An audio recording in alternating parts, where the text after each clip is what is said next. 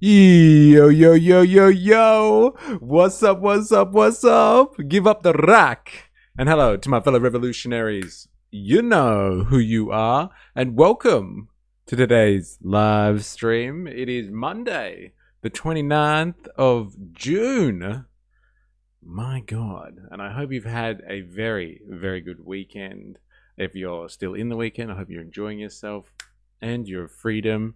So we like to celebrate here. Benzo Bandit in the house. Well. Hobo Joe. Yo, yo, yo. Happy affiliate anniversary.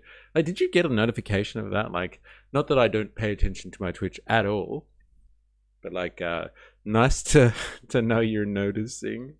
And thanks for bringing it up. Hey, a year since being affiliate. That's crazy. Ravy baby, oh hi. Oh hi, Mark. Dilemmas. Where is your Australian jersey? I don't know. It's on order from China. It's coming. Just getting it specially made. Hey, I'm working on it.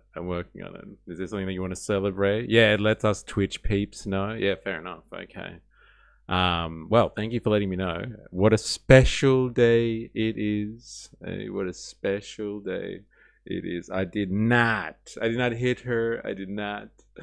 All right. So, yeah, like I was saying before, I hope you had a good weekend and you're back for another week of punishment in the wild world that we call planet Earth and all the machinations of the human race.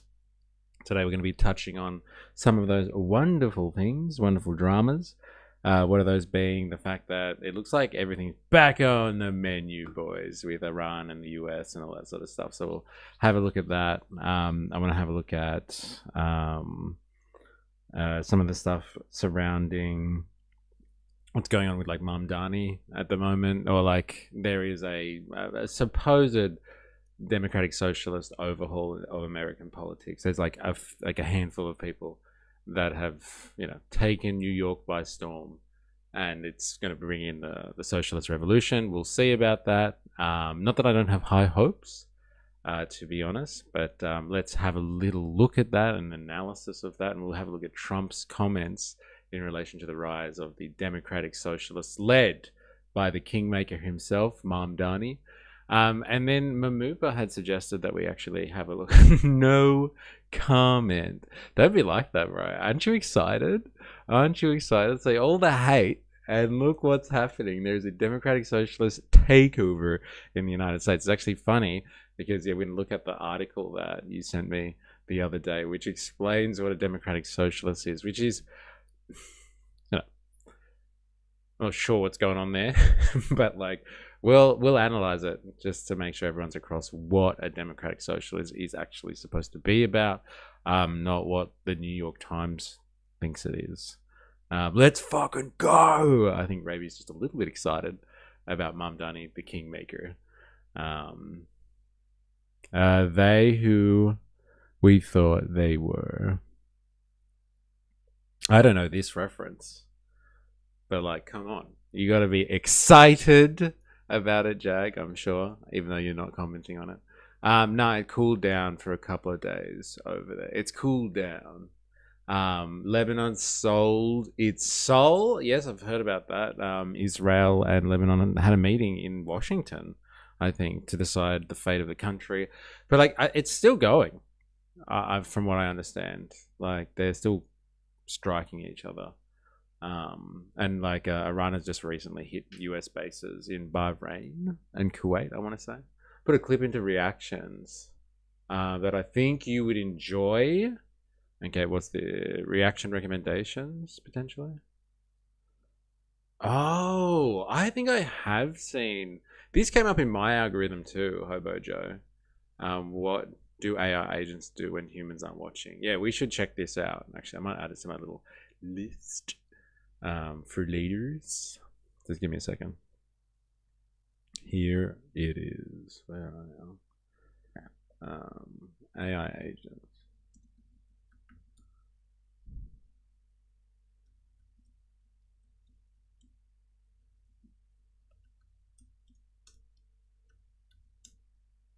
Thank you. I will have a look at that. 4AS in the house. Couple of love taps is all. Jesus, isn't that fucking gross though, Bansor Bandit, how they talk about it? Like, honestly. Like, they're just like, oh yeah, look, they're firing at each other. Nothing to see here. Nothing to see here. If you want the original reference, yes, please. I have no idea what's going on here.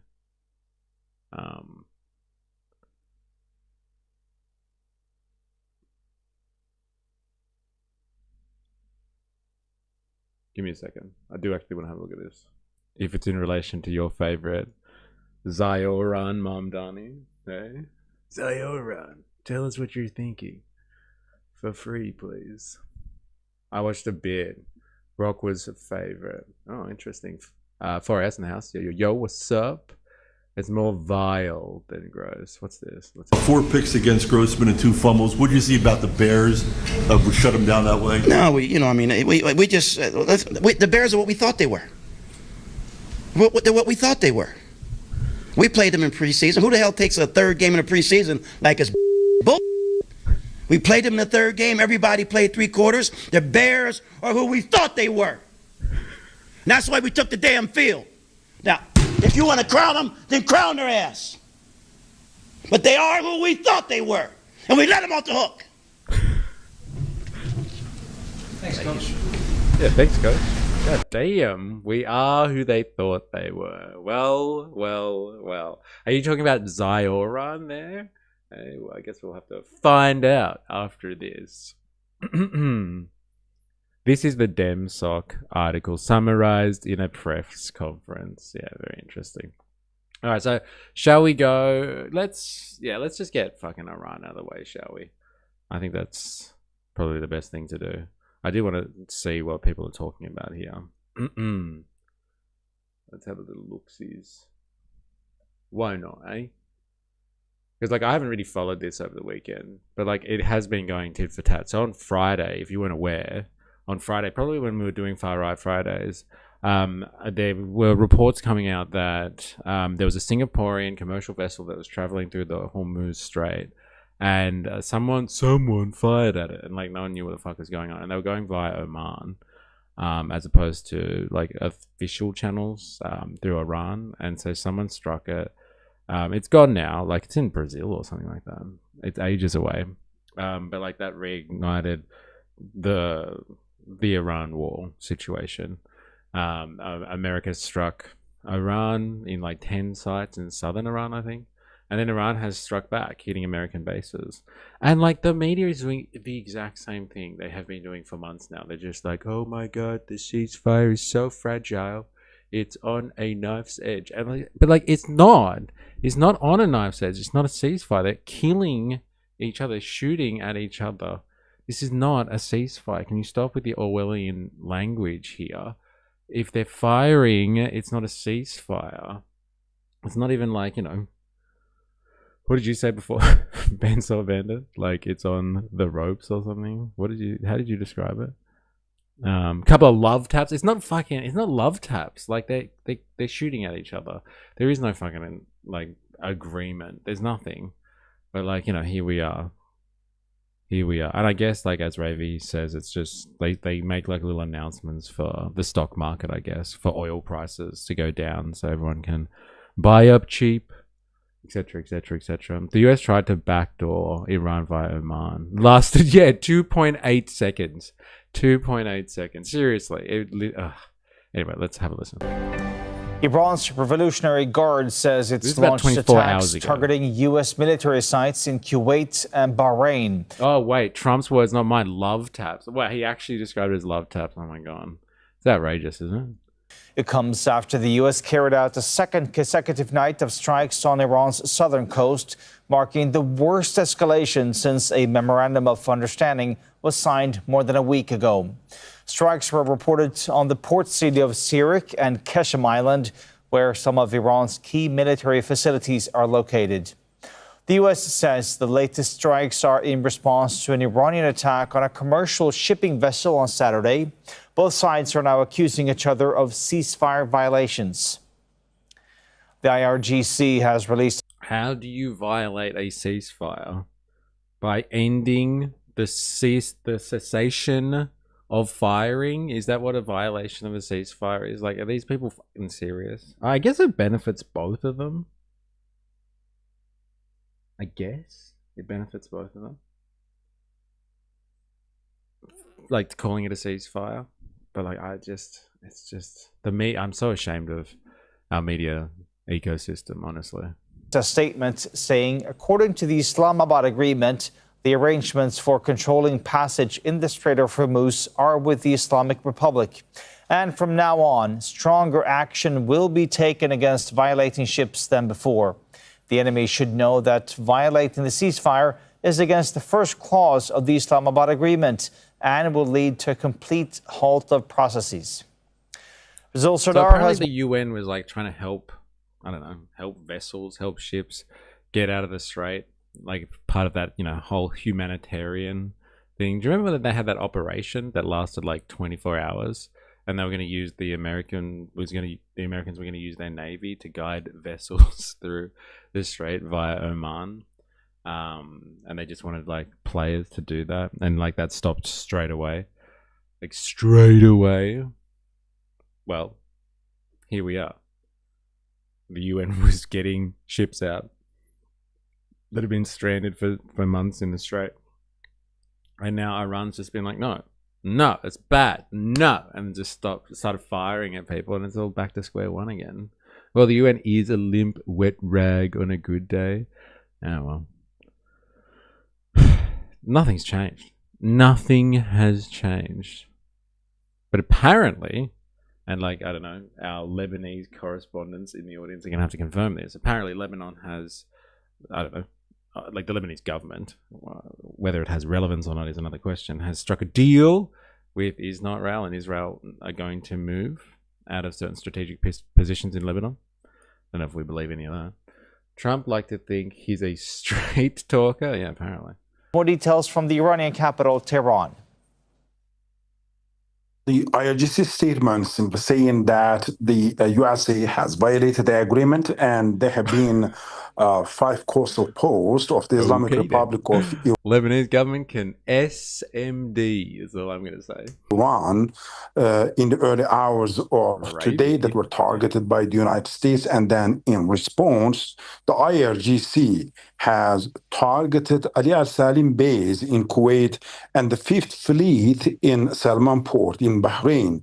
And IRGC also claims that they have destroyed them and decisively responded to the recent U.S. attack. So here, once again, this is the statement that is quite similar, but in a stronger language, but the similar emphasis on the Islamabad agreement, the Memorandum of Understanding. And so in this statement, they're saying that according to the Islamabad Memorandum... Unhinged. Calm down. All right, calm down. Well, like that's pretty much the long and the short. I am not going to go through and watch all of this stuff. Like I have got fatigue on this issue. I'm not going to lie, but it's just interesting to see that it actually goes like pretty much nowhere, and like real fast. And it was funny, like as Bandsaw Bandit said, they were trying to US tried to backdoor Iran via Oman, lasted 2.8 seconds. So good. Look at the map where Israel agreed to vacate an area smaller than Fed Square, basically. What a joke. Interesting. Here, you can have this tiny little slice here. There's your concession. Eat that.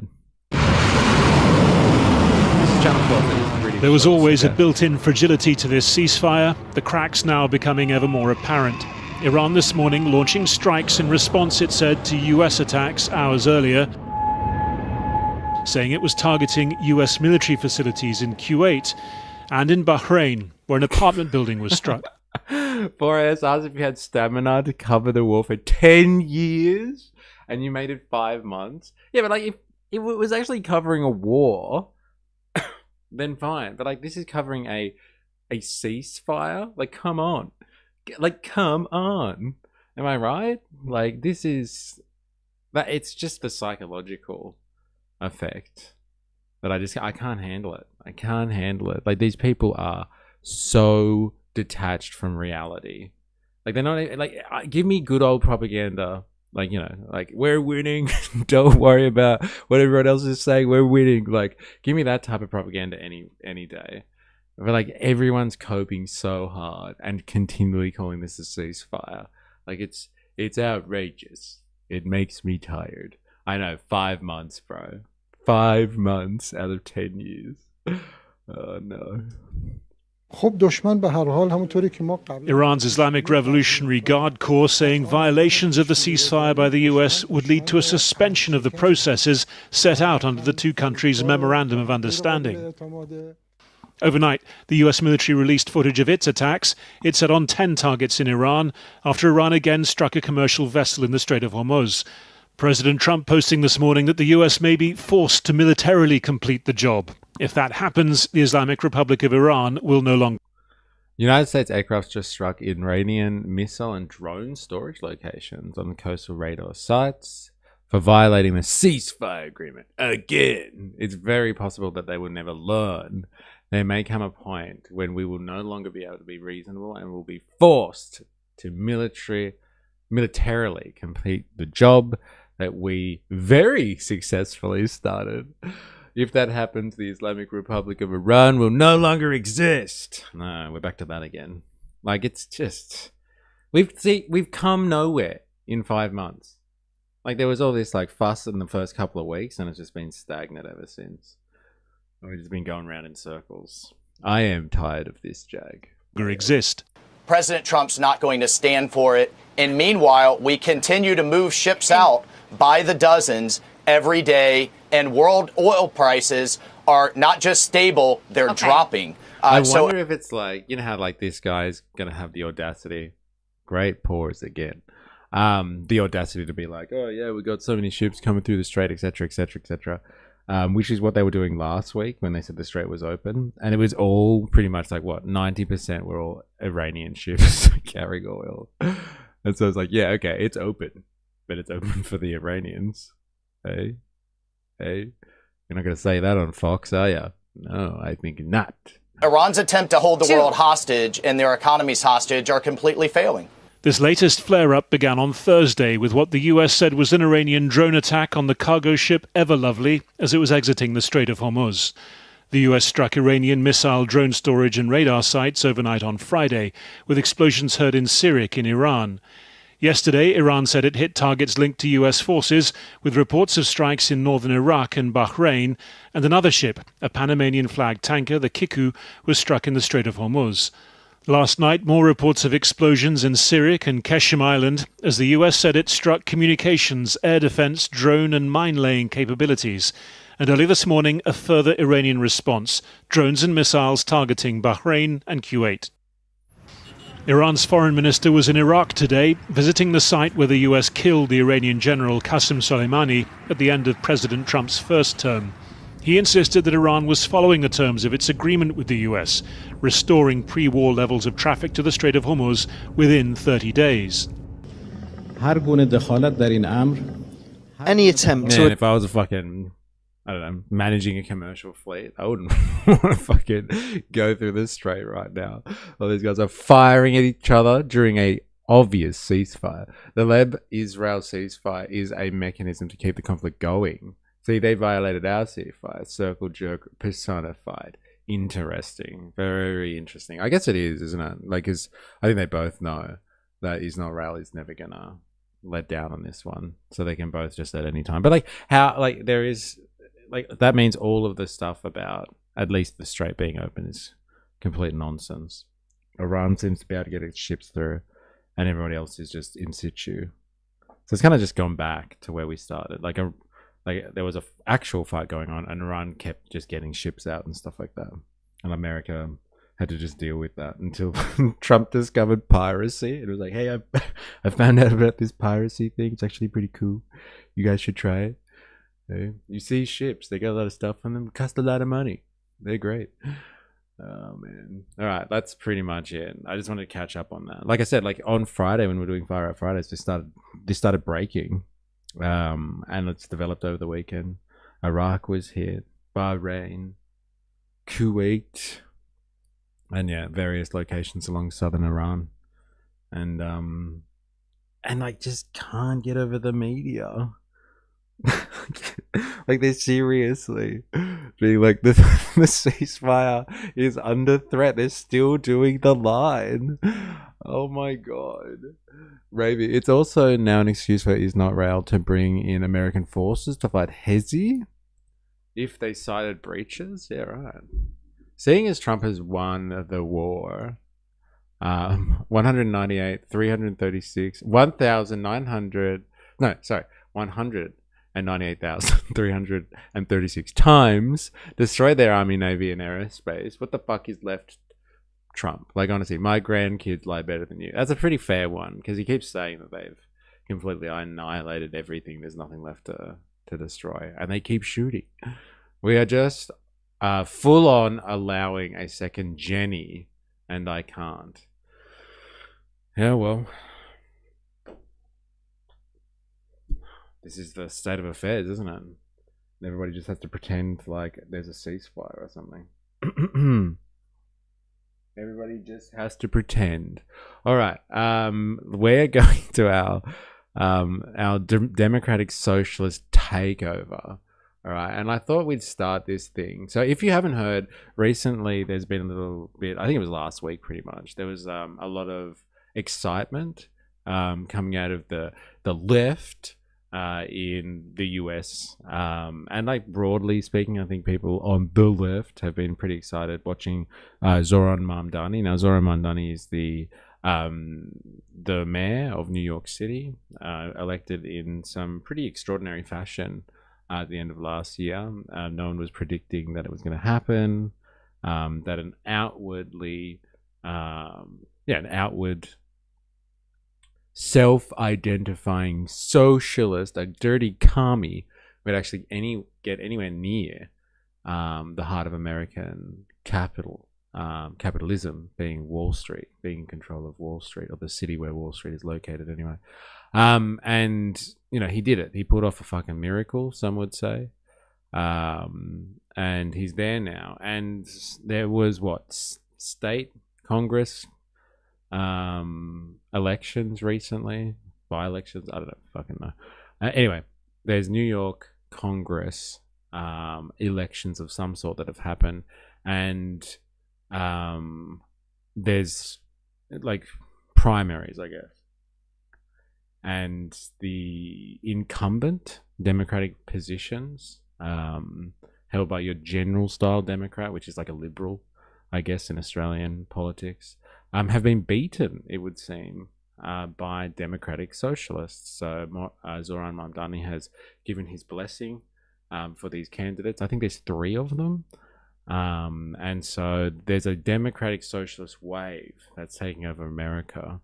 And it's starting, the disease has started in New York and is spreading, potentially. I wouldn't go that far, but like at least it's on the rise, and like we've been here before.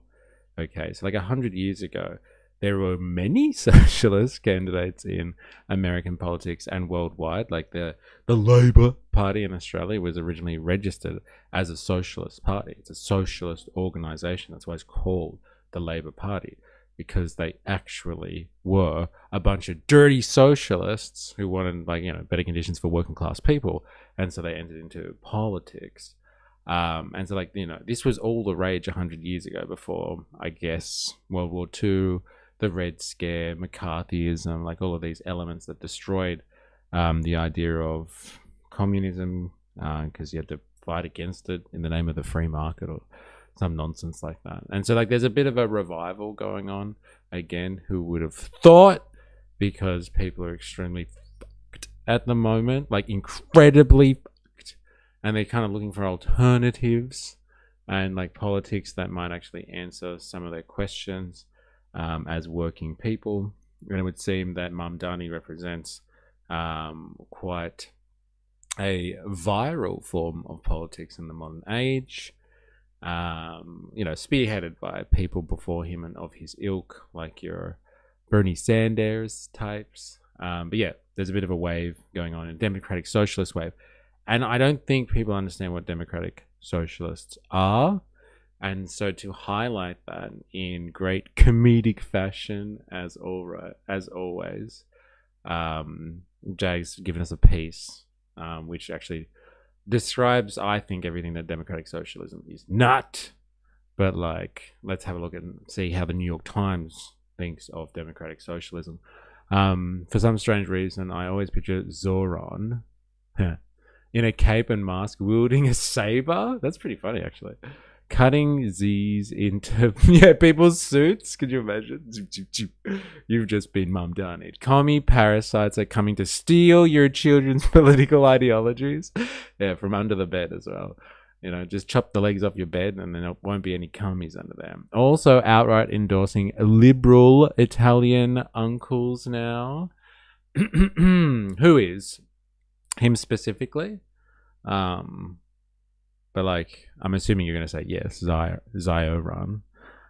We are getting hungry. It's time to fill our bellies with the rich. Yeah, so there's that vibe that's going on. So anyway, here's a piece from the New York Times, which is called "Here's What It Means to Be a Democratic Socialist." And this is like, obviously to get people up to speed with what's going on with Zohran and his crew, who's slowly taking over politics in New York, very slowly, might I add. But like, hey, it's a force to be reckoned with, nonetheless.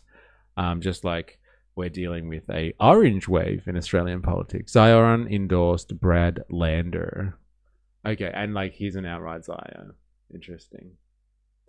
And like, I wonder how your typical Mamdani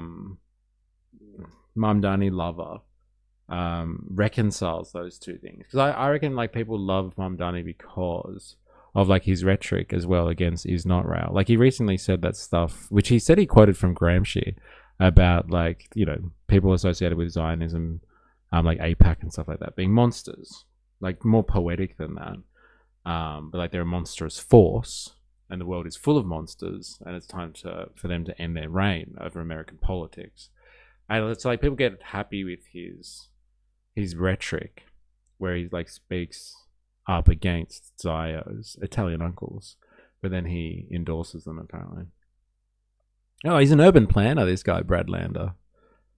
That's interesting. Gotta watch out for planners. Who is a Democratic Party nominee, New York's 10th congressional district, having defeated incumbent Representative Dan Goldman in the primary. And so what, this guy's a staunch Italian uncle, is he? Interesting. Latest polls put Labour and Albo back on top? Yes. That's funny, isn't it? I saw that poll this morning, Hobo Joe. What happened to the orange wave? I got a call from Jordan this morning. He's like, have you seen the polls? And I was just like, yeah, bro, I saw it. He actually calls himself a liberal Zionist. Yeah, right. You seriously don't understand your own racist tendencies. I think I understand them from your perspective. I know you think I'm extremely racist. But like, you know, I guess it's in the eye of the beholder, isn't it? So, saying Italian uncles is a derogatory term. I don't even think you understand what it means, but like, fair enough. I apologize to all the uncles of the Italian variety out there, and the Italians listening to this who also have nieces and nephews. I just want to say this. I apologize. That's right. Apologize. He is racist. I am, because I say things that people don't agree with. So that makes me a racist. Sounds like typical woke rhetoric. Zionist is not a slur. Oh, man. I didn't say Zionist. I said Italian uncle. He's upset that I'm talking derogatory about Italian people. You know, you got to be nice to the Italians. They get upset real fast. I wasted 1.5 years of my life and watched Manosphere. I am now stupider. Oh, man. So you didn't watch it just for the lols? Like, my brother sends me Manosphere stuff all the time. He's like, bro, look at this. And so, like, there's a lol factor there, right? I guess that's not what you're talking about. Banso Bender. Also, I'm the one who coined it. Mystery. Yeah, not my call. Hey, we were looking for nice alternatives. I'm a fucking Italian. Well, you're a racist Italian, Ravy. Take it back. On top, where Chairman Albo belongs. Long live the eternal emperor. It's so good. On behalf of all uncles, we accept.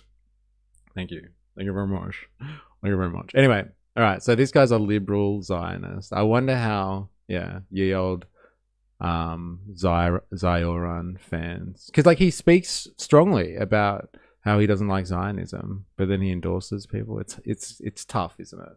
It's tough. It's a tough spot.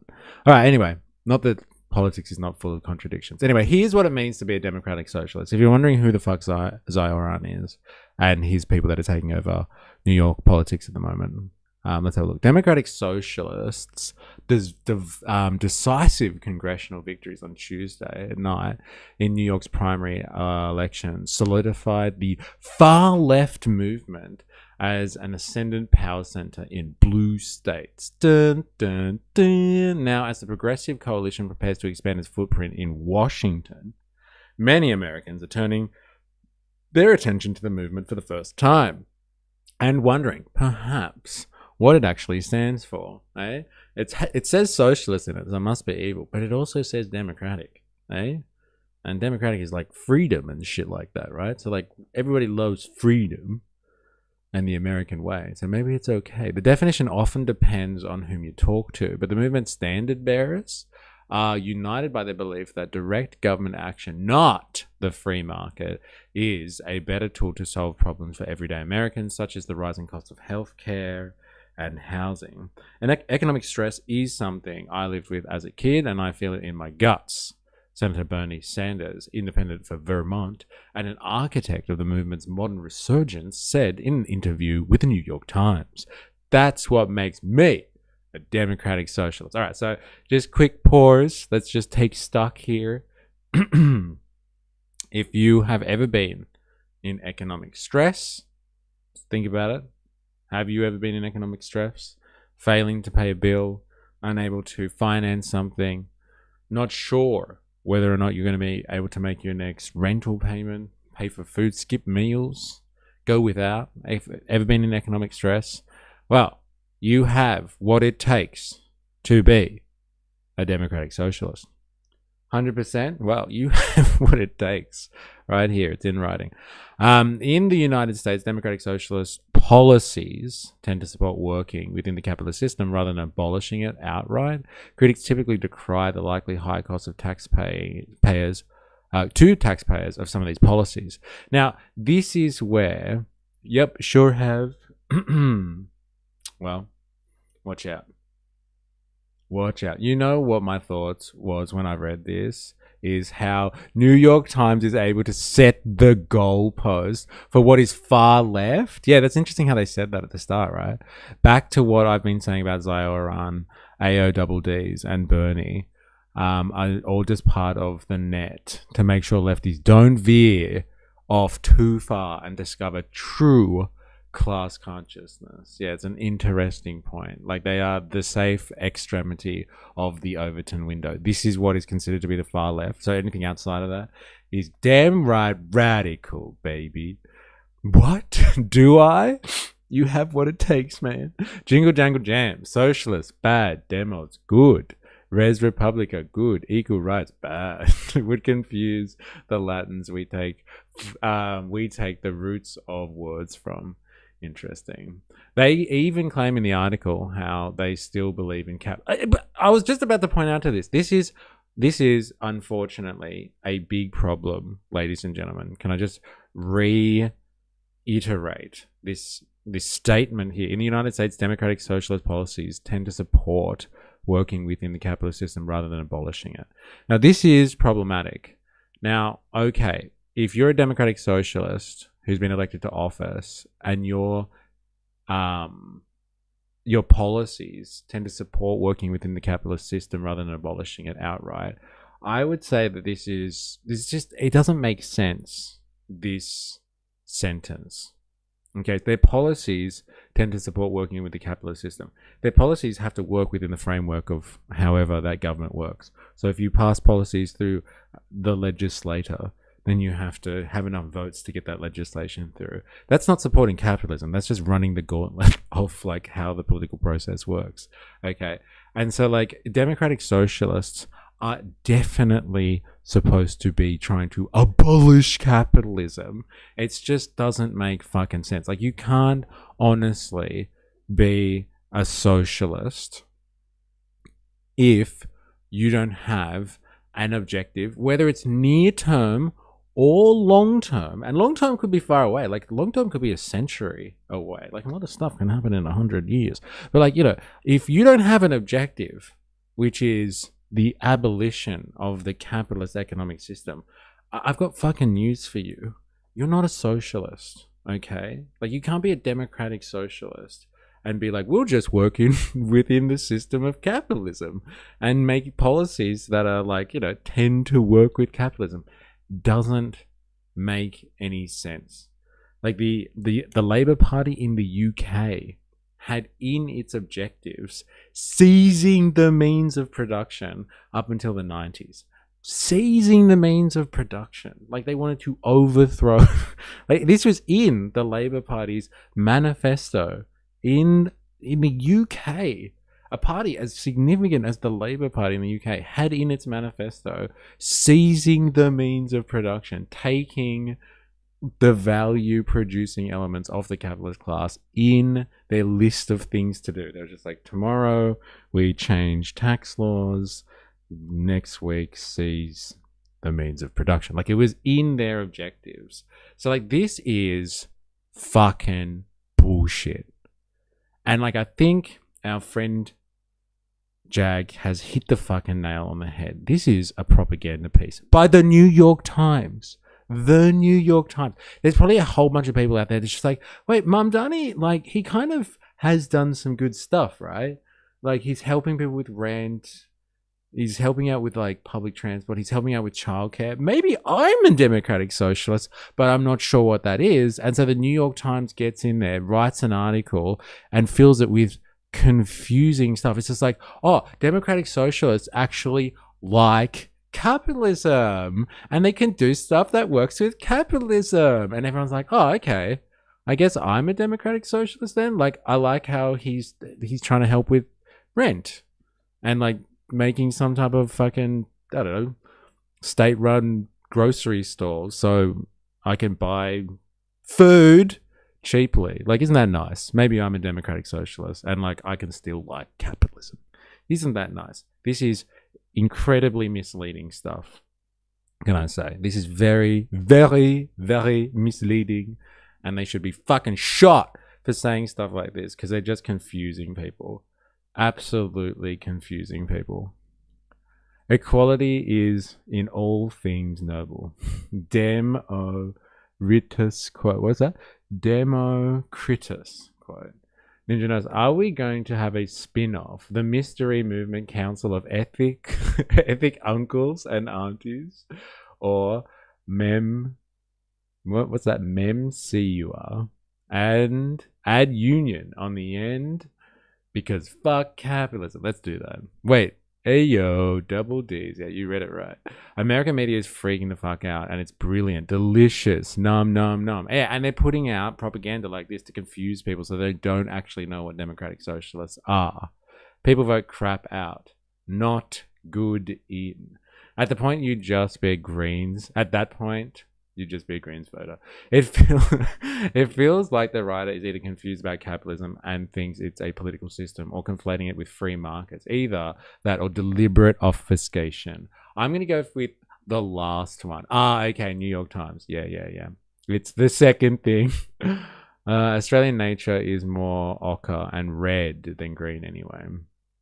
But there's a lot of things regarding China I don't like. But their 5-year plan... they have implemented since the 50s, seems to have made some impressive progress. 100%. And like, I wouldn't even go as far, and like, we can get into the technicality of this if you really want to, maybe another time, but you can now. But like, I wouldn't even call China socialist, but they definitely have planned economics, and planned economics in the current system, the current age of like highly advanced industrial society kills it. And so China are killing it. Now, our nature is red, like commies. And notice how all of this is up front before they get into the details below. Probably knowing most people won't read the full article, 100%. Like any good propaganda. Got to get the real story up front because people just get bored after reading like 3 paragraphs. They're just like, I think I know what a democratic socialist is. I'm going to go doom scroll now. Instead of seizing the means to production, why don't we just form our own? Yes, with blackjack and hookers. You know what? Forget the means of production. Democritus, the old Greek guy that came up with some stuff.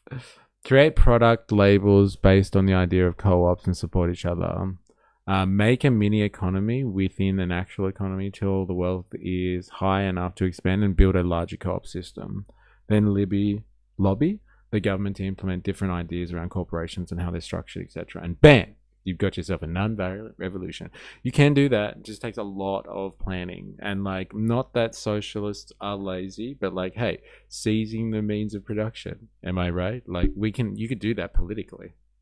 You can legislate that. You can have a political revolution which changes the constitution, which mandates that like the means of production in society should be held by society. You can do that. You can do that easily. Like, look at Venezuela. They tried to do that, and look what the Americans did to them. So like, you can do that. But like, honestly, in a system like this, like, it has to, like, a country like the States should be leading the charge on that sort of stuff. Because like, they're the type of country that turns around when other countries do it and are like, no, we're going to sanction you, and then everybody gets in trouble. Anyway, this is incredibly misleading, just so you know. Ashik Siddiq, yeah, I'm going to go with that. Ashik Siddiq, a co-chairman of the organization, said the group surpassed 100,000 members earlier this week. What organization? What's the organization? Did I miss something? What, Democratic Socialists of America or something? Okay. Well, we'll just keep going with it. Said the group surpassed 100,000 members earlier this year. About 1,000 more joined after a sweep of victories in New York on Tuesday night. Here's a closer look at the pillars of democratic socialism. End to military aid to Israel. This is not socialism, okay? Like, being anti-Israel or the Israeli regime, Italian uncles, is not real. That is not socialism. It's just a fucking, that's a position that people hold. If you don't like genocide, you have like a moral objection to genocide, and so supporting a state that's carrying out a genocide is a problem, and you take a position on that. It's got nothing to do with socialism. But let's see what they have to say about it. Maybe they're going to come out with something I don't understand here. The defining feature of primary races in New York on Tuesday was a litmus test on American support for is not real. Democratic Socialists won the ideological battle handily, since staunch opposition to continued military aid is a key part of their campaigns. The Democratic Socialists of America, a political organization which members pay dues, they're card-carrying members, and are organized around wider-reaching policy platforms, says it stands for the full freedoms and self-determination of the Palestinian people, including the end of Israel's colonization and occupation of all Arab lands, equality, and the right of all refugees to return to their homes and properties.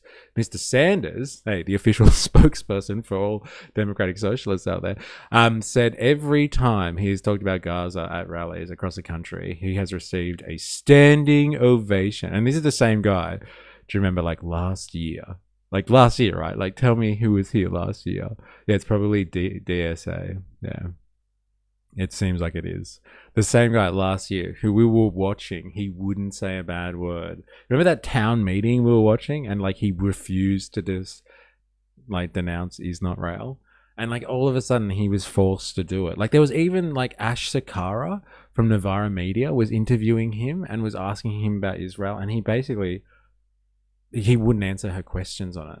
I couldn't believe it. And then all of a sudden it was about time, I guess, for him to stand against is not real, and he made his stand. But like, now it's part of democratic socialist policy. Like, this is how loose this definition of what democratic socialist policy is.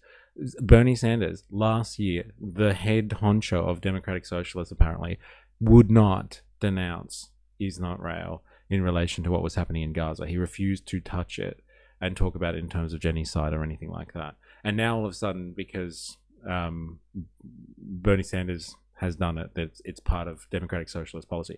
This has absolutely fuck all to do with what socialism is. Okay, socialism is largely a workers' movement and workers taking control of the economy. Now, I will go so far as to say this, and this is where it gets a little bit confusing, but socialists, since I would say about the 20th century, the early 20th century, maybe a little bit earlier than that, have always tried to support internationally, but like have tried to support struggles for liberation out there in the broad world, because the tendency of capitalism as a world system is to be imperial.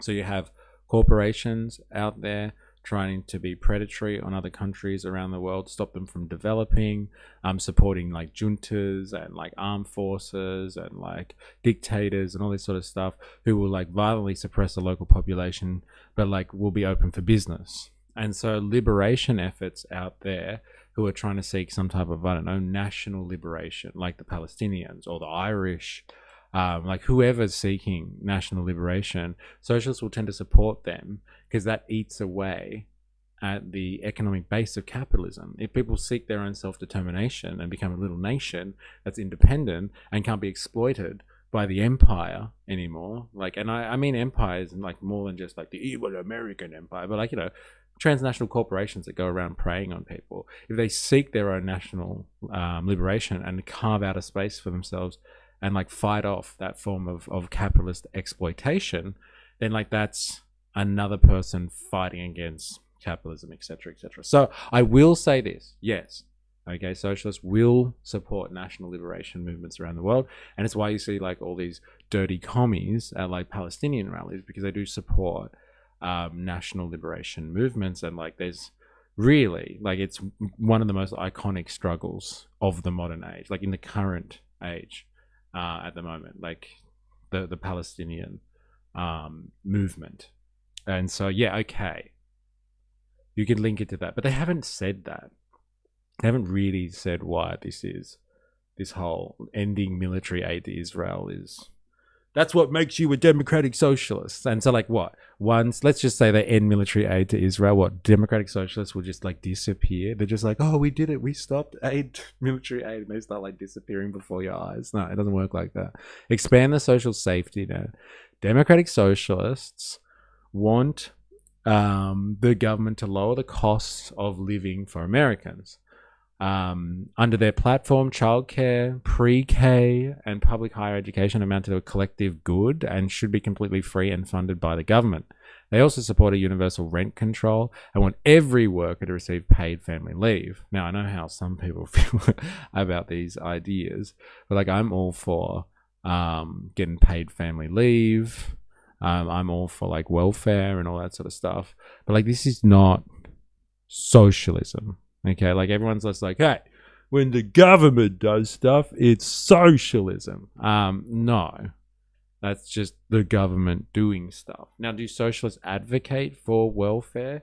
You bet your bottom dollar they do. But is that what socialism is? Like making sure that people don't die because they're poor or they're sick or something like that, and like they have some type of support network out there.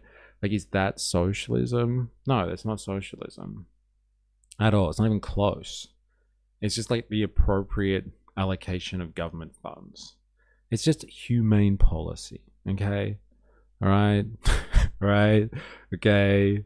Seriously. Like, it's just being humane. We have a lot of wealth in society. We're fairly advanced these days. And like, should people die from treatable illnesses? Should people be left poor and destitute? No. Like, if you're a responsible society, you take care of people. Like, that's it. Has it got anything to do with socialism? No. But is it tied into class politics? Yes. Because like, you would hope that a democratic socialist, self-described, who gets in, wants to institute policies that help out working people. And so like, while a socialist would promote these ideas that help out working class people, like government doing stuff is not when the government does stuff, it's socialism. Like, it's not the same thing. Because, like, if the government does other shit, like the government, you know, your local government will make sure that the roads are maintained and looked after and all that sort of stuff. Is that socialism, having roads because the government's doing stuff? Like, no, we just need certain things to make society functional. And like, one of those things, you could argue, just like having roads, is like, you know, making sure that there's a safety net for people that need some assistance. Again, that is not socialism, but it's typically supported by socialists. So, like, I'm struggling to see so far in the two pillars of democratic socialism why this is apparently democratic socialism. Roads are communism. So good. It's so true, though, right? Am I right? Am I right?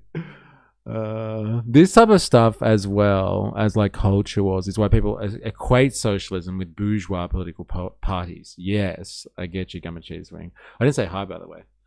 How you going, Gummy Cheese Wing? Good to have you. Jenny was awful to Forrest Gump. Huh.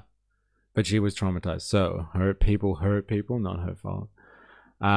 Bit of fence-sitting position, but I am neither for or against Jenny's side.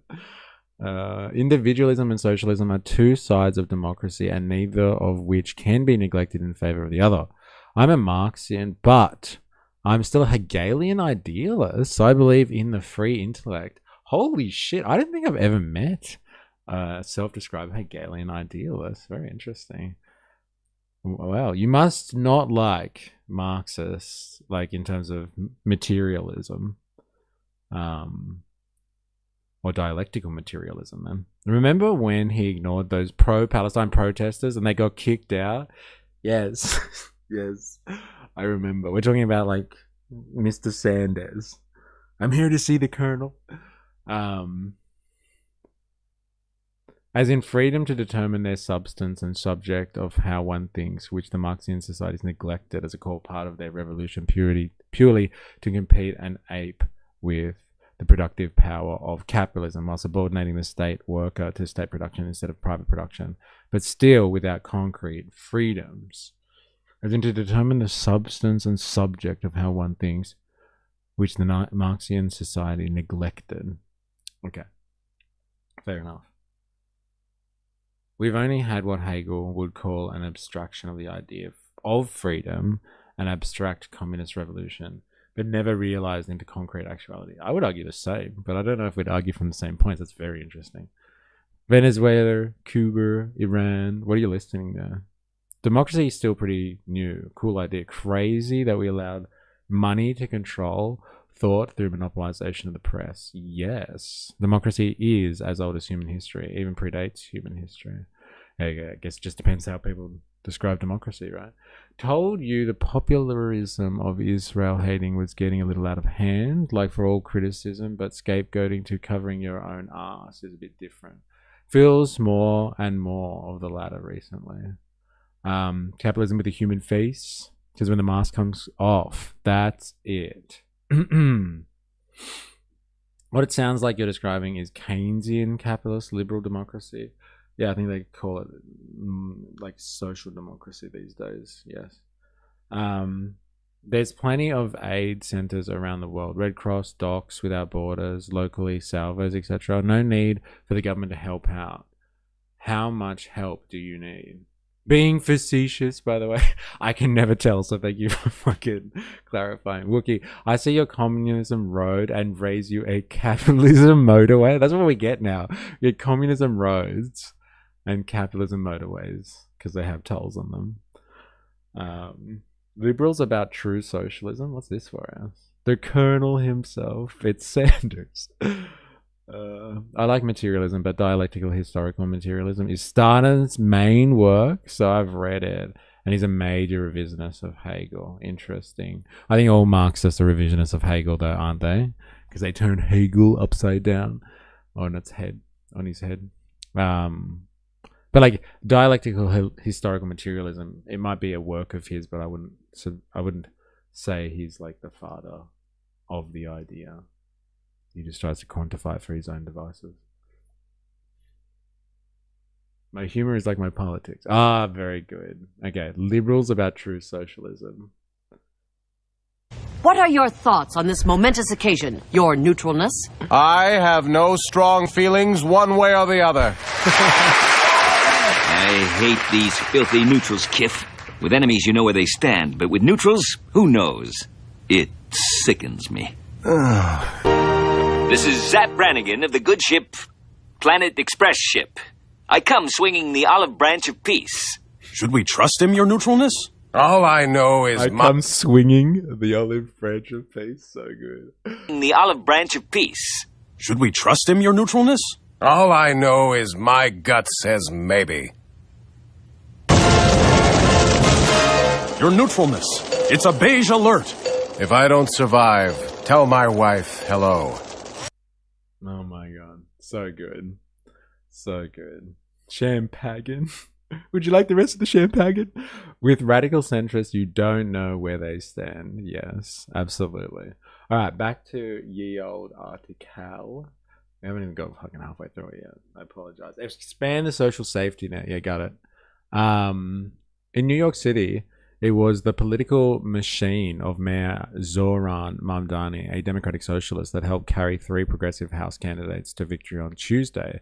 Mr. Mamdani plans to open a free preschool center on the Upper East Side, although directed at working families. The move has ignited a fierce debate over whether the city, facing a major budget deficit, should use taxpayer money to fund a free service in affluent neighborhoods. Oh my god. Guarantee free healthcare. The DSA wants to create a single government-run national program providing essential healthcare for everyone. Like, here it is, okay? Like, here is your test on the bullshit-ometer of what a democratic socialist is. What this is saying here is just like, okay, you ready, Australians that are listening to this? They want to create Medicare. We have this, okay? We have this. Create a single government-run national program providing essential healthcare for everyone. We have this.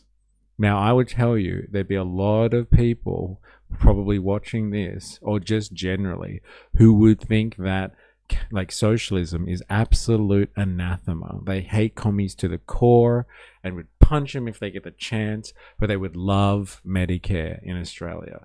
Now, if you, according to this New York Times article, if you like Medicare, you are a socialist. Again, I don't think those two things equate with one another. Just saying it how it is. Like, most Australians just think that that is an absolute baseline, that we should provide some type of socialized healthcare system, and like a ubiquitous and unified one, as opposed to one just like fractured as fuck, and is picked apart by predatory activity. Like, that's like most people in Australia would be like, no, Medicare's fine. I don't have a problem with Medicare. If anything, I will staunchly fight to save Medicare if necessary. But that wouldn't make them a democratic socialist. They'd still want to be able to hate goddamn commies. And fair enough. Idiots. Welfare. Communism. Stalin was never acknowledged as having philosophy by his critics. But what if behind all the cynical manipulation was authentic, true faith in historical, philosophical materialism? We'll never know. We'll never know. But I'm sure he had a lot of good thinkers around him. That's for sure. Free is such a beautiful word. To control the opposition, be the opposition. With radical centrist... No, I read that before. All right. Right now, individuals and employers pay insurance premiums. People pay cash to co-payments for drugs, and state governments pay a share of Medicaid costs. The system is expensive, but it allows individuals some choice in their care. In a democratic socialist system, like one long trumpeted by Mr. Sanders, nearly all of that would be replaced by federal spending. Many democratic socialists want to see private insurance entirely eliminated. Wow. Oh my god, outrageous. Others are open to giving people the option of keeping their private insurance plans.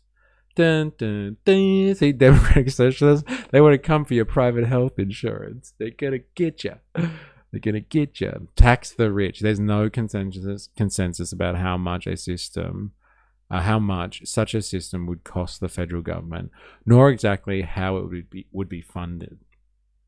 Proponents of democratic socialism say that higher income taxes on wealthy Americans and decreases in military spending would cover the cost. I don't know, maybe a little. What is Trump planning for the current military budget or next year's? Like $1.5 trillion. And what if he did, like when he was a trainee priest boy and the monks, have a theological zeal to be loyal to Lenin's ideas? All the guys that Stalin had around him were involved in the Machiavellian plots, and his original train of comrades, none of them lived until the end of his chairman position. Yeah, sorry, I more meant like maybe not the people in the high-ranking party, but like philosophers, Marxist economists, and all that sort of stuff. He would have had a lot of those that he could have called on to write works to put in his name, potentially. I can guarantee there are people who love Medicare that are not socialists. Yeah, fair enough. Well, according to this article, if you like Medicare, you're a commie.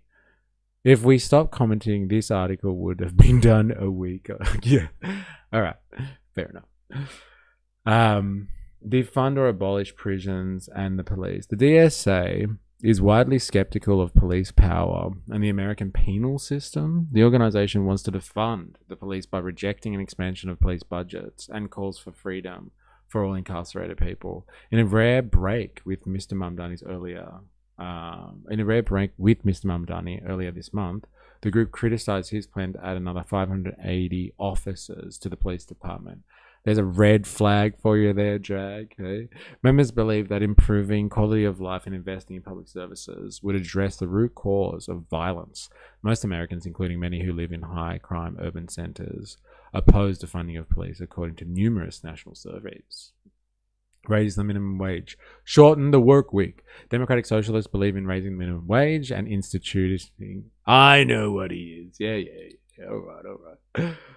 Democratic Socialists believe in raising the minimum wage and instituting a 32-hour work week with no reduction in pay or benefits. You know, it is actually crazy though, isn't it, Jag? That like after all the talk about having those special officers and stuff like that it's supposed to look after people's mental health, he's adding 580 officers. Do you reckon that's the dark deal that he had to do with Tish?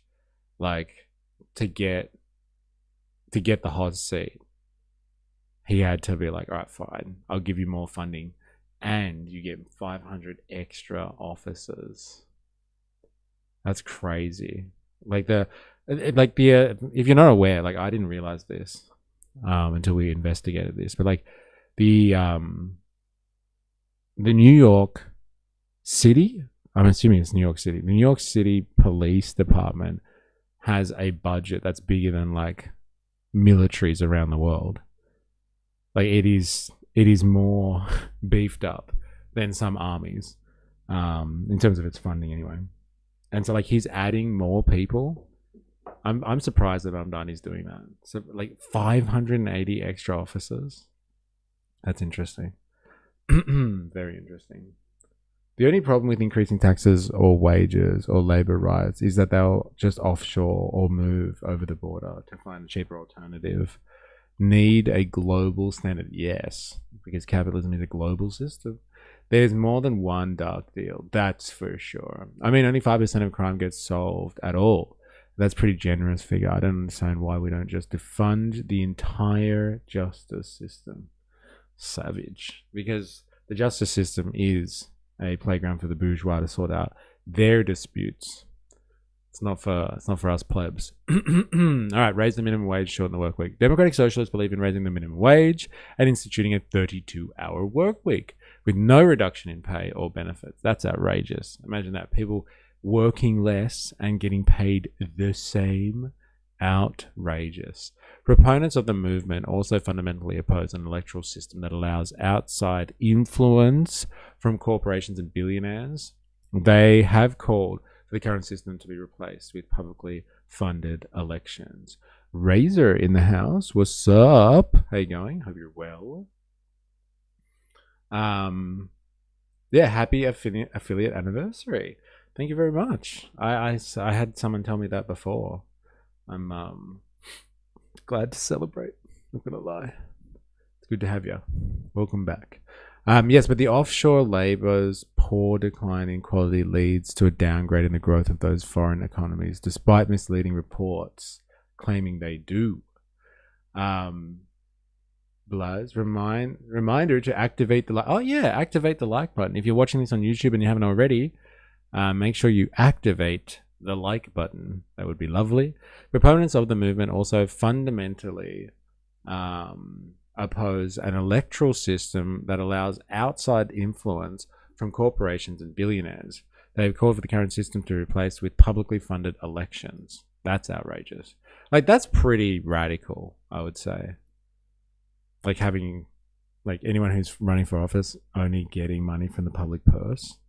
That would, like, revolutionize politics. It would make it more equalized. It wouldn't, like, change the system, but, like, my God, would that make a difference? Mr. Sanders said that he watched the results of the New York races come in from Washington and felt that finally the conversation around the role of government in America was actually changing. He described a feeling of delight and joy. Well, thank you, Mr. Sanders. Yeah, I'm going to go with the Jag theory on everything with this one. This was a control piece. Like, people actually like democratic socialism. Oh, quickly, let's get an op-ed out, not actual journalism, and tell people what democratic socialism is. Let's just make sure we do that. What are we talking about? I'm not sure if you're aware, Razor, but we've been speaking about there's a guy who is the mayor of New York called Zohran Mamdani, and he's a self-described democratic socialist. And there's been some wins on the board recently for democratic socialists in the US. And so, like, people are freaking out and thinking that socialists are going to, like, take over or something, the American system. And, like, it's a bit early to call that, but, like, people are trying to control the conversation, we think, about what it means to be a democratic socialist. And so, like, they're saying it's this. To be a democratic socialist is to end military aid to Israel, to expand the social safety net, like welfare, to guarantee free healthcare, to tax the rich, and to fund the police, and to raise the minimum wage and shorten the work week. Now, these are all good policies, I would say, that socialists care about, but, like, that doesn't make democratic socialism. Are we ready? Are you ready for the actual, like, idea of democratic socialism? Socialism is the idea that workers should control the economy.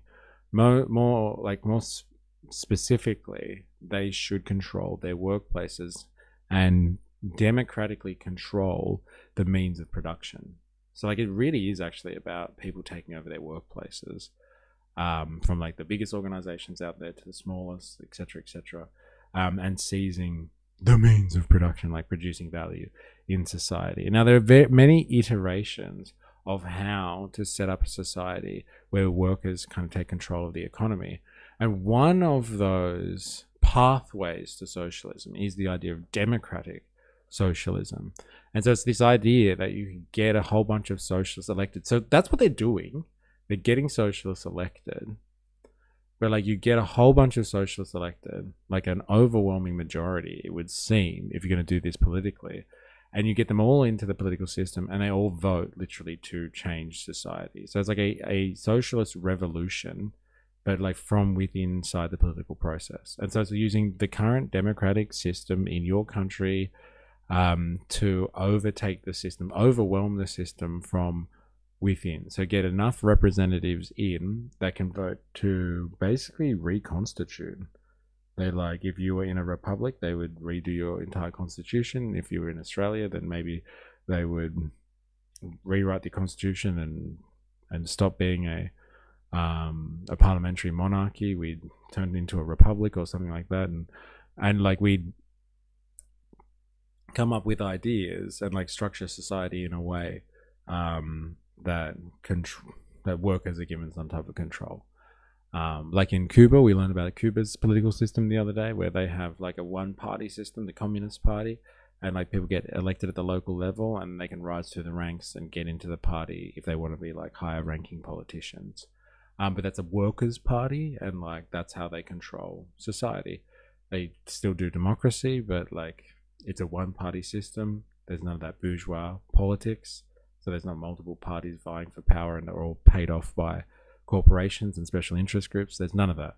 You get into the political system, and if you like politics, you stay in, but you're part of one party, a workers' party, let's say. That could be a way of doing it. But like democratic socialists, it's in the name. They want to use the democratic system, like the way that you do politics in your country, to take over. They are not revolutionaries as such, in the sense that they want to take over like the capitalistic system, the capitalist system, and like bring in the social revolution by resisting and fighting against the political system and creating their own society with blackjack and hookers, and they're just going to like take over through organized struggle and potentially violence. Like it doesn't have to be non-violent. It is a revolution after all. There'll be a lot of struggle. And like I think critics of democratic socialism would say, you can't do that, man. Like there are too many forces inside the current system, the way that politics is structured, with lobby groups and special interest groups and, you know, super PACs, like in the American example. There's too many levers of power and interest groups there that would crush socialists from just like taking over the system by winning enough seats. And they would block the system from doing that. And they would cite evidence for that, being in places like Germany, you know, 100 years ago. The Soc Dems, the Social Democrats, like they believed that they could just take over the political system and that would be enough. And like what happened? Like, you know, the fascists or the Nazis kind of rose and were supported by the capitalist classes because they were worried about socialists coming in and taking over the system. And so they were happy to support fascists who would literally kill communists in the streets and destroy the workers' movement, like hired thugs to stop them from winning, because they'd prefer to do business with fascists than having the system taken over by a bunch of dirty commies. So like it's unlikely the democratic socialist project or strategy, you could call it, is the critics would say it's very unlikely because the system itself would resist against them taking over through peaceful means.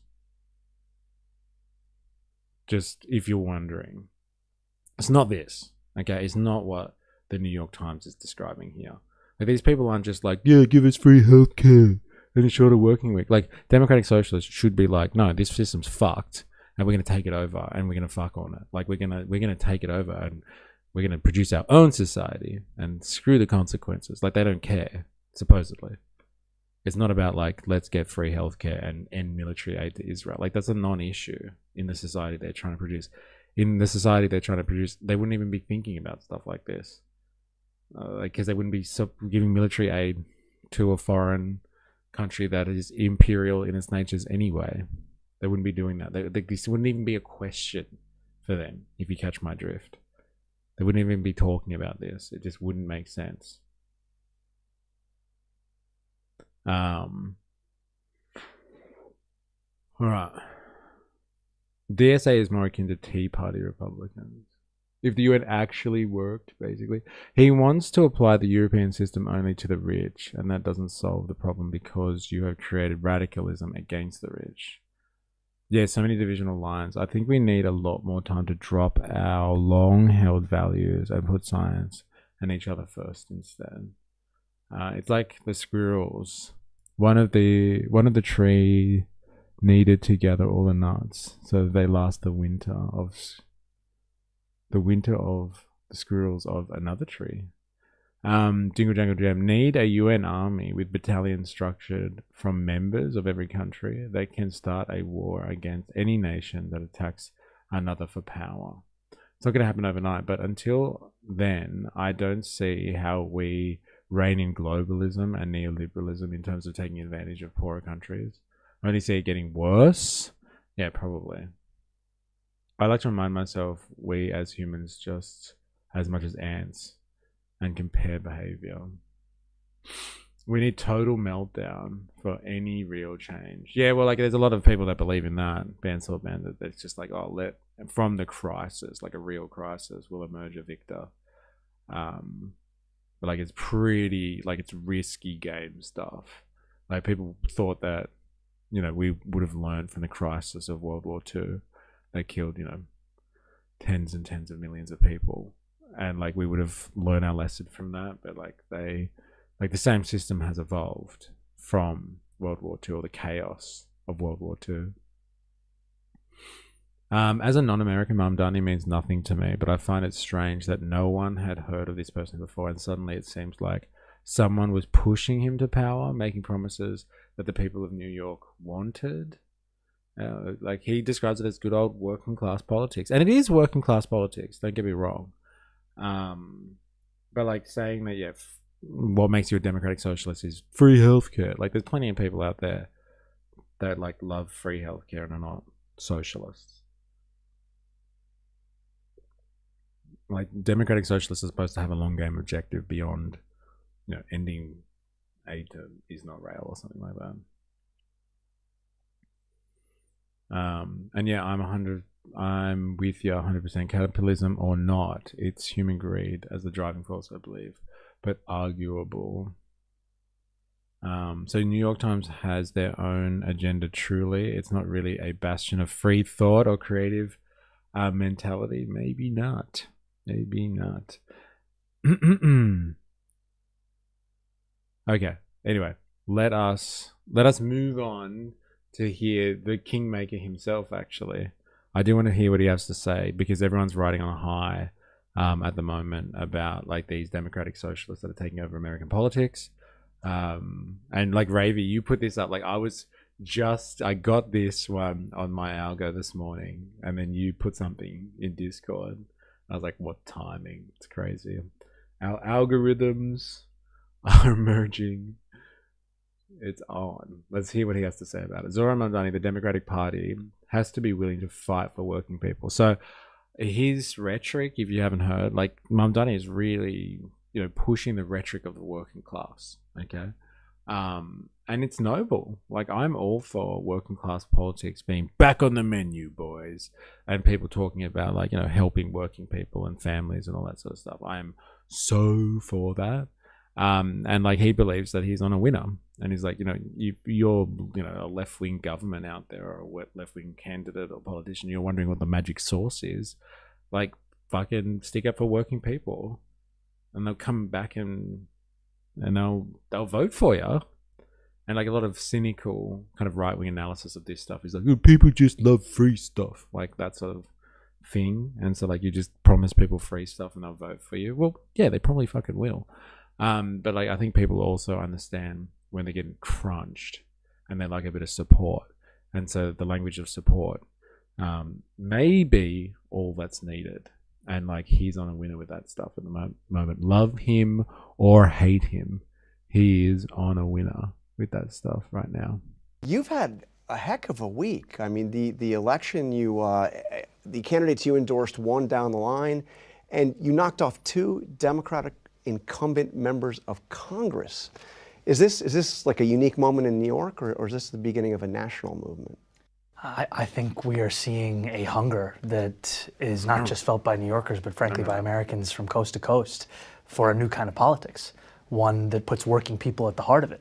And I think for far too long, what we as a party have been able to say to New Yorkers who are struggling is simply to explain why they're struggling, not actually offer them a vision for how to make life better. And these candidates, Brad, Daria Lisa, Claire, they ran campaigns that spoke to working people and that said life in the nation's most expensive city need not be this way any longer. And I can't wait to have them as partners in DC in that work. So do you see yourself endorsing candidates outside of New York, or?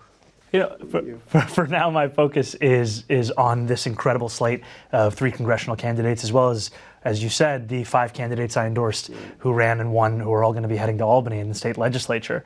But I do think, as you said, it's not just New York City where working people are asking themselves, why can't I afford my rent? Why can't I afford my groceries? Why can't I find enough money in my pocket for childcare, no matter how hard I work? And I'm so excited that these incredible soon-to-be Congress members will be helping to lead the fight across the country on making sure that working people are right there where they should be, which is the heart of the conversation. Bringing working people into the heart of the conversation? Hey, who would have thought, that would do well? Especially when people are feeling the burn. New York City cop exposes how elites cling to power. Interesting. Takeover in the house. Hey, going. Don't demonize humanity. Thiel and the gang are already doing that. Razor. And also, Mamdani was talking about the promises he would make, but before knowing what challenges he would face. Do you think that's somewhat unrealistic? No. Look, it's unrealistic, but that's politics, baby. If he's going to be on the campaign trail, being I'm going to make public transport more affordable. I'm going to make housing more affordable. That's my mandate. And I'm going to die trying. Then let him die trying. And if that has turned out to be way more difficult than he imagined, because he said, he's doing something. He's describing democratic politics as literally being yes, life sucks. And everyone's just yeah, life sucks. Kind of thing. And then that's it. But he's well, let us do something about this. And if he fails to do any of those things and get voted out, then fucking tough. It was a nice run while it lasted. But if he can get some wins on the board for working people, while he learns how to navigate the political system, which seems to be incredibly fraught with traps and dangers. If he gets a couple of wins on the board, then great. Get some free childcare going around. Fucking fantastic. You know how much childcare is? It's ridiculous. It's ridiculous. In Australia, anyway. I don't know what the cost is in the US. And if this helps people so they don't struggle a little bit, and I don't know, they can afford to buy something nice for their family or go on a holiday, I'm all for that. But I just want to dispel the notion that in any way that's what socialism is. Just humanizing capitalism a little bit and making childcare more affordable or public transport more affordable. That should just happen anyway in a wealthy society. And that's just good working class politics. Focusing on working people is great. I would want him to translate that working class politics that he's promoting into working class consciousness. And if he does that, then I'm all for it. But I find it strange that I didn't know anything about Mamdani, not even a little, before he became famous, because his promises to the people of New York. Look, New York is obviously integral, strategically.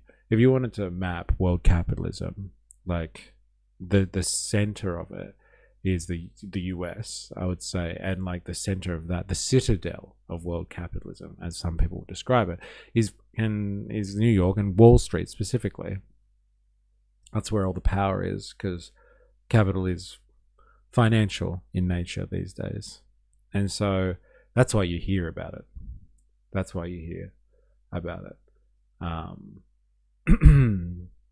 And he was a Congress person before that, so he was in New York Congress, so you probably didn't hear much about him until he started running the race. And you probably heard about him because of the Streisand effect, I would say. The billionaires or the power brokers of New York were probably scared of him, and so they started talking about him and attacking him, and that brought him into public, to more fame and public notoriety, because people were scared of him, if nothing else. I guess. He's young too. Yeah, he's got that appeal, doesn't he? And he's got a nice smile. Everybody loves that. Eh? So when in doubt, he's just vote Mamdani. And everyone's yeah, I can do that. The action from Democrats has been something. You've had some prominent Democrats dismissive of what happened here. I mean, you had Senator Blumenthal say the effort to nationalize New York is going to fail. What happened in New York will be really irrelevant by the time of the elections in November. Hakeem Jeffries basically said the same thing, saying that this is not indicative of what needs to happen in November. What do you make of that? I think that when you ask Americans what they're feeling in this moment, Amidst reports of an economy that's strengthening, of a stock market that's booming, you will hear an exhaustion at having to try and make ends meet every single day, every single week, every single month, and that it's getting harder and harder. And so a message of fighting for working people, we don't have to... That smile. Where do I vote for mystery? Hey. Well, like, you know, I'd have to get rid of the bitch biscuit. Because, like, could you imagine, like the scrutiny that some, like, human would be under? And, like, me walking around with a man bun? People be like, I can't vote for him. I don't like his haircut. Mamdani is a classic career baby-kissing politician. He's good at his job. He speaks well, to be honest. Like, he speaks so well. And, like, his talking is measured, too. Like, he's kind of like Obama in that sense. You can't get past that form of presentation. Like, honestly, it helps a lot. Could have run Chi Aussie against APAC Shakur. Did he, like, not endorse Chi? Did that actually happen? Do you remember we were reading about that?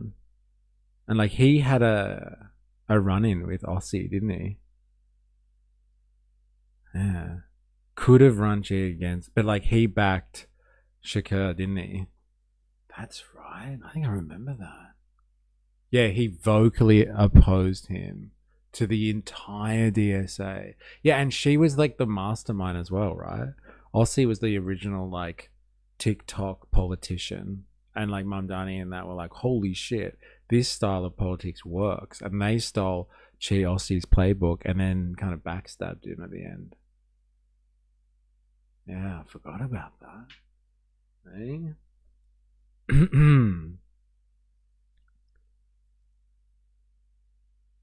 As far as I know, the promises made by politicians or American leaders didn't mean anything. They were only during the election period. But if I want to know, I should ask someone from New York who can explain the differences without bias. Ask Jack. He'll explain it to you. I'm not sure about the bias thing, but he'll definitely explain it for you. Tell her how it is. But, like, he is trying, like, the policies that he promised he would get in, he's working on all of them and delivering on them to a certain extent. So, like, you got to give credit where it's due. He's an incredible speaker and always turns it back to policy. Yes. Nationalize that message. That is a national message. It's a national crisis. And for far too long, all we've had to say as a party is opposition to the current administration. What do we have to say beyond that?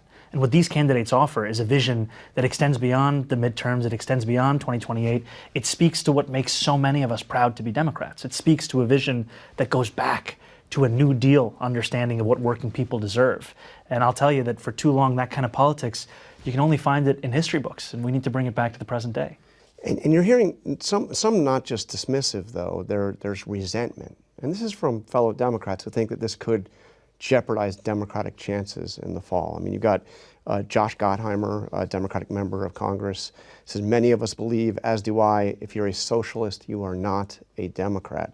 And in fact, they put out a manifesto today. I don't know, have you seen this thing? Sounds pretty socialist to me. It's not a communist manifesto. It's a moderate manifesto saying, we are capitalist, not socialist. We believe in a growing, fair, and competitive economy, entrepreneurship, ownership. I mean, this is a direct response. They've made it clear. See, like, these guys and the Democrats, they seem to know more about what socialism is than, like, I guess the New York Times. But they're like, we're capitalists, not socialists. They prefer, like, because you can't have socialism within capitalism or something like that. It doesn't work like that. If you're a democratic socialist, you should actually be opposing the capitalist system as an objective, not just talking about, like, free healthcare and free buses or something like that. So it sounds like the critics within the Democratic Party of democratic socialists know a little bit more than the New York Times does, actually. King Kev had a similar presentation. Smart, well-spoken, and that nerd in the group that all the cool guys stick up for. I wish this guy the best, but he only caters to one group. Another group is going to win the next election. It's just what happens here. Like, what's the one group, though? Do you mean, like, it's like, what, working people, I guess? They need to learn to compromise rather than just push their own agenda. Jack, what is the question exactly? I think it is pretty normal politics to promise stuff you can't do. Zohran has capitalized on the moment the way that Obama did in 2008. Naturally, people are drawn to someone who says what they want to hear, so I believe that is one of the reasons why people voted for Mamdani. Jingle Jangle Jam. Yeah, and so was British Empire. They had a vast array of opinions, but economic wool industries and pearl fishing industries, for instance. Interesting. All right, let him finish. To what you did here on Tuesday. Well, I mean, that's great, but what's a party if not its voters? And I'm proud to sit in front of you as the mayor of our city, having received more than 1 million votes, a little less than a year ago. And when we're talking about these incredible congressional candidates, they won their races, and they won their races with a vision of what politics should be, and one that actually speaks to working people. And for a lot of people who ask themselves, what does democratic socialism mean? And you can tell them the answer at a theoretical level. It's the choice to extend democracy from the ballot box the rest of their lives. But in terms of what it means over these last 7 months, we've seen a city with democratic socialist principles at the heart of it within our administration. And what we've delivered has been record lows when it comes to murders and shootings. So is it pragmatic democratic socialism? I think democratic socialism at the heart is pragmatic, because if we cannot deliver for working people, then what is this for? I'm not interested in writing a manifesto or, frankly, in reading one. I'm interested in delivering, and that's exactly what we've been showing. But they're saying that if you're a socialist, you're not a Democrat. I mean, is there room in the party for both of these views? Yes, here I am. And here are so many more. And I think what makes our party a beautiful party is the fact that it's a big tent, that we have But you've also said it has to be a party with a spine, with a backbone. Yes, So even a tent has to stay up. Yes, so, you know, does it have to stand firmly for these ideas that you're talking about that others are calling dangerous? I think it has to stand for working people. And I think it has to be willing to fight for working people. And I think that there are some who are offended by the prospect of a party that knows who it fights for and goes every day to work for that. Because what we've seen over many years is a willingness to not only explain away the status quo, but frankly even to look to benefit from the status quo. And that's not what working people are looking for from our party. As New Yorkers were going to vote, you said something interesting. You said the race for 2028 starts now, the presidential race. What did you mean by that? Well, a lot of pundits ask me about this race and what it means and how to think about it. And at the core of Tuesday's results was a message from Democratic voters across the largest city in the United States of America about the kind of politics they want to see.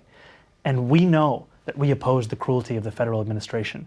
What is it that we stand for beyond that? So you can't just be anti-Trump, obviously. You got to have something you are not just willing to stand up for, but that you're also willing to explain how this is relevant to working people. And I think this just comes back to the fact that I'm leading a city that's the wealthiest city in the wealthiest country in the history of the world. I could end the sentence there and say that life is great for 8.5 million people, but it's also a city where 1 in 4 are living in poverty. And for far too many Americans, those contradictions have become their day-to-day life. And we need a party that's able to recognize the strengths of this economy and understand that it hasn't reached enough people. Now, you know, there's been a lot of attention. One of the candidates you supported who won, who knocked off an incumbent Democrat, is Darlisa Villa-Chevalier. She said some very controversial things, including calling for the abolition of prisons, couldn't say whether or not somebody who had committed murder should be in prison, called for open borders against all deportations, including those of violent criminals. Are those positions that the Democratic Party could win on nationally? I think what the Democratic Party can win on nationally is a focus on working people. And I think that what I saw from Darlisa when I would walk the streets of her district was a focus on what she describes as a politics of life. She would talk about how we have to invest in babies, not bombs. She's now going to represent what is one of the poorest districts in the United States of America. And what people in that district are exhausted by is a politics that has justified the spending of tens of billions of dollars in killing civilians overseas while working people are struggling just to do the basics. But how does abolish bombs, not babies, eh? There's democratic socialism for you. Well. Like I said, this is the Dem response to Tea Party Republicans. The Tea Party Republicans were effective beyond what anyone would have fathomed. He is bringing back or extending things that have been done in recent administrations. But many of his platform issues had known hurdles because the city only has so much power and he needs the state to pull off the big things he promised. Do you reckon that's why he's so excited about Congress or like the state level being influenced by democratic socialists? It's finally going to have someone in his corner all the way. Until modern Labour politicians like Whitlam made us more independent in policy and more based on broader political tide and reliance upon trade like middle power reciprocity. He sold out to pull off the big things he promised. He sold out to. As in like... Oh, Hochul. He sold out to Hochul, who is his main ally in those proposals. Right, yes. Governor, right? Going to step aside for a while to let you guys learn about America in your own way. I'm sorry for being a pest. No need to apologize. Good luck. See you next time. Prisons or having open borders fit into that. I mean, do you see how those are ideas that a lot of your Democrats that are warning about what happened here say are toxic. Most of America won't go along with it. Are bad ideas. They're dangerous ideas. I think what the focus of her race was, what the focus of her candidacy was about the struggle that working people are facing. And I think that we can have disagreements on policy positions. What we have to agree on is what are we fighting for and who are we fighting for? She showed that in her race, and I think that many people will come to appreciate that in her leadership to come. So we can disagree on something as basic as whether or not there should be prisons? That's not your position. There are prisons, yes. And what we're also showing in this city is that safety is not something that's up for debate. It's something that we're actually delivering on. And I'm proud to be the mayor of a city that currently has the lowest recorded number of murders and shootings in recorded history in New York City. So there was also a take, it's not just Democrats, you've probably heard what President Trump had to say about you and about the candidates you supported. And he warned that if socialists win, and he calls you communists, but you will start living in squalor. There'll be no food, no housing, no military, no law and order. There'll be nothing. And he had a few other choice words. By the way, he also said he still likes you. But what do you make of what he? I mean, the Republicans are going to make you the poster child for the Democratic Party. Let them. We don't have to ask ourselves what life looks like if a socialist wins. I won last November, and over the course of these last 6 months, what we've delivered for working people are the very things we were told were impossible. We've delivered free childcare for 2-year-olds for the first time in New York City history. We've delivered tens of millions of dollars back to tenants who were taken advantage of by bad landlords. We've delivered 165,000 potholes being paved. And we've done all of these things while also delivering the lowest recorded crime in our city's history. That's what it looks like to have democratic socialism. And what you're seeing is that New Yorkers experienced this for 6 months and made the decision that they wanted to see more of it on the national stage as well. Can a democratic socialist get elected president? I think a democratic socialist can get elected anywhere across this country for any position. What I think we need to bring is a focus on working people. And that's the direction that the party should go in terms of selecting a candidate for 2028. I think the direction that the party should go in is how best to fight for working people. I think we need to have a platform and a vision that doesn't sound as if it was cooked up by consultants, but instead one that you would say in response to someone who's asking, why can't I afford my rent? Why can't I afford my groceries? Why can't I afford my childcare? We need to make clear who we stand for, how we're going to stand for them, and that we're actually willing to fight for them when the going gets tough. Obviously, Israel was a big issue in these races. Not the only issue, but a big issue. Is there room in the Democratic... This is a consistent gripe of mine with him. He's regurgitating the NYT stance. Yeah, he did just say, like, well, if you want to know what a democratic socialist's, well, life under a democratic socialist would be like, just look at New York for the last 6 months. That's what it's like under a democratic socialist. So, like, I guess he's not wrong, though. Like, this is what life would be like under a democratic socialist politician within the existing system. But, like, what is the objective of democratic socialism at the end of the day? And, like, you know, he's being clipped saying, like, things about, like, you know, nationalizing or seizing the means of production and stuff like that.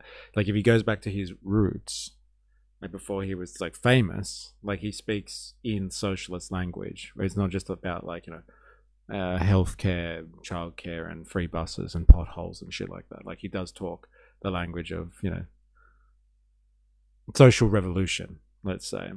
But like, not now.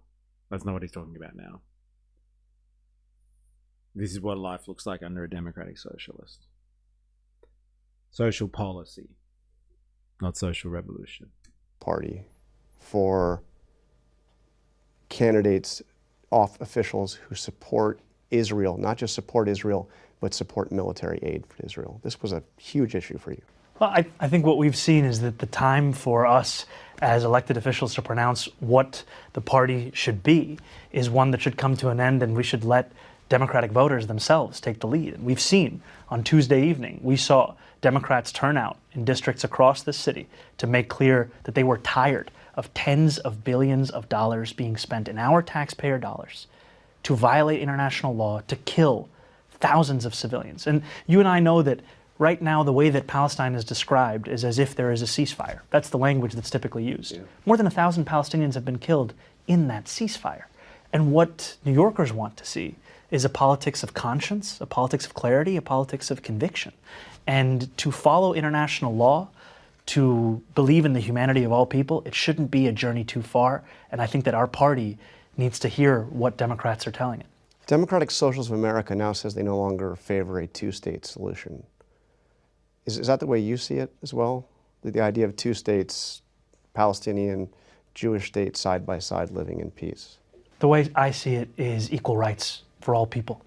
And I think that that's the truth for Israel. It's the truth for any country in the world. And frankly, as we're coming up close to the 250th anniversary of our nation, one of the things that makes me proudest to be an American is the belief that equal rights are at the bedrock of our notion of what it means to be an American. And the idea of a Jewish state, Israel is a Jewish state, that's in the charter. That's the way it is now. Do you support that? I've said time and again that I support the state of Israel as a state with equal rights. I believe that any state that preferences... But as a Jewish state is the question. I think any state that privileges one religion over the other is one that I can't tell you I support, whether it be Israel or Saudi Arabia or anywhere else. And a lot of that comes back to a fundamental belief that we should all be considered equal no matter what our faith is. How big a problem, you said it's rising, is anti-Semitism in this city? We've seen anti-Semitism... Answer the questions, Zohran. Rise in this city. We've seen the fact that Jewish New Yorkers comprise a minority of our city's population and yet continue to constitute a majority of the hate crimes that have been pervaded in this city. And that's something that's unacceptable. It's something that we will never come to see as if it is a part of life. It's something that has to be fought and rooted out of every one of the 5 boroughs.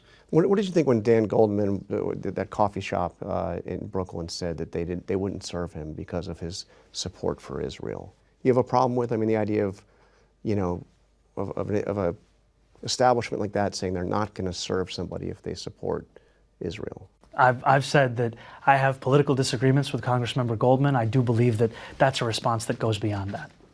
So that's not the right kind of thing? No, I think it's much better to keep that critique in the way that we've done it. Okay, so we're just about out of time. I got to ask you, I noticed that you're turning 35 soon, right? In a few months, yes. So you now hit one of the constitutional requirements to run for president. But there's another one that says you have to be a natural born citizen. Saint Chi, you accepted me and then you let me stay in my faults. What a difference a week makes. You were very combative last week, and here you are now happy that we've all accepted you and let you stay. Thanks for the super chat, man. Fuck yeah. You ledge. You fucking ledge. Oh, Volta Toys in the house. How you going? You legend. Volta subscribed at tier 1 for 3 months in advance. Fuck yeah. No, like I watch a restream window. Volta, so I can't actually see the notifications from Twitch, unfortunately, because I'm going through another system. So thank you very much for the tier 1 sub for 3 months. You fucking legend, yeah? You fucking legend. Thank you. I appreciate that. I really do. And you too, Sanchi. Thank you very much for the support, both of you. Helps a lot. Straight back into the stream, baby. Actually, I had a fucking nightmare on the weekend. One of my I had to lay out a lot of costs for an SSD. I didn't realize how expensive they are in Australia now. I think it's got to do with Trump's tariffs and the war in Iran. But like, yeah, all of the money that I've been getting for the stream, I just lost it all trying to get storage. So thank you everyone who's been supporting. Volturture legend. All right, I think he's almost done. Right? Yeah, he's almost done. Citizen, you were not born here. Yes. But do you think that's something that should be changed in the Constitution? It would take an amendment, but do you think that we should change that? No. No. I think the Constitution. Do you think there's another one that says you now hit one of the constitutional requirements to run for president? But there's another one that says you have to be a natural-born citizen. You were not born here. Yes. But do you think that's something that should be changed in the Constitution? It would take an amendment, but do you think that we should change that? No. No. I think the Constitution looks good the way it is. Just the way it is. Just the way it is. I'm very excited to focus on New York City. But thank you for reminding me of my upcoming 35 mortality. years old. 35 years old. All right. Yes, sir. Mr. Mayor, thank you very much. Real pleasure. So gangster. Yo, come here, man. 35 years old.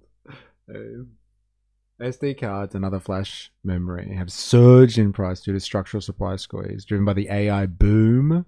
Blame the AI tech overlords. Bro, it was so expensive. Like, man, because I do 6-hour streams now and like I try to keep a record of my streams.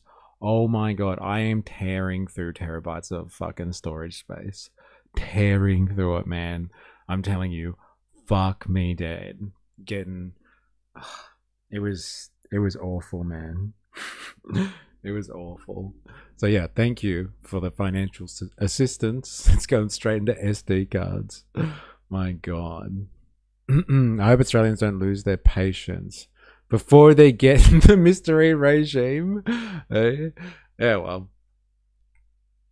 as long as the R word's in there, bring on the regime. All right, this is what they actually talked about here, and I am so ready to watch this because it's going to be fucking hilarious. I'm sure it's going to be hilarious. Yeah,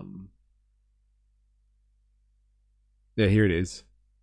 Trump speaking about, I guess he's being questioned here about the fact that Democratic Socialists are going to take over American politics and stuff like that. And so like Trump's going to rant about why all communists are godless. Trump slams communism, takes aim at Mamdani. God, I can't wait to hear him slam communism. So good. All right, here it is. So you've heard Mamdani talk about it. You've heard what a Democratic Socialist is and is not. Let's see what Trump thinks, because he's usually on the money with this stuff. I'll be honest, I think I'd be the greatest communist in history. I'd give free rent. Ladies and gentlemen, from now on, you don't have to pay any rent. From now on, anybody wants a house, don't worry about it. Just pick the house you want. Everybody gets free food. Everything is free from this point forward. I'm going to take Mar-a-Lago. I don't know about you guys, but like, if everybody gets to pay a house, to take a house, you take a pick. I'm picking Mar-a-Lago, bro. Oh man. Everybody gets free food. Everything is free from this point forward. Everyone's going to vote for me. The problem is, after 2 or 3 years, the country is a disaster area. The country fails. They always do. It always does. So easy to sell. That first year, boy, you're the most popular. It's happening right now in New York and California. But you'll start living in squalor. You'll live in squalor. There will be no food. There will be no housing. There will be no military. There will be no law and order. There will be no nothing. There will be no nothing. You'll be a third world. He doubles down on the no nothing. It's so good. There will be no nothing. Oh, man. So good. All right. Remember that. Trump said it. Okay, I gotta clip this guy. Trump said it. He would be the best communist. I would kill it. I would kill it as a communist. Like, Stalin has nothing on me. That guy, they say he's a killer, but I would crush it. I would crush it. Inhabitant in every way, and everyone. No military. There will be no law and order. There will be no nothing. There will be no nothing. You'll be a third world inhabitant in every way, and everyone will suffer or die. You'll suffer or die. That's what happens. For thousands of years it's been happening by different names. Thousands of years. I'm telling you, I'd be the greatest communist in history. It would be so easy. You wouldn't have to work. You could stay home. The problem is a couple of years go by, the whole place collapses. Always does. Always has. Always. But I'm sorry to say, but assassinations of those who oppose them is a very important element of their ideology. Assassination's a big deal for them. They're animals. They're animals. In many cases, they're not smart, but in some cases, they are. So good. Thousands of years of common sense. They've been doing it for thousands of years under different names. So good. Oh my god, what is he talking about? I'd be the hottest coming. So hot. So hot. It'd be the hottest 2 years ever until everybody dies. Very big. Some would say the biggest. It's easy for them to get followers because they make promises that they know they can't keep, and the Democrats aren't fighting back. That's why they're dumb. They're not fighting back. They're afraid. I watch Schumer. He's afraid to fight. I watch guys that are pretty normal and guys that we oppose. They're afraid to fight. The Democrats have taken a tremendous turn left, and many of these people, I looked at some of the people that got elected the other night in New York. These are in many ways stupid people, in some ways and intellectually probably pretty smart, but they're people that want to destroy our country. They hate our country. They hate our people. They hate the Democrat Party. The Democrat Party is in big trouble because this isn't stopping with New York. This is going on. It's too easy to get elected, giving everything away. Too easy to get elected. Very dangerous, but you'll soon have nothing left. That's the problem. In many ways, they're allowing them to just go their own way, do your own. We don't want to take a chance on saying anything bad because we're afraid we're going to lose our jobs if we do. They're afraid they're going to lose their election if they even think about saying anything bad about this new breed of sick people. They're not smart enough or tough enough to fight the plague that's happening. It's happening right before your very eyes. If they fought them the way they fight Republicans or the way they fight me, they'd be victorious. They didn't beat us, but they'd be victorious against the communists. What the fuck is he talking about? Like, honestly, I'm struggling to follow him. Being dumb and smart sounds like a dialectical dilemma.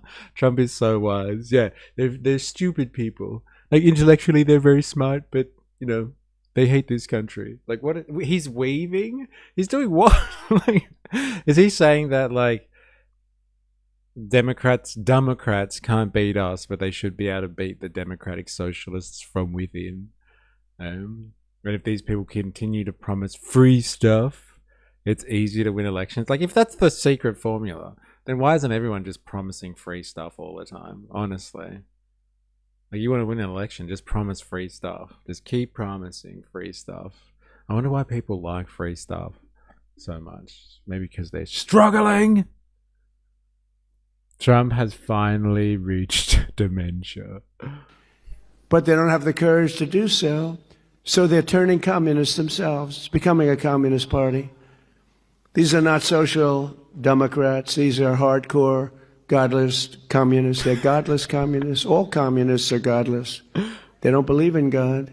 This is the most serious threat to our country since its existence, in my opinion, 250 years ago. This is a major threat to our country. It isn't something that's easily solved, but with a little love and help, some hard work. Because it's ironic, we're celebrating a very important birthday, our most important birthday so far, 250 years. And instead of speaking about Christ, and instead of speaking about freedom and victories of all different kinds, we're speaking about yet another threat to the foundations of America. These ruthless... Bro, he actually sounds exhausted / defeated. Like, he doesn't know what to do. But if you say godless communists enough times, like, people get scared of that, I'm sure. Did you know they're godless? We should be talking about Christ and victories, but no. But no! We're talking about commies. It's like stating the obvious things and making them seem complicated. Isn't that what Trump is trying to convey? It's crazy, man. Communists will attack all religions, but in particular Christianity. They always do. They're after Christianity more than any other religion. It seems to be more and more throughout the world. Maybe because we're doing so well. I don't know. Maybe if we weren't doing well. But you see the numbers, how they're growing, how the churches are filling up. It's a beautiful thing to see. I mean, look, it happens to be during my presidency, so I don't mind taking credit for it. I'm very proud. But a lot of great things are happening. All communist countries attack religions violently. It's part of their deal. As you know, we recently struck Nigeria and largely ended the slaughter of great Christian populations. They have a great Christian population. They were being butchered.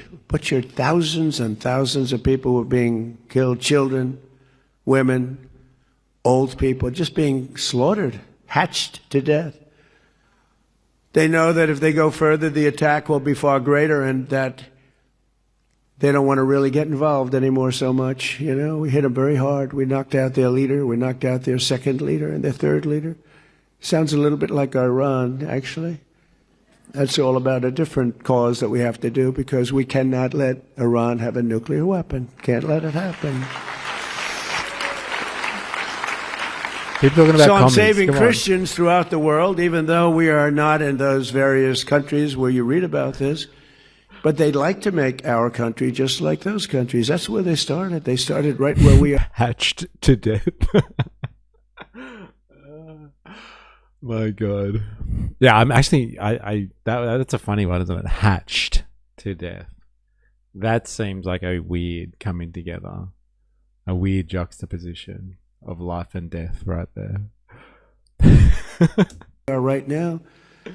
But I'm saving them by hitting these terrorists very violently and very hard. We're hitting them very hard by the greatest weapons on earth, taking them out.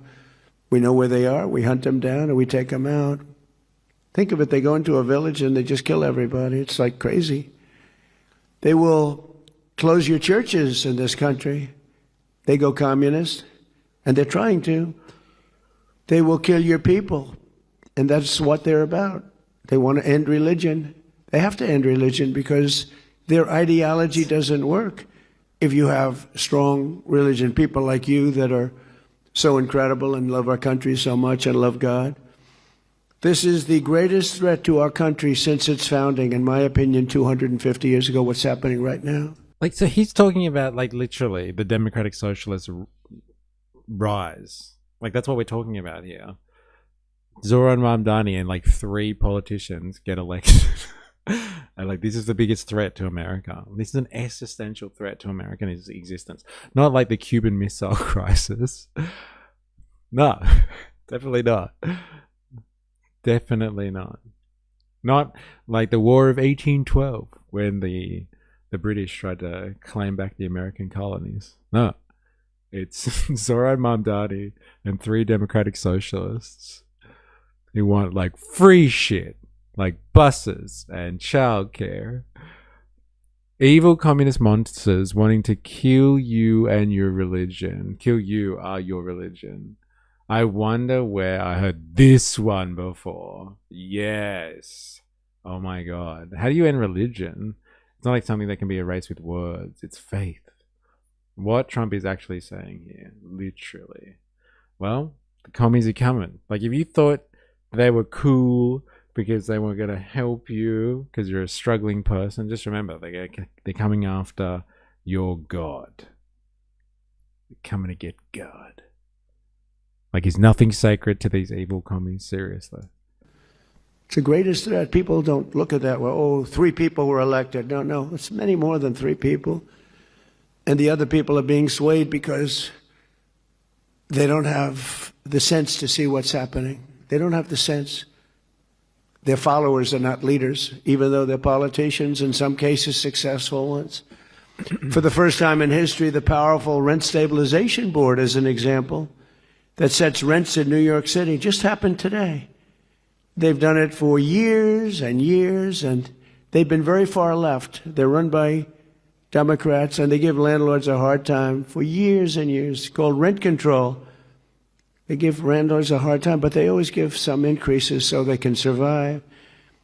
But they just came out, first time ever, with a ruling, 0 rent increases for landlords, 0 for the next 2 years, despite the fact that energy, supplies, real estate taxes, and just about everything else has gone up. They're supposed to allow you to have that, 0. Did he just admit that like there's an inflation or a cost of living crisis? You know how like people like been ramming home a lot that like the cost of living is going up, inflation, and like he was struggling hard to change or to get like a good news story about how inflation's not spiraling out of control despite his greater efforts with tariff policies and like closing down the Persian Gulf. Yeah, I thought it was a Democrat hoax. And now he's saying like these poor landlords can't even put their rent up despite the fact that the cost of all things is going up. He just said that, right? Despite the fact that energy, supplies, real estate taxes, and just about everything else has gone up. They're supposed to allow you to have that, 0. They're giving them that. They're basically confiscating their property. And basically confiscating their property.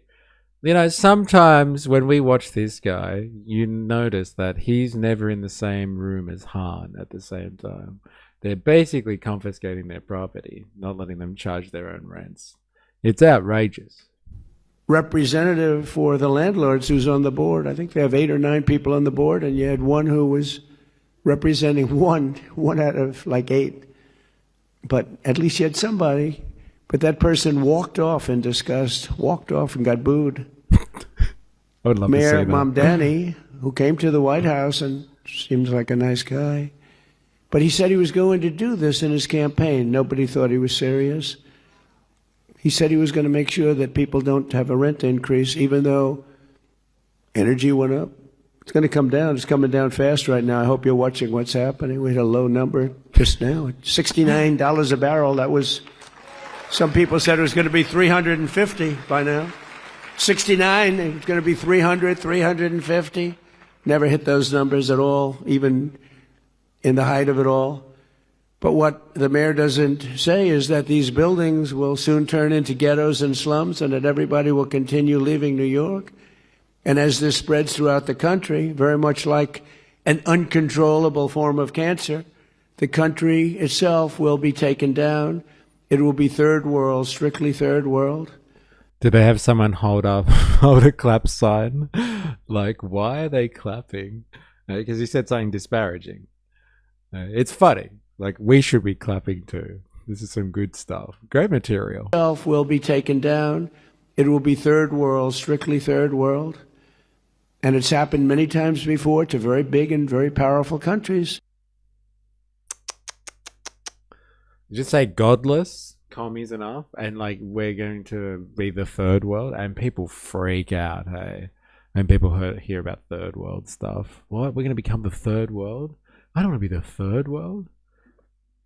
I want to be the number 1 or 2 at least. After Trump term ends in America, he will move to Germany to become a German politician and will propose blowing up the planet. He won't let us live in peace. I don't know, man. We had some theories last year that were circulating hard that he will never give up the presidency. And we are looking at CEO King Trump or his successor, potentially JD Vance. We'll find out, eh? All commies are godless. That was good. That was really good. I really wanted to watch this last week and I didn't get a chance. I know we're jumping all over the place here. But like last week, Channel 5 had put out a short documentary, I guess. Andrew Callahan went to Palestine and I really wanted to watch it, but like, I don't know, we were busy last week. There was so much shit going on. It's like, yeah, this came out like 4 days ago.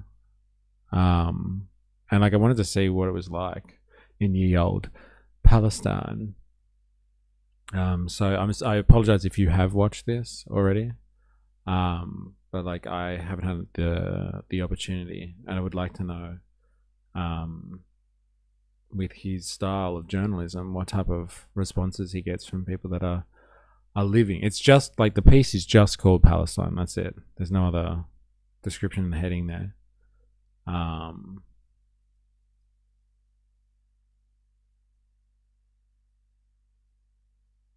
But like, yeah, this is, I guess, a little bit of a teaser. If you want to watch the whole thing, you have to go somewhere else, I think. I mean, we retired the terms first and second and third world so long ago. He's just proving how dumb he is. Well, I think it's just like a mad trigger word now, right? Like people hear third world. Like when people say, like in terms of immigration debate, when people are like, import the third world, get the third world. Like people are really worried about all of a sudden, you know, like they're going to not have running water and electricity, and like their suburb is going to be a ghetto. You know, it's just going to happen overnight because of migration and stuff like that. So like, yeah, third world, like people are terrified of becoming the third world. It's an interesting concept, which is like, and the even funnier part about the whole first world, second world, third world concept has nothing to do with like levels of poverty or development. Like the origin of the first world, second world, third world was got to do with alignment. The first world was like Western alignment during the Cold War. And then second world was Soviet alignment. And then the third world was like everyone else who was kind of like not aligned with in the Cold War. But it's just like the third world then became about like, yeah, underdevelopment and poverty. But yeah, it evokes that imagery of underdevelopment. Yeah, and like extreme destitution. And it's like, that's it. It's like, you know, you get 2 years of getting free stuff, and then it's third world for you, New York. It used to be a Cold War measure of allies. Razor. Unfortunately, the world focuses on destruction of Palestine, but they forget about the apartheid system that Israel has built up against the Palestinians. They built a separation wall between the Palestinian side and the Israeli side, and all the families that used to live near Israel are now isolated from the Palestinian side and cannot go to them. Well, let's see what Andrew does here. We'll see if it's a good piece of journalism or not. All right, let's have a crack.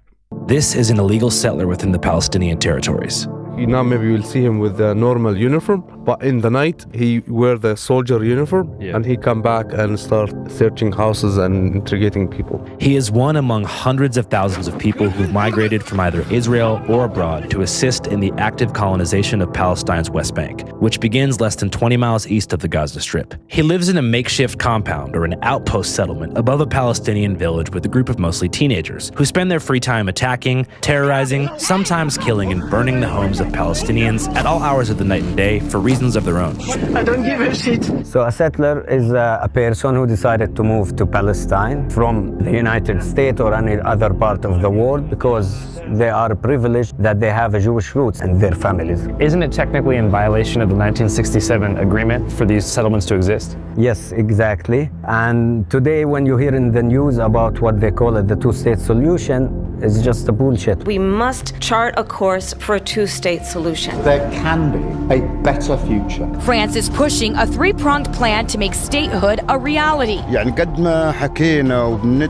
As much as we can speak out and ask the whole world to help us, no one can keep these people away from us. No one can keep these people away from us, sorry. Earlier this morning, they ran over one of the ducks. And yesterday they ran over the dogs and the sheep. I saw this video. It's good to have people like them exposed to the Israeli narrative. They are truly evil people and have no concept of humanity. Just to take their carcasses and throw them in front of our houses. Palestinian communities, brutal assaults caught on camera. Oh, come on, don't hit her! Drawing international criticism. Whenever you see videos of settlers attacking villages around here, where are these settlers coming from? Are they coming from nearby colonies, different countries, from inside the state of Israel itself? You know, most of these settlers are actually coming from abroad. Our pre-production advisor, who has extensive experience filming settlers, told us that while quite dangerous, we'd be safe around them as long as we kept the cameras rolling. Your camera will have an almost prophylactic effect. To some extent, a cone of safety, because the settlers and the IDF who are protecting them don't want to be filmed. At this exact moment, he is thought to be brandishing a firearm, likely a handgun provided by the Israeli army at the direction of the country's Minister of National Security, Itamar Ben-Gvir, an outspoken religious supremacist who believes in the total annexation. He's very popular these days, eh? Old Ben-Gvir. National Security, Itamar Ben-Gvir, an outspoken religious supremacist who believes in the total annexation of historic Judea, as it was once called within the Kingdom of Israel over 2,700 years ago. Welcome to Israel. We are the landlords. They came with much pride, as big heroes. Look at how they look now. Not heroes and not anything. Terror supporters. Yeah, he's the one that talked about wiping out all of Lebanon. Yes. And wiping it out is the summary version. Thuro Doco isn't bad either. Oh yeah? I haven't seen it. Itamar Ben-Gvir taunts activists who'd been detained from a Gaza aid flotilla. Well, what happened was post-October 7th, Ben-Gvir authorized the release of larger numbers of high-caliber firearms, so virtually all the adults in the West Bank would have qualified for a kind of machine gun. So they were just awash with these guns, and thinly supervised at best. طبعا هذا العمل العادي يعني احنا هذا بنهتمش فيه كثير جدا هذا لانه روتين عادي. The villagers say they're doing their best to ignore the kid because taking the bait in any way could be a fatal mistake. The settler, they say, is on an intimidation run, hoping to provoke a reaction of some kind, after which he'll call on the army and have people arrested. In a few minutes, maybe he will go there and he will call the army, the IOF. Yeah. And he will tell them, He called it IOF, eh? He pronounced IDF wrong. So that you don't forget Ben-Gvir, who is extremely radical and wants to implement the law of executing prisoners. It's like people are attacking me, and there is also visitors also try to attacking me, so to make it more complicated for the people here. هو الحين حزمق وزعل عشان احنا ما سوينا إشي. The only thing we can do is ignore this guy, otherwise they'll come and kill or arrest everyone. أي شيء بيشوفوه بيعتقلوه وحشي ولا زيها. It's violence like you've never seen. أي شيء بيلقوه بياخذوه. We want it to stop. Villagers say that the Israeli soldiers who arrive shortly after to make baseless arrests are typically just outpost settlers themselves in different outfits, which may seem a bit strange unless you get what this whole routine is about. It's about clearing the area by any means necessary. And as for the settlers, they've been given a broader license to... You put it in Discord? Oh, thanks. Where did you put it exactly? Oh, fuck, this stream chat hasn't been moving. Got it. That seems sociopathic. Please tell me you've at least seen this snippet? No, negative. Negative. I have not seen this snippet. Thank you very much. I'll have to check it out. To kill than Klansmen who enacted racial terror in the American settlers. Routine is about. It's about clearing the area by any means necessary. And as for the settlers, they've been given a broader license to kill than Klansmen who enacted racial terror in the American South after the Civil War, with 95% of police investigations immediately dismissed and not a single jail sentence ever handed down to an Israeli settler involved in the murder of a Palestinian. He can do whatever he wants. He can raid this motorbike or whatever. He can have sheep. He can build wherever he wants. He can do whatever he wants.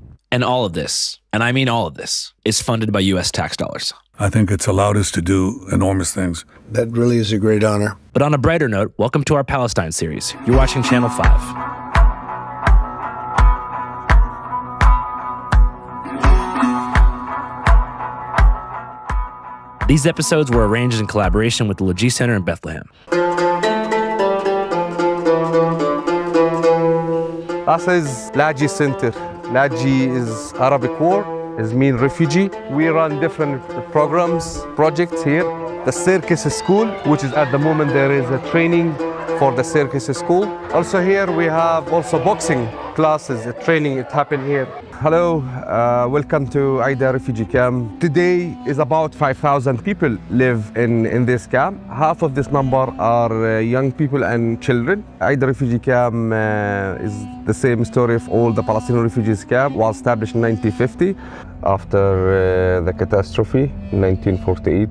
Ida was initially established by the United Nations shortly after the Nakba, or the catastrophe of 1948, which the Israelis called the War of Independence. The Jewish state will include the ports of Haifa and Tel Aviv. It began when 5 Arab nations launched attacks on Jewish cities and settlements within Palestine, most of which had been under colonial British rule through the Balfour Declaration, until it expired on the midnight of May 14th, 1948. Britain's civic administration is expected to withdraw by May. The State of Israel, or the Jewish state, was declared the very next morning, along the lines of a partition plan approved by the UN a year prior. The plan was accepted by 33 votes to 13. This sparked outrage within the Arab world, jump-starting an inevitable conflict and causing Jordan, Iraq, Lebanon, Syria, and their Palestinian counterparts to invade, but they were not successful. Israel ultimately won the war, and as a means of collective punishment, they created the Nakba, the catastrophe, forcing 750,000 Palestinians from their homes and onto places like the West Bank and Gaza Strip. Here, 27 names of the villages, which is the families who live in Ida camp, they came originally from. For lots of families, they're still keeping the key, and even though they knows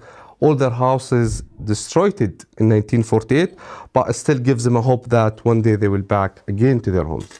Look at the size of that key as well. Fuck me. And Iran has talked about wiping out Israel for many decades. Razor, unfortunately, this does not reveal even 1% of the Israeli army's crimes. I have heard several stories about the grape of prisoners from the freedom flotillas. Yeah, actually, there's an Australian that has been causing a ruckus, let's say, because of what happened on the freedom flotilla, or her experience at the hands of the IOF. I think Iran is going to chill on those chants for a while. I don't get this stuff though. All the refugee aid is wild. No one else gets dedicated aid of refugee status like this anywhere in the world. And so like that's why it's wild. And so like if everybody got aid, then it'd be okay. So it's just like single preferential treatment is what you're upset about. And even the names of the cities before the occupation, Israel changed them. And this is one of the forms of identity and city occupation. Interesting. Do you know which village in particular on the occupation side your family first came from? Yeah.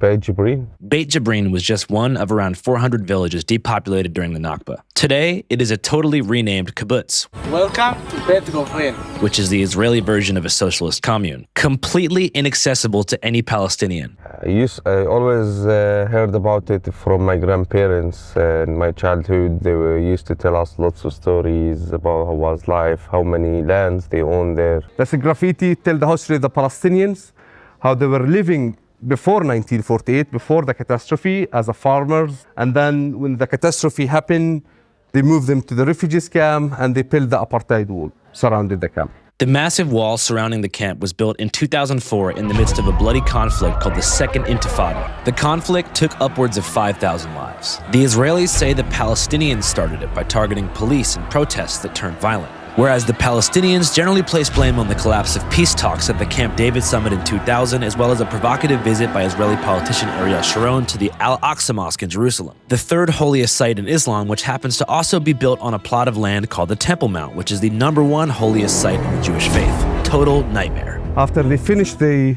wall, they built more than 7 military watchtowers. In this road here, we have lost 3 children from these watchtowers. Muhammad, he was in his home here in this building. 10th of November 23, he was killed from the watchtower front of us by a sniper. He shot him a live bullet in his chest. He did nothing. He was bleeding for 10 minutes. Then the father decided to take him inside the car and take him to the hospital. When he drove down, another group of soldiers stopped the car. They took the body outside of the car and they arrested the father.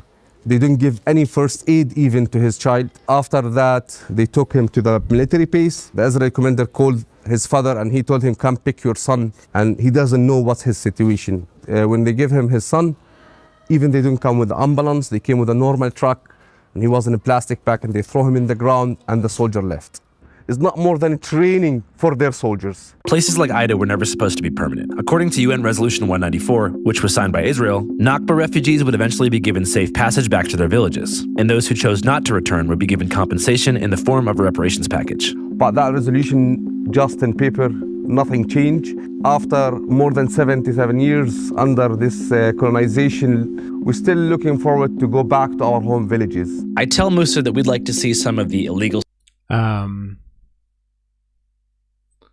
Yeah, I mean, if everyone had dedicated aid agency, I wouldn't care. But it's just a preferential treatment I find weird. Like, you cry about America. America is a giant, wild country. Israel is selected, protected property. Okay, that is one of the most rushed descriptions of the history. But they told about 60% of the story in 10 seconds. Props, lol. But we must distinguish between the Jews who are actually living in Palestine before the Nakba and Jews after the Nakba. The Jews after the Nakba were mostly European and had countries to return to, but the Jews before the Nakba were living peacefully in Palestine without any problems. Interesting.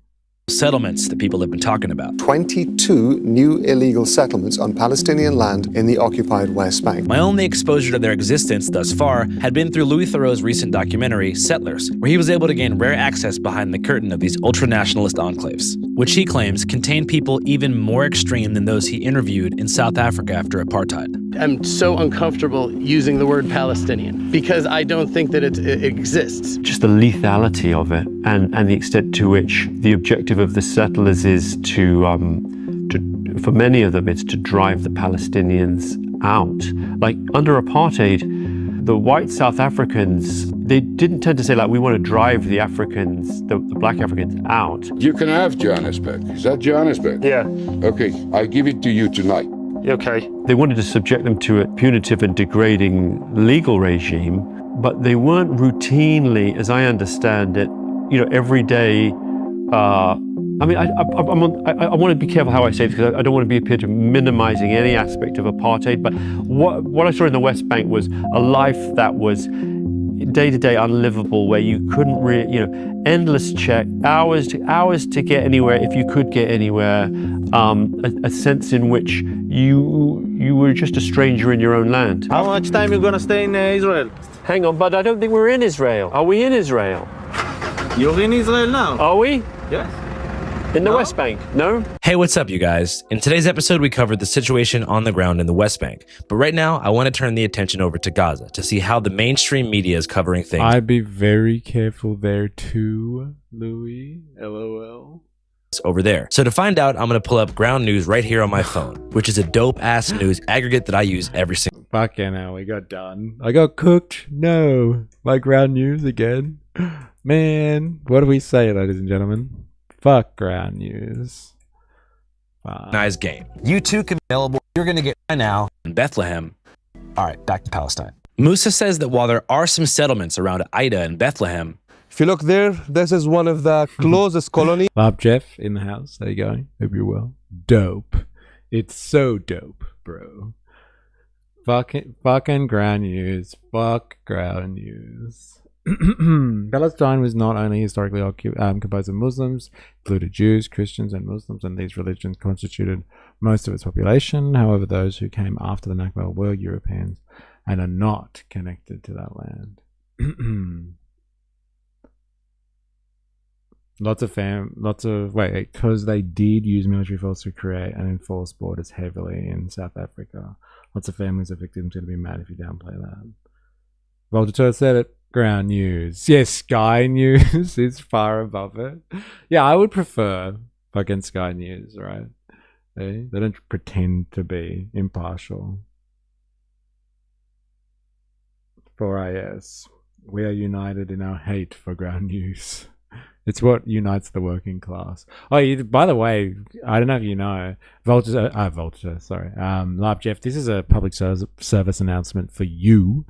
There won't be a Sky News soon. I think they're doing a rebranding exercise and it's going to be like News 24 soon enough.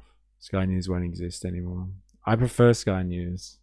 News 24 sounds lame, but yeah, no more Sky. It's going to be a new entity with new branding, but the same old shit. To Ida Camp, it's called Gilo.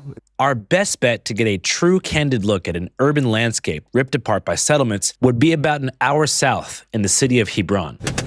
So we hopped in the car and went for a drive. So this is an Israeli colony.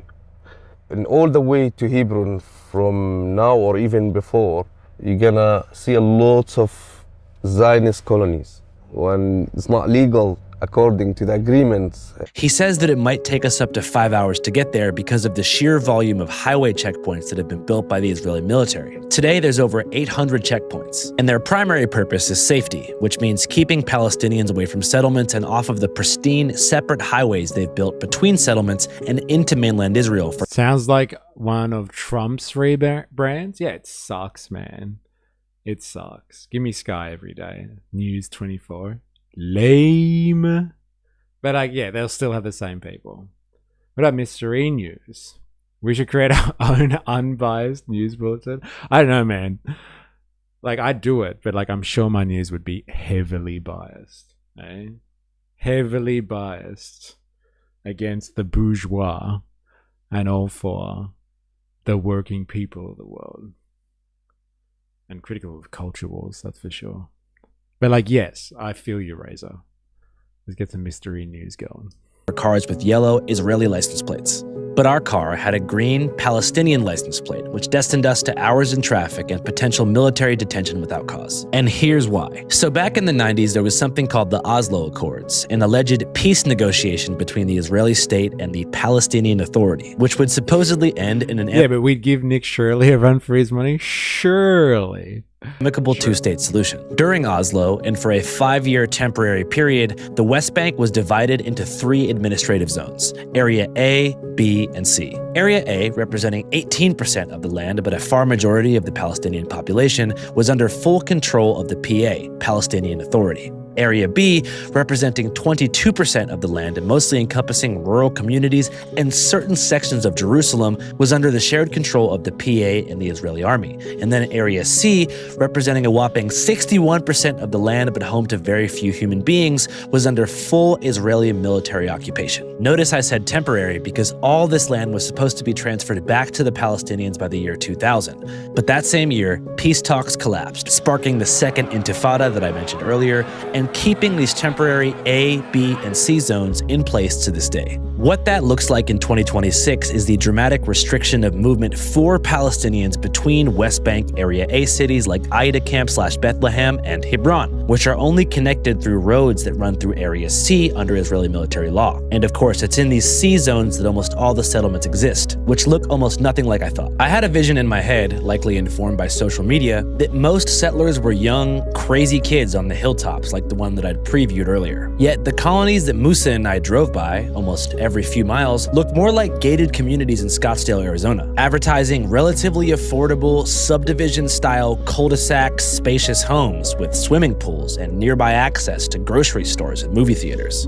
At that moment, I began to understand what Louis Theroux meant when he talked about the diversity of settlements. I can't say exactly how many settlements there are, but there's a lot. I think more than 100, maybe 200 or 300. And in addition, there are what are called outposts, which are almost like the eggs of settlements, like they kind of in embryonic form, where there's a bunch of extremists, Israeli activists, often youth, settler youth, take a hill or take a little area, put camps up, and then oftentimes the IDF will de facto kind of defend them, but they're not recognized by the Israeli state. So we saw one recently legalized under Israeli law, but not under international law, outpost. That was Eviatar. And that was there. It was a kind of religious nationalist settlement of a fairly extreme sort, and the caravans. But there's other settlements where they are larger and more suburban looking. So at least some, and maybe most of the people there will be either economic migrants, interlopers, like they're people who've gone there mainly to get cheap housing. And then some of them are ideological settlers who've come from America or elsewhere. And then there's even more extreme and crazy ones that we didn't get into because most of them don't really want outsiders in there. You think they know that it's wrong what they're doing? They know that the world views it as wrong. As Musa and I drive and are forced to take the long way, I'm struck by the beauty of the... Most of the purchase occurred under the British Mandate,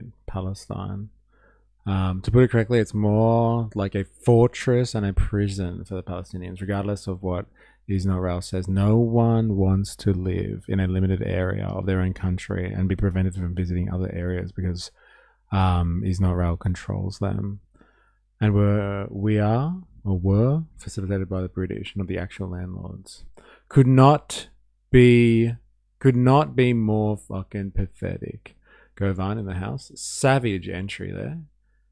Hope you're well. So basically what Europeans did all around the world. Andrew cut in the woman from the Louis snippet I posted there, yelling in her house. That woman in particular is 100% a sociopath.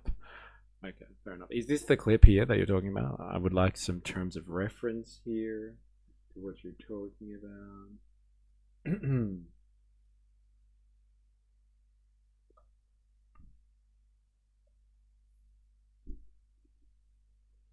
Oh, you timestamped it for me? Or is that just the where it is? Yeah, it is timestamped. Thanks. A military occupation, deprived of their rights, that anger seems to be an understandable response, an appropriate response. There is no such thing as settler violence. Did I speak? I don't know if I spoke. I don't mind saying it again. I mean, and I don't mind. I will be glad to explain. You don't believe it's real? There are videos. You can see them. You see what? Okay. So, let's say now. Yeah, we have a camera right here. Yes. And I do this. Yeah. Do something. You don't mind what I did to you. You don't necessarily have to do. Well, I won't do that to you. You won't. No. And then the camera takes just part. You don't have the full picture. Then I say you're violent. You're violent against a woman. This is exactly what is going on all the time with what you call settler violence. Settler violence. Settlers do not wake up in the morning or do not go wait for sundown to attack. No, no, no, no. Why should we wake up in the morning and think about violence? Why? Our life is good. Because you want the Palestinians to leave. No, no, no, no. You've said so. I said that what is on my mind all the time is how to bring more people to settle the land. This is a new development by Jews.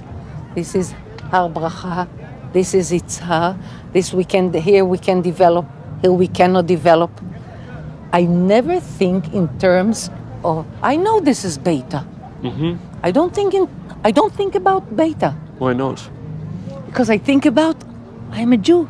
The people. I'm a settler. The people. I'm a human being. Yes, you are. So are they. So I do not think about this. You're thinking about tribalism, thinking of your own people to the exclusion. It would be understandable to think of your own people or your own children first, but to think about other people, other children, not at all, that seems sociopathic.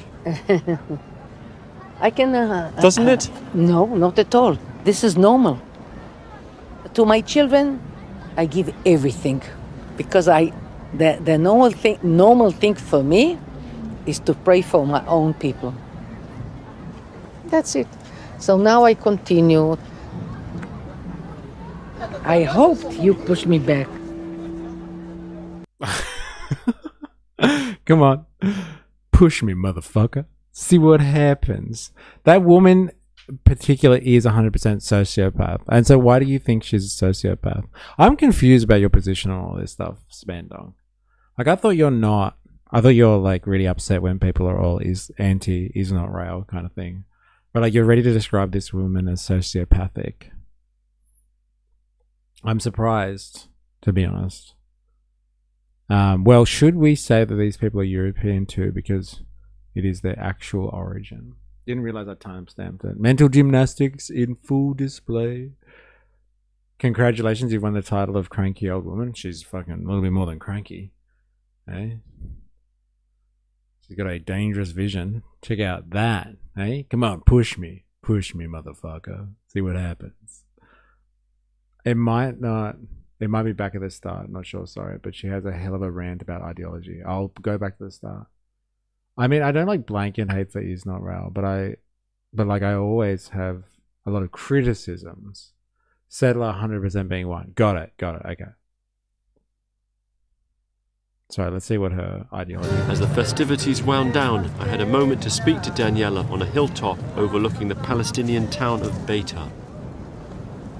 So you've been talking about settling, you've talked about displacing, wanting the Palestinians to go. You said to Africa, to Canada, to England, you don't care where. What would be wrong with either a two-state solution or a one-state solution where everyone had the same rights?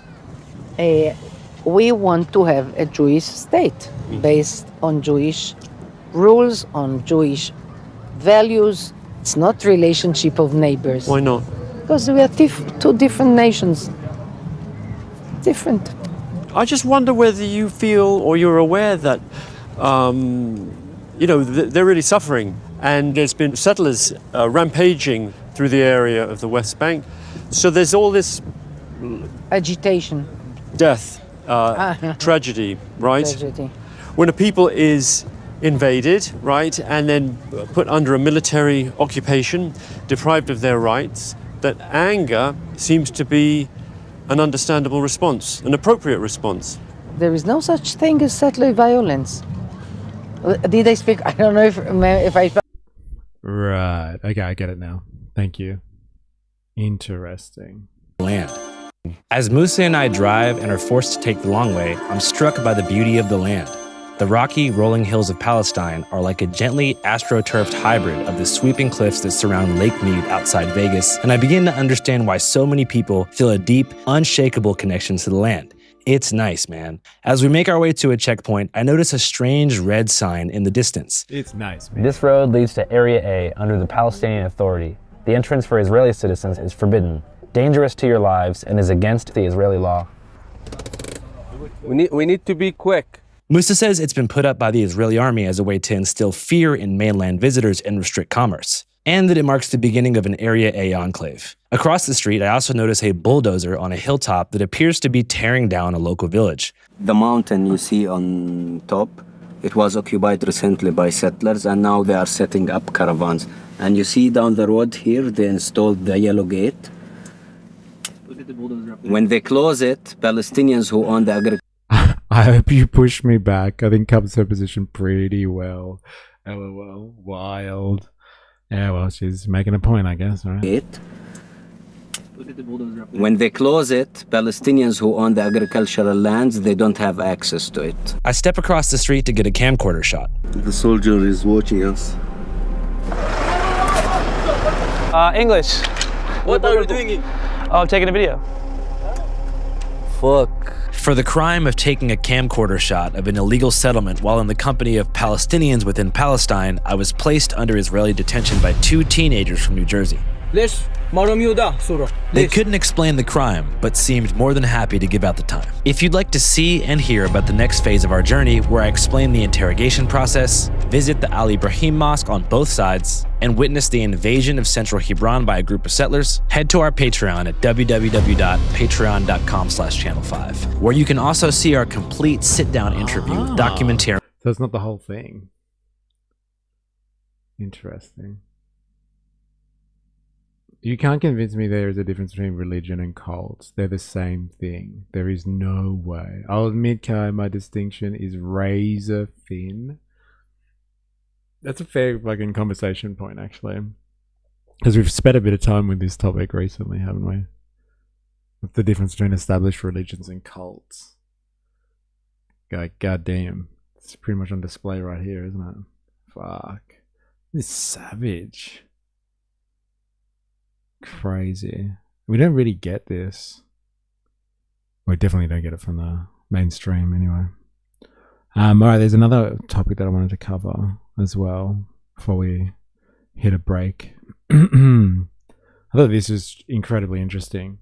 And this one's for people that were around last year when we were following this. If you weren't aware, last year, I want to say around this time last year, probably, Trump came up with this thing called NSPM7, which is a national security like memo, I guess, where like the president gets to say what's like a national security issue. And what we found really kind of interesting, or really kind of striking, was a focus on left-wing violence being designated as a form of terrorism in the US. Left-wing violence, not sure exactly what that is. However, the organization known as Antifa was listed on this national security memorandum by Trump as being a terrorist organization. They also listed things like being anti-Christian, anti-capitalist, as ideological positions that were worthy of national security attention and are akin to forms of terrorism.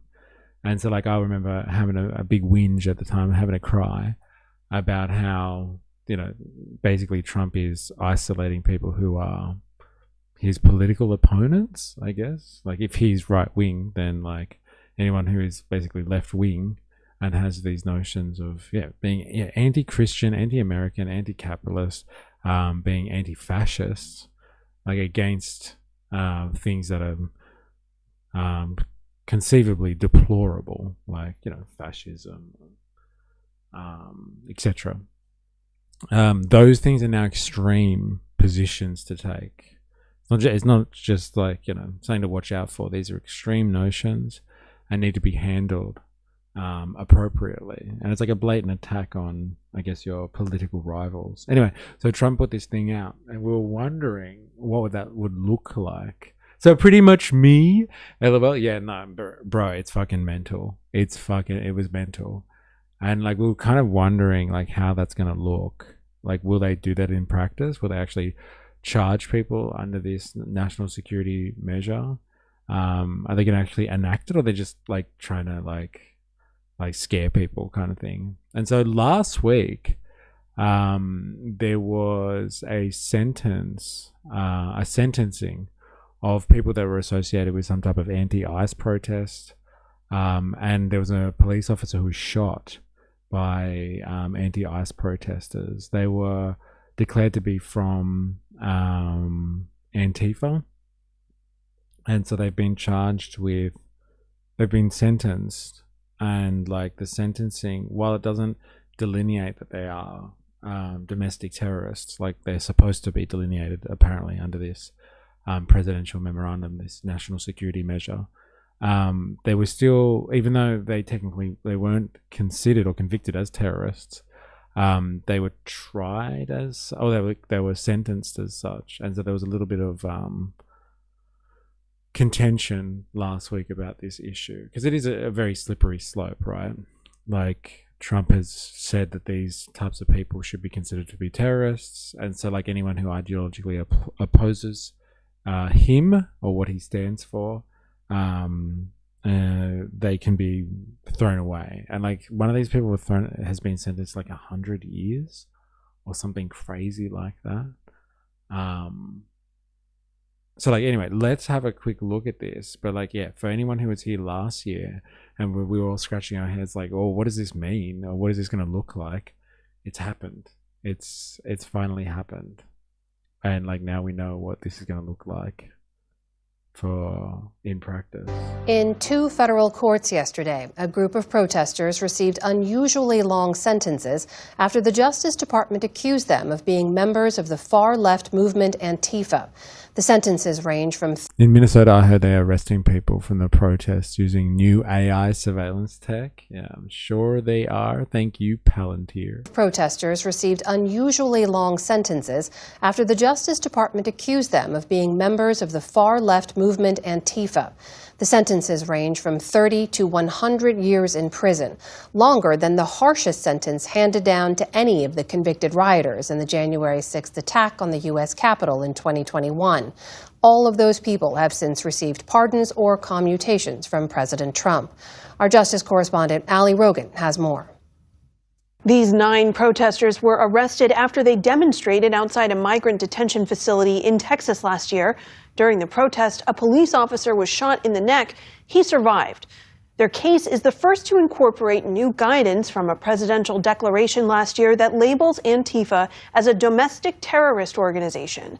That's despite the fact that Antifa is a decentralized movement, not a single organization, and that there is no federal charge of domestic terrorism under existing U.S. law. To discuss the implications of this sentencing, I'm joined by Georgetown law professor and former federal prosecutor Paul Butler. Paul, good to see you. Welcome back to the NewsHour. It's great to be here. I'd like to ask first about these decades-long sentences that were passed down. The longest was 100 years in prison. Most of the others received sentences of 50 to 70 years. You're familiar with the allegations against these defendants. Are these sentences typical? No, they're not. The sentences are extremely harsh. They're sentences that are more typical for people who have committed murder or stolen millions of dollars.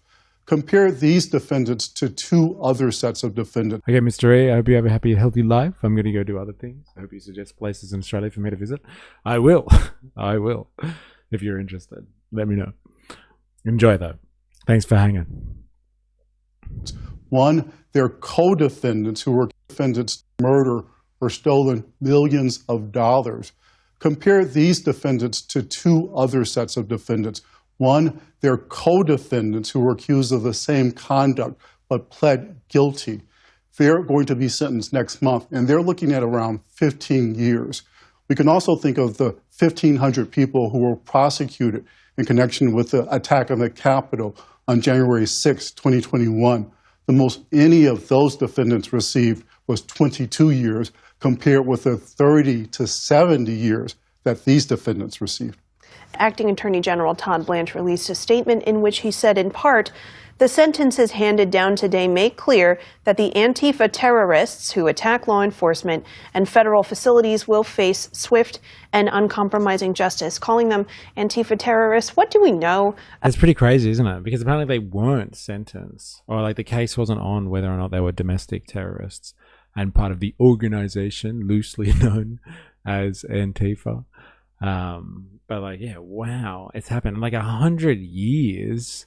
Now, like, they shot somebody in the neck, but like he didn't die. So like that's some crazy sentencing. But like we're talking about, this was happening in Dallas, Fort Worth, I think, in Texas. So I'm not sure what the local custom is there. But apparently even these guys think it's a bit much, it's a bit heavy-handed, considering that like people did actually die though. In the case with like the let's say January 6th riots, let's call them. I think a copper actually did die there. And like what they said before, nobody got more than 22 years, but I guess they're trying to use this as an example of against left-wing terrorism. So it's some scary shit. Like honestly. Some scary shit. And like, you know my opinions on like the whole January 6th situation. Like I don't agree with the way that it was handled. I don't think these people should be called insurrectionists at all, or revolutionaries or whatever. Like insurrectionists are like way more organized than that. This was a mob, and they did some property damage, and like some people died. But like, you know, I don't want to give them the credit of calling them insurrectionists.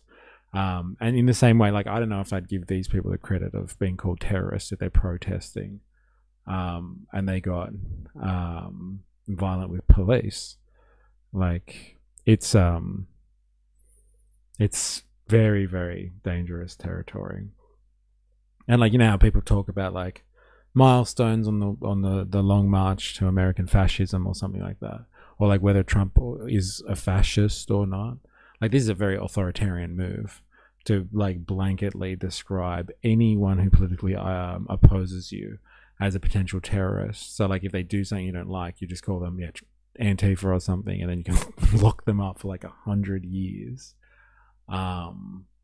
That's some crazy shit, man. That's some crazy shit. Razor, honestly, thank you for promoting the space of freedom to express our ideas, as it's become something that can no longer happen without you taking sides. Yeah, thank you.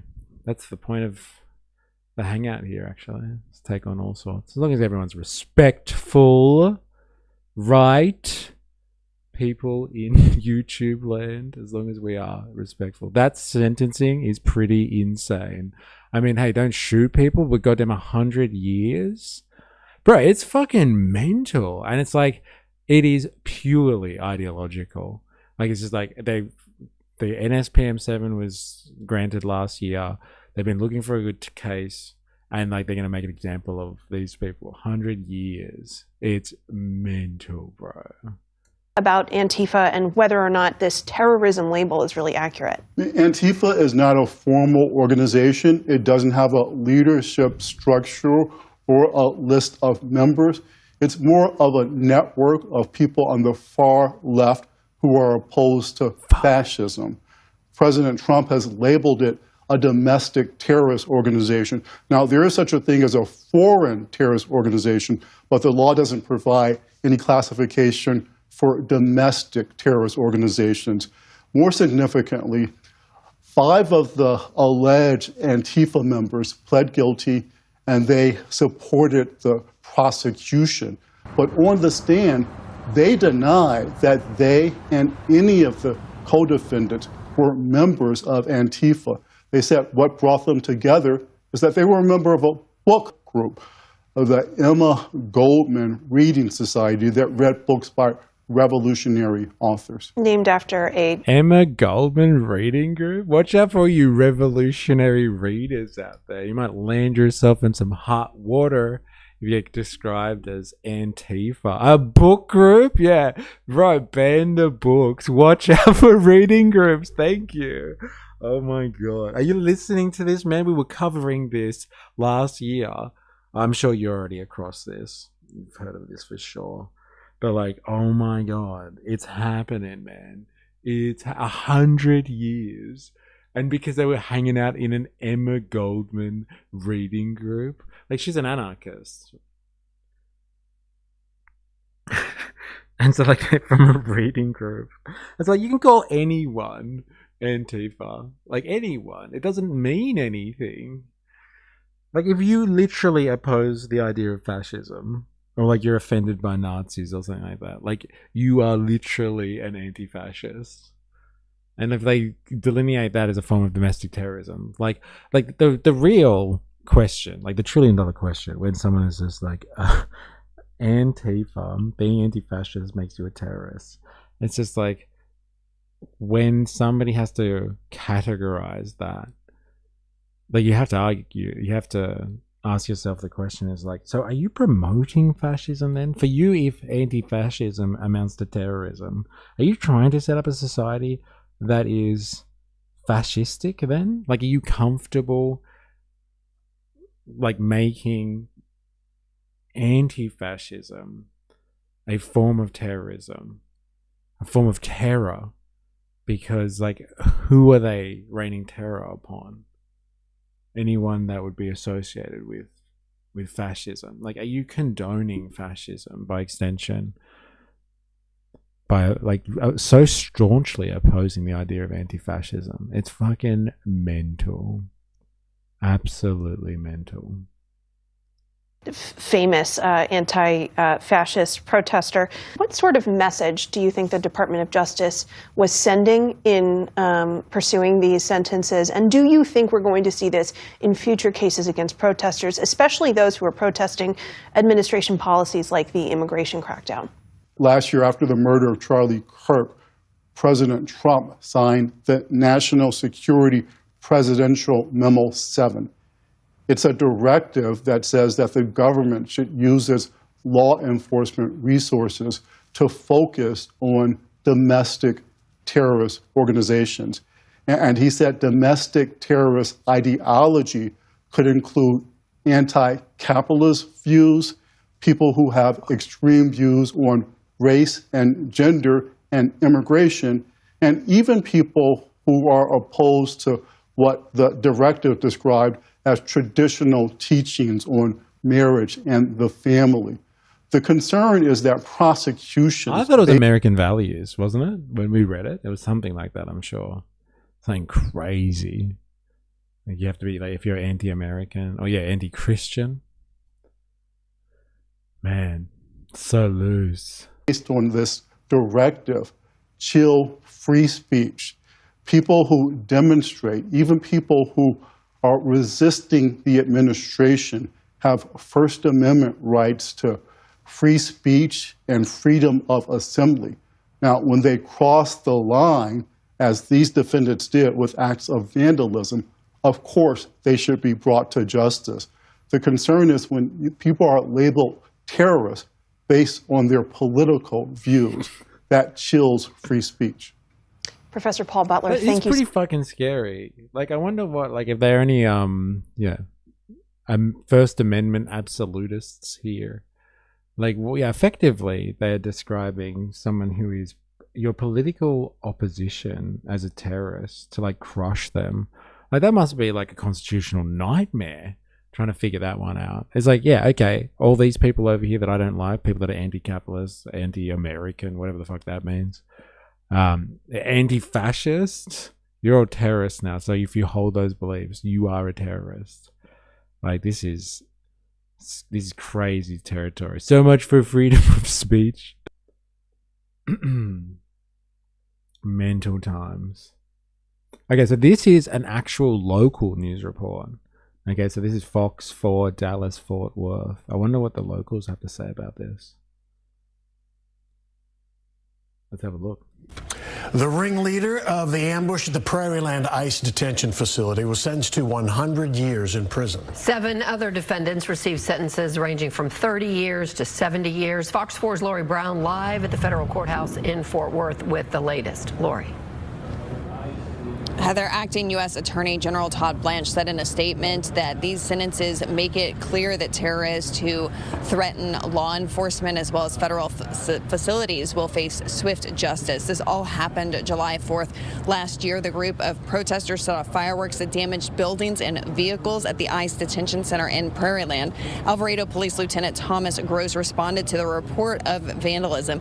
When he arrived and began issuing commands, Song can be heard on body cam video yelling, "Get to the rifles." Prosecutors say he then shot Officer Gross. This is the head honcho, Benjamin Song. This is the guy here. He's the Antifa warrior himself. And like, he was encouraging them to get to the guns. This is the reading group, the revolutionary reading group. He was like, quickly, the cops are here. Get the guns out. Now, no gun activist / expert here, but like, I'm assuming the argument is generally from you Americans or anyone who's like over the Second Amendment is like, you get a gun to protect yourself from the state. So if the cops rock up and then you arm yourself and then there's a standoff, I'm assuming that's because they don't want to shoot you because you're armed and you don't want to shoot them. And it's like, this is the point of the whole Second Amendment thing originally. It's not to protect yourself from, I don't know, someone during a home invasion. It's actually to protect yourself from the tyrannical government.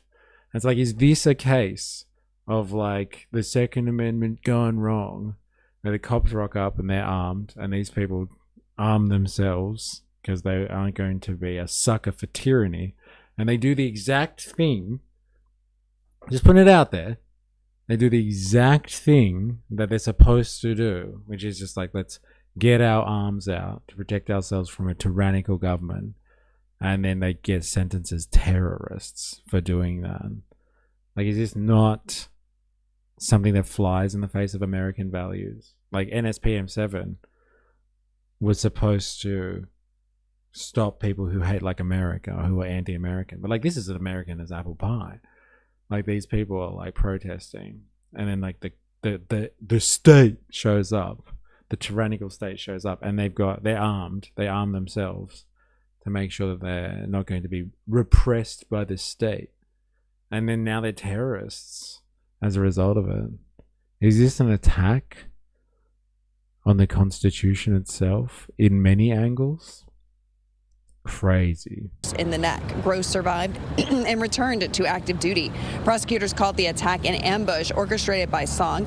They say that he and other participants are members of the far-left movement known as Antifa. Defense attorneys argued there was no ambush and that the event was intended to be a peaceful protest to show support for immigration detainees. The case marks the first federal indictment involving Antifa-related domestic terrorism charges. Attorneys for Song and Zachary Evans spoke with us right after the sentencing. They said that they believe politics influenced the length of the sentences. They range from 30 years to 70 years for the 7 co-defendants and 100 years for Benjamin Song. Mr. Song, aside from this day, has an impeccable life. You know, a former Marine, a good student.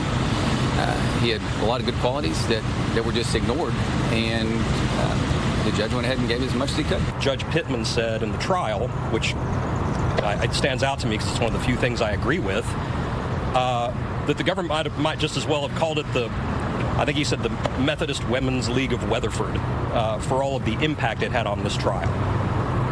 So this wasn't about proving that there's an Antifa or that any of these people are in it. It was just, in my opinion, a dog whistle to give certain people in Washington, D.C. what they want to hear. Acting ICE Director David Venturella said in a statement, the sentences handed down today send an unmistakable message. Attacks on federal officers and facilities will not be tolerated. The men and women of ICE serve with integrity and courage, often in challenging and dangerous environments. The calculated violence carried out by these Antifa cell members at Prairieland was an assault on law enforcement and an attack on the rule of law itself. Nearly 1 year after this cowardly act, justice has prevailed. And general federal sentences do not allow for early release with parole. Attorneys for the defendants told us that they plan to appeal the sentences. That process will likely take 2 years. 2 years of appeal. I guess if you've been given a 100-year sentence, like 2 years is like, don't worry about it. Don't worry about it. I'll get credit for that. Fucking mental. If they are sentenced, they are proven guilty, not alleged. Interesting. These rubby idiots are going to have a tough time in prison. Aren't they now convicted? They are no longer alleged. Never seen such a group of cowards in my life. Tell the truth. When someone is found guilty, they're no longer alleged. I think I see a theme in these comments here. I'm glad to see there's finally some punishment for these pieces of shit. Finally, justice served. Oh, they don't like the alleged description there. Imagine throwing your life away for absolutely nothing. They affected nothing. They did nothing. No one will remember them. Good riddance. Savage. Let them rot in jail. Damn. The more you F around, the more you find out. Done. Alright. We should have just done sentence by social media comment sections. Didn't need the case at all. Alright. We're going to have a quick break, and then we're going to be back with some more. If you're watching this on YouTube and you haven't already, make sure you activate the like button. Do yourself a favor. And we'll be back with some more. Don't go anywhere.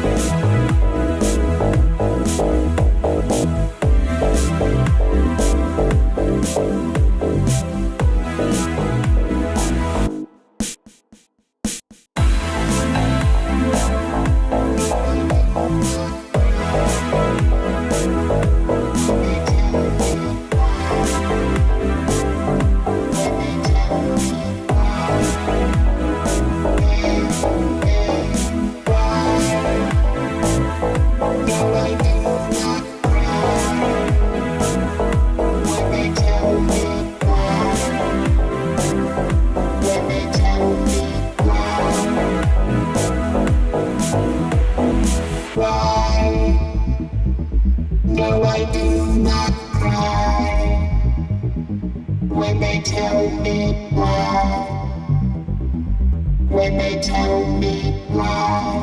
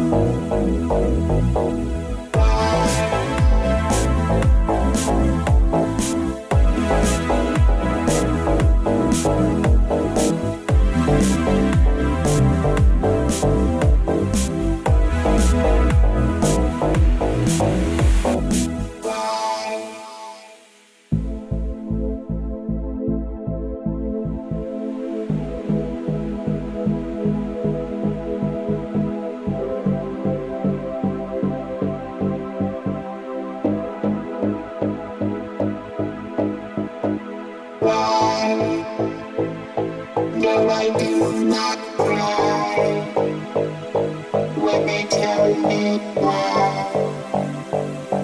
When they tell me why.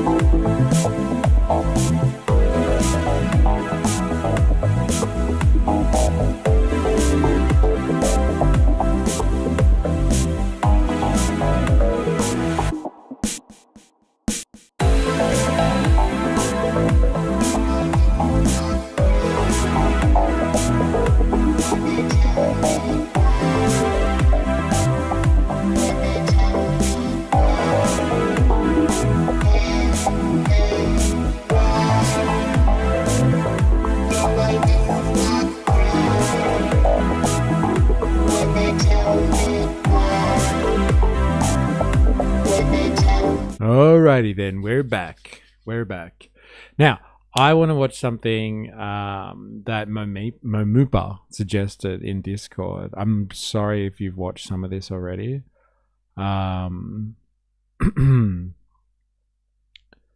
I'm assuming this stuff is entertaining. I must admit, I'm not gonna lie. Like I watch shorts of it, like on I don't know TikTok or whatever. But like I haven't actually sat down and watched a whole Jubilee extravaganza. To be honest, like I just haven't felt like I've got the time in my life to watch this. But apparently, like Mamuka said, it's dropped recently and it's interesting. I'm pretty sure this is the one that he suggested. Let's have a look. I'm just gonna check Discord. Where are you? Reaction recommendations? Was that? No. Yeah, here it is. Haven't watched it, but supposedly he got dunked on, Mamupa says. Let's have a look, shall we? And see what this one's like. So this guy, like I'm not sure if you're across who this guy is. Ruben, I'm pretty sure he's Dave Rubin. And like he is kind of like, I don't know, he's a poster boy for conservative politics in the US. I think he's had a massive fall from grace, let's be honest. But like he doesn't seem to be a very convincing political commentator. A Russian asset. Dave Rubin. Thank you. Mystery versus 12 ray gun haters. Man, that's so good. Mystery Jubilee will get you clapped. What? Really? I can't watch this? Why? Because it's too popular? Fair enough. Yeah. And he gay. Oh, really? Like, as in, like, we'll get taken down, do you reckon, Ravy? Fuck Jubilee for putting Mehdi Hassan up to Nazis without telling him. Dangerous shit. As in, like, do you reckon, like, it's length of stuff? Or, like, because, like, I'm not getting ad revenue off this anyway. Yeah, Jubilee Notorious for claiming ASAP. Yes, they will. Ah, okay, fair enough. All right, let's give it, like 10 minutes. We'll see if it's any good. Claim 1, wokeism did more damage to America than Trump ever did. Let's have a quick look. I give it like 10 minutes.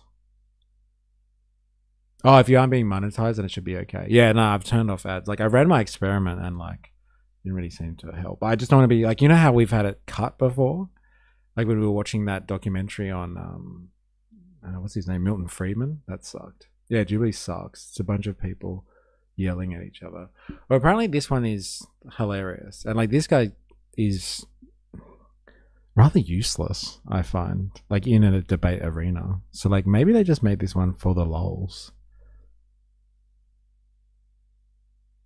Yeah, they shouldn't take it down. Just a claim on the vid. Yeah, okay, fair enough. Well, let's have a look and see if there's anything in here. This one's for you, Mamooper, if you're watching. I particularly am not a fan of this guy, Dave Rubin, after I've heard him talk about separate issues. Yeah, actual grifter, not even being a dick for once. Yeah, fair enough. You're arguing that things economically... You're arguing... Even his voice is grating, isn't it? All right. I'm not going to do the introduction. Let's get straight into it. ...is that wokeism did more damage to America than Trump ever did. All right, if you would like to debate this claim, please get to the center in 3, 2, 1. Oh, that guy. My God. He's quick. He's quick. Yes, I am. So I find it interesting that you think wokeism has done so much damage to America as opposed to Donald Trump. Wokeism did not kick I want to say takeouts where people have fallen over and shit. Yeah, that would be hilarious. Like, why do they make them race to the position anyway? It's so stupid. Like, come on. Like, that is so unfair to people that aren't able to run. 17 million Americans off of their health insurance through Medicaid to Donald Trump. So I find it interesting that you think wokeism has done so much damage to America as opposed to Donald Trump. Wokeism did not kick 17 million Americans off of their health insurance through Medicaid. Wokeism didn't start a disastrous war with Iran that has now led to inflation outpacing... Two people headbutting would be chef's kiss. Dave Rubin, a shit debater and not too bright. Han in the house, there you go. Dude, he doesn't like, appear very bright, does he? Wage growth. Wokeism hasn't ripped up institutions or attempted even to destroy free speech, even by your standards, because Ronald Reagan appointed judge ruled that the Trump administration was violating the First Amendment by attempting to deport, arrest, and detain students and faculty members on college campuses for protesting for Palestine. Wokeism, to me, it doesn't even... Fact check, Jubilee. Reagan appointed Judge William C. Young of the U.S. District Court for the District of Massachusetts ruled on September 2025 in AAUP versus Rubio that the Trump administration's ideological deportation policy, arresting, detaining, and seeking to deport non-citizen students and faculty for pro-Palestinian campus advocacy violated the First Amendment. Damn.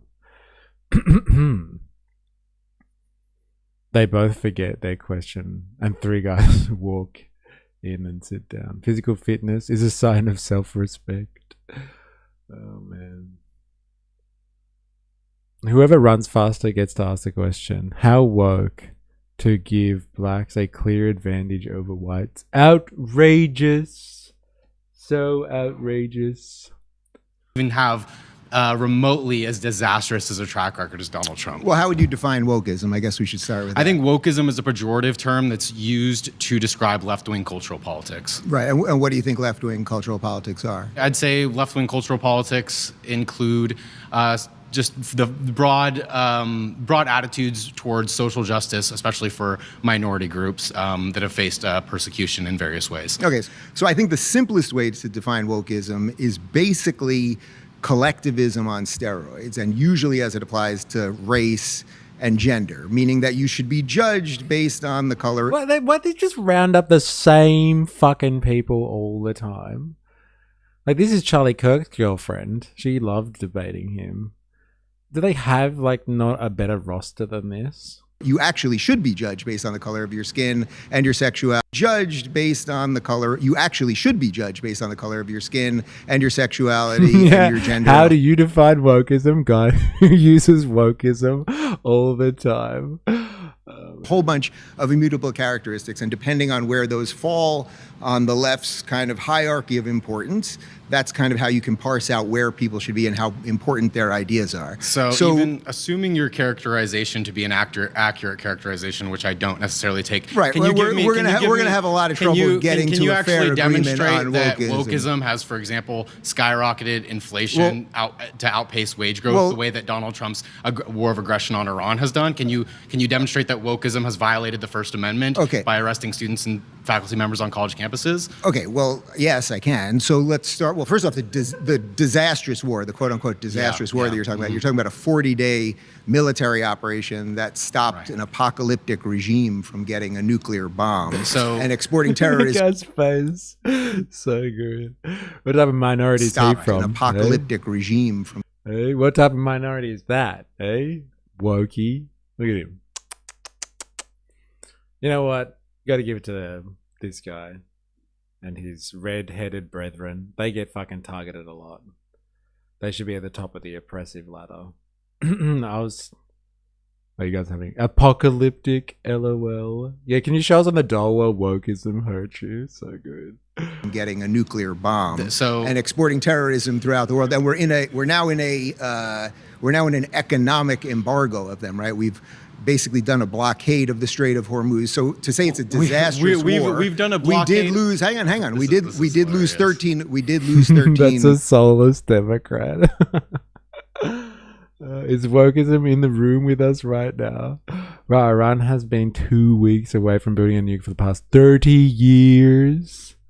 Dave loves his descriptive words. He's, starting off strong, isn't he? We've done a blockade. We did lose. Hang on. We did lose 13. We did lose 13 of our soldiers, and that is killed over terrible. 200 children. But things happen in war, right? Yeah, things. Yeah. Well, things do happen in war. You can laugh at that. Hold on. Listen. You want to talk? I agree. But that's why war should be a last option. If Donald Trump wanted to prevent the Islamic Republic of Iran from obtaining a nuclear weapon, he could have just stuck with the Iran nuclear deal that he ripped up. Iran did not enrich past the 3.67. Wait, they didn't enrich past the 3.67% agreed upon in the JCPOA. They only got to 60% after Donald Trump left that deal and then started doing aggressive actions. I must say, I'm impressed with your talking points. You got impressive talking points, and you memorized them well. They're not correct, but I am impressed. Okay. First off, the Iranians admitted these are the most stereotypical lefties. Right, we haven't even scratched the surface yet. God, I wish Mamupa was here. I'd love to know his opinion on these wokies.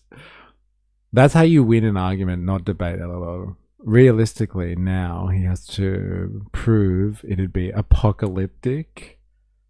Oh, I'd love to hear him prove how it would be, right? But I know he won't. Not lefties, liberals. Grrr. Huh. The negotiations right before the war started that they were enriching past what they were allowed to. That's number one. Number two, you also have to go on the assumption. You also have to go. Hold on. You also have to go on the assumption or acceptance that can you agree or verify their claims? It's one thing to say, oh, this is what we're doing, this is what we are agreed to, etc. But you have to be able to. The IAEA reports that the U.S. analysts reports and U.S. analyses show Iran did not enrich uranium beyond the JCPOA's 3.67 limit until after Trump pulled the U.S. out of the nuclear deal. Iran started exceeding that cap in 2019 in response to the withdrawal. Fact check. Yeah, very interesting.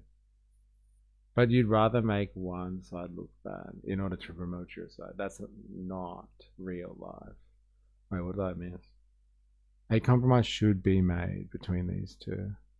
Well, we'll see if they get to one. to verify that. And the idea that we have people on the ground or the UN or some third-party organization that can verify what they're actually doing with underground nuclear sites and a whole bunch of other things is I would say, quite a leap of faith, right? You want to trust but verify. Can I respond to that? Sure. So the IAEA and U.S. intelligence said that Iran did not enrich past the 3.67% prior to Donald Trump ripping up and stepping out of the Iran nuclear deal in I believe it was 2017, 2018. So again, when he did that. in these negotiations, because Donald Trump ripped up the Iran nuclear deal to begin with, that's the only reason why. Let's try it a different way. I'll try it a different way. The IAEA assessments agree with me, and Tulsi Gabbard, our director of national intelligence, testified in front of Congress last year, and according to the entire intelligence community, Iran did not have a nuclear weapons program. Okay.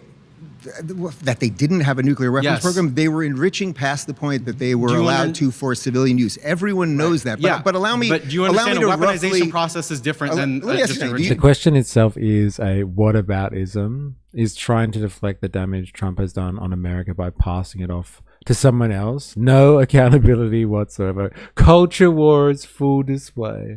Basically saying Trump has done bad stuff, but you guys are worse. Yeah, wokeism worse than Trump.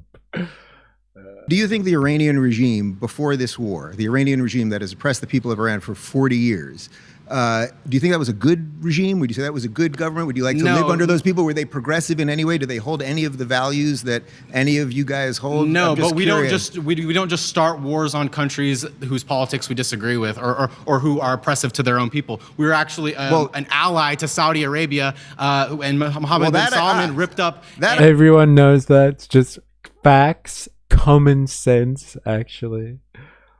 I agree with you. You don't do that. Okay, we got something. All right, we got something. We got something with Israel that has committed gross human rights violations in Gaza. I'm shocked that Israel came up. Israel, the only place that has any of the progressive values that any of you guys share. Really? This is actually this is perfect. This is perfect because. Israel, the only place that has any of the progressive values that any of you guys share. Really? This is actually this is perfect. This is perfect because one of the things that you told me at the beginning of this conversation was that wokeism was judging people based on characteristics and collective thought. Israel is literally centered around the prioritization of the Jewish people as a matter of policy. That is literally collectivist thought. So you must hate Israel too. You must think that that's the ultimate form of collective identity, right? Israel is progressive. Come on. They are, though. When we were watching that guy, I can't remember his name, Harry, on his travels around Israel, and like he was saying that all the gays from West Asia, the Middle East, all hang out in Tel Aviv. So it's progressive. What's the flag mean? I think when they put the flag up, they're sick of the guy who's talking and somebody else gets a turn. I think that's what it means. I noticed that about Jubilee 2, Bansor, their fact checkers are garbage. Oh, damn. That's a talking point I have heard. He gets snookered, though. Yeah. How many Muslim countries are there? How many Muslim countries? So you're just pivoting? No. I'm going to answer. But wait, is it right? That's the ultimate. Let me ask you something. Form of collective identity, right? How many Muslim countries? Tel Aviv is the rainbow capital. Kind of feels like why people be like, well, if Israel can have an ethno state, why can't we? Yeah, the sexual tension between the flag holder and the speaker. Are there? How many Muslim countries? So you're just pivoting? No. I'm going to answer. But wait, is Israel collectivist? How many Muslim countries are there? I'm sure there are a lot of Muslim countries because there are a lot more Muslims than Jews. Yeah. Well, just ballpark. How many Muslim countries are there? I would probably maybe say let's say between 10 to 20 maybe. All right, you're off by about 40. There's about 52 or 53 Muslim countries. Yeah. In any of those countries, how's it going for minorities, women, gays, Christians, Jews? Yeah, I can say that other nations, it's extraordinarily repressive. But we got to pause there. We got to pause there. You've been voted out by the majority. Okay. Please return to your seat. Oh, that's woke. The majority? That's fucking woke as fuck. Yeah, when more than half put up the flag, the speaker is changed by a game of musical chairs. They have the highest percentage of vegans in their military. They're fake vegans. They're plant-based. Like, honestly, though? Is that true? Very interesting. That was fucking erudite.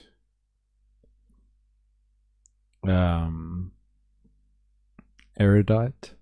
Ruben always brings up the gays. Damn, got censored. 1 out of 18 people, and yes.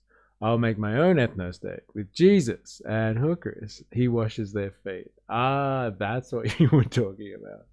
Ah, I see. All right, back to him. It's been fun.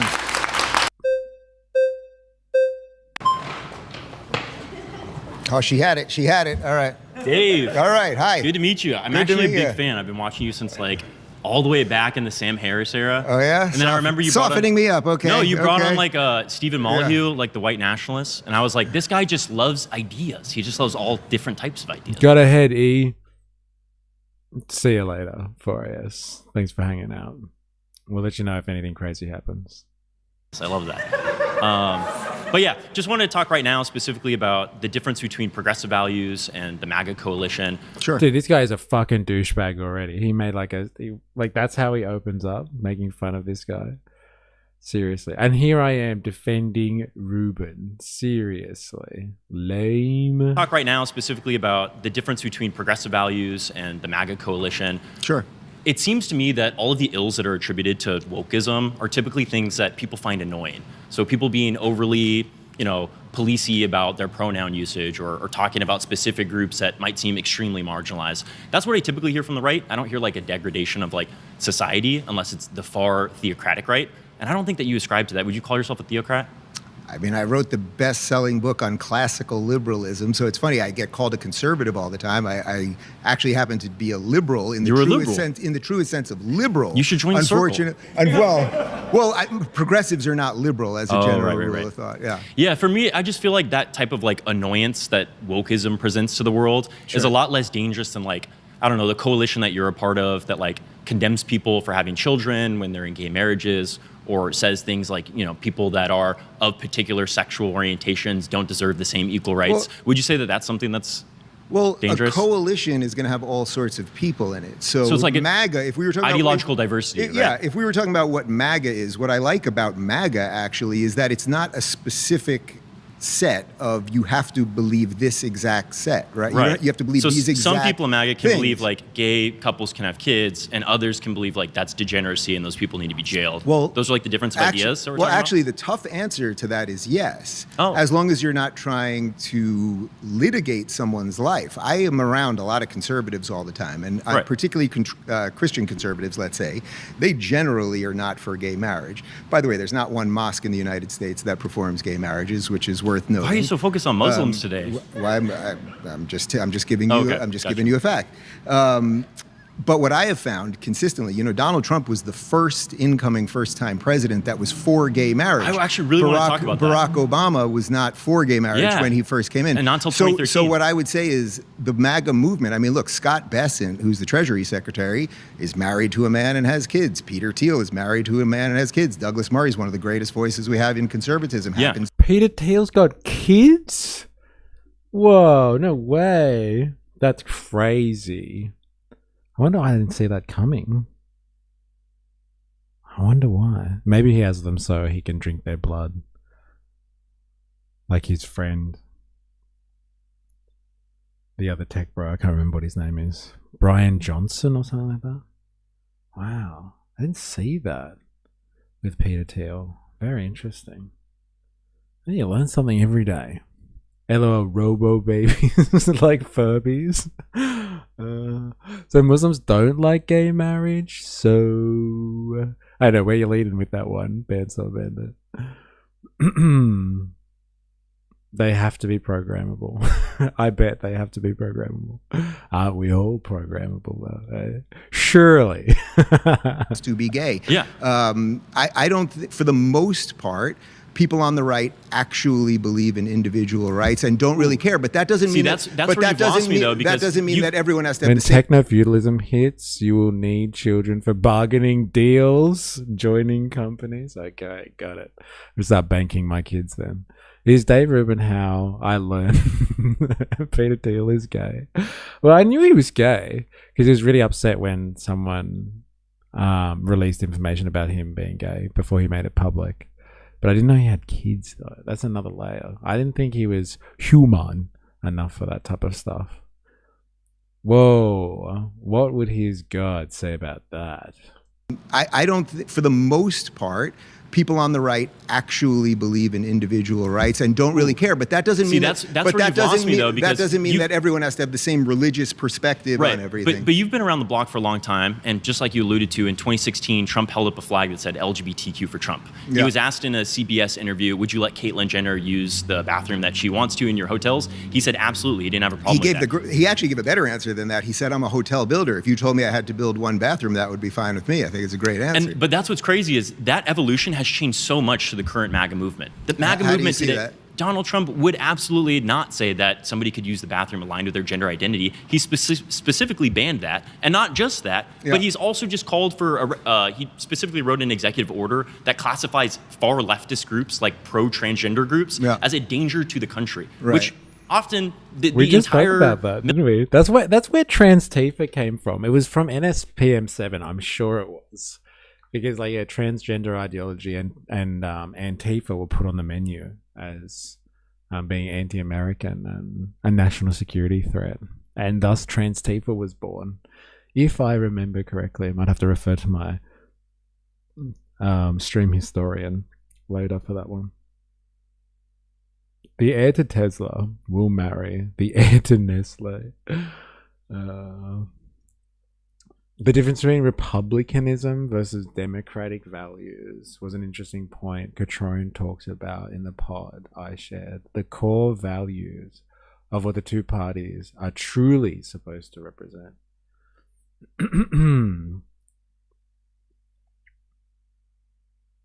Con, happy Monday, gang. Hope you all had a good weekend. We did. Thank you very much. Hope you had a good weekend and you got some freedom. We are watching a Jubilee thing on suggestion from the stream chat or from Discord. And it's, Dave Rubin, if you've come across this guy before, against a bunch of fucking wokies. Far left Democrats, so Jubilee calls them. Far left. Such an important term these days. Military can go after. That is insane. That is absolutely a violation of people's individual rights. All right, so you want to talk about the trans issue sort of broadly, I want to talk about the MAGA coalition that claims to be pro-individual liberty, yet wants to police the way that people express themselves. But what are they doing? That also wants to police people's bodies, that want to go after people specifically because of their ethnicity. Right. None of that should be Okay, so tolerated. Donald Trump is in the middle of his second term. Gay marriage is here, it's passed, it's a just Then cause. why are I so believe many in individual rights. Wait, you're friends with Michael Knowles, right? Yeah. So what's that coalition again called? I think it's like Less Equal. That's trying to actually get rid of Obergefell and overturn gay marriage rights. Does that not concern you? Well, first off, I've never heard of that specific organization. But what I can tell you, you're friends with them. Michael is part of. I just don't know what you're talking about. But what I would look it up right now. What I would it's say called is Less Than. And it's Lila Rose, Michael Knowles. I think it's what's that guy's name at the Daily Wire, the head one? Okay, but that's not Donald Trump. I understand that you want to go away from this. No. That's topic. not Donald Trump. That's not the head of the party. I have friends well, first off, Michael and I are friends, but there is a cap on our friendship. There actually is. How are you friends with someone who doesn't want you to be in love, my man? He doesn't want me to be in love. He's had dinner at my house with his wife. My husband cooked for him. That's against God, so I want to have a word with him. But think about what you're saying. I get it. No, think about what I'm saying. But what I want to say is, I hate this guy. I want to punch him. Nobody likes Rubin. Honestly. I hope there weren't more than 5 names. I'm south of center. My own politics. I send my grandkids to their room on the weekend. No freedom for them. Genitalia of people I don't know are scary. My own private dictatorship. You evil bastard, you bandsaw bandit. How could you? Alright, back to it. Wait. Hold on, champ. You know, in your world of how tolerant you are showing me you're actually showing a remarkable amount of intolerance, because although I don't know the group that you're talking about, Michael Knowles as a human being has been to my house, and my husband has cooked him lamb, and we have enjoyed evenings together and shared personal moments and all of those things. Now, do we agree on absolutely everything? Of course the answer to that is no. And if Michael or anyone else was trying to lead some organization that was going to go against my civil rights, well, that is where obviously we would have our difference of opinion, of course. Dave, but I also respect people's religious beliefs. They're allowed to have their religious beliefs. Their religious beliefs are not allowed to legislate my life. This is all very separate from the trans thing, which obviously I sense is going to come up a few more times. I'll just say real quick, I'm not trying to come after you. I believe that you should have the full liberty to have the family of your choice. But what I will say is I'm glad Michael treats you with respect individually when you guys are together. But when he goes in front of his platform and says that a video of two gay men having a child is the most disgusting thing that he's ever seen, which is a quote, you can look up the tweet. Michael said that child is in one of the most dangerous situations he can think of, which is crazy to think of all the abusive parents that actually live in this society, regardless of sexual orientation. And you're gonna look at a happy family and say, this is disgusting. That should feel like a violation. Okay, so I didn't see that video, but if what you're asking me is do I agree with, if let's just say what you said is true, do I agree with Michael's point on that? Of course the answer is no. But that is if this is the height of American intellectual debate, then no wonder America is a failing country. Well, is it really debate? I'm actually struggling here to find some actual talking points more than gotcha. That's pretty much it. There's a room of 20 people that want to own Ruben, and everyone's looking for that point where they get a cheer from the crowd. And their mates afterwards will be like, yeah, man, you owned him. You owned Ruben. I don't see actual debate here. But if this is the height of politics for the layman, then my God. And it's definitely, it's popular. Shit. Is this the logical conclusion of culture wars in the social media age? It makes sense, I guess. This is what people want. This is the Roman arena of our day, I guess, from a political perspective. You just throw this one guy in with 20 other people that want to dismantle him rationally as opposed to physically. And we all just rah, blood sport, rah, rah, rah. So good. Enlightenment, blood sports. Well, today it's not an actual conversation. People don't actually engage with what was said. They just pivot. This is debate, bro, debate, not actual conversation. And Jubilee sucks. But, oh, really? That's interesting. I thought people would like Jubilee. Again, I only watched clips on, TikTok or something like that. 12 debate bros versus a sentient plank. It's petty. More like a bum fight than a Coliseum fight. So good. Battle of the Drunkards. This guy's annoying. Even I want to punch him. If you still vote for Democrats in 2026, you're voting for broken cities, broken schools, and broken borders. Yeah, borders is a good one, I guess. People love Jubilee. It's just cancer for democracy or whatever. It's gonna destroy democracy. It's something to watch when doing dishes. Yeah, fair enough. Oftentimes it's one expert versus 20 dumb fucks, or vice versa. When we get to find out what the vice versa here is, right? MAGA coalition. No. That's what I'm no, saying. No. That is the ideology. No, that's not in the which, No, that's not the coalition. No, that's not the coalition. That is what the administration is pushing you're taking towards. a very specific person and you're saying. Is it a small specific? Oh, is it absolutely. A yes. No, it is not. Yes. Oh, it is. A majority. No, that's completely absurd. That's is completely not. absurd. Absurd. It's completely absurd. We got to pause there. You've been voted out by the majority. Please Give me return two. to All your right. seat.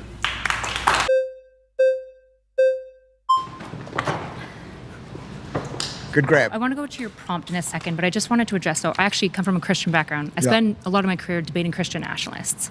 And even the nicest Christian nationalists, they do want to take your rights. I spend a lot of time talking to these people, even the really nice ones. So I just want to be careful, and I guess I want to say, like, I remember when you posted about having your kids on Twitter, which congratulations. Yeah, on your thanks. Kids. Shut up. The comments were horrifying. I don't know if you remember, but it was Christian nationalists and Republicans tearing you and your husband down for having a child.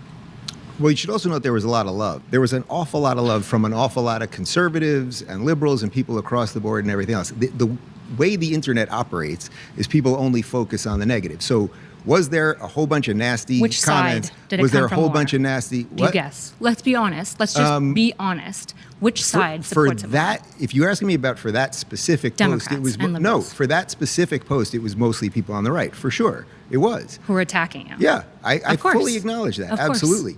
99% of the hate that I get is from people that are in this circle. Sure, but it's definitely not for being gay. What? It's, no. It's Well, for supporting. no, going back to the prompt. No. It's for supporting. It's not for being gay, like an the act authoritarian, of gay. desiring, probably demented old man. So going back to the prompt of wokeism, it seems like you defined it as intersectionality, some collectivization based on demographic factors. We could basically So go with that. wokeism is intersectionality. It is a piece. Well, intersectionality is a piece of wokeism. If you're going to group people on these immutable characteristics, and then you decide based on this, we got to put black people up here, we've got to put white guys down here. Gays are going to be above the straights, trans will be above the gays. You know, you have this And what endless specific hierarchy. policy harms have happened? I mean, quite literally, the easiest one would be college admissions. I mean, we know that Harvard and other colleges were discriminating against mostly white and Asian students because they wanted more diversity, and they were allowing students of color with lesser grades to get in. As a general rule, If we're worried about universities, who's cutting their funding? Well, hold who's on. Do you cutting agree? science Do you funding? agree? Do you agree that happened? Do it. No, Jubilee. Oh my God. What kind of prompt is this? Define wokeism. Sorry, I missed the start. Yeah, that's pretty much it. Let me just double check that. Wokeism did more damage to America than Trump ever did. Fucking clapped. Interesting. Huh.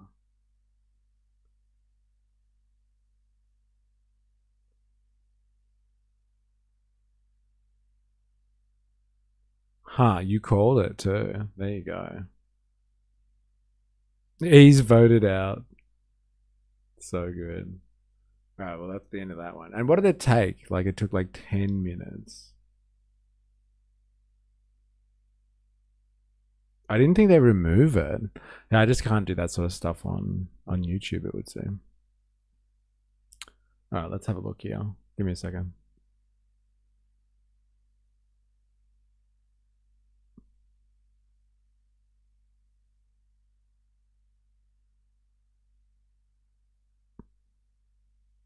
So give me a second, Twitch people. I do apologize.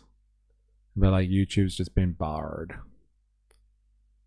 So it's worse than ground news. Well, it kind of is, isn't it?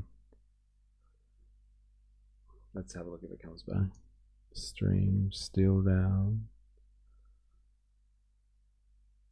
Banned for life. God damn it.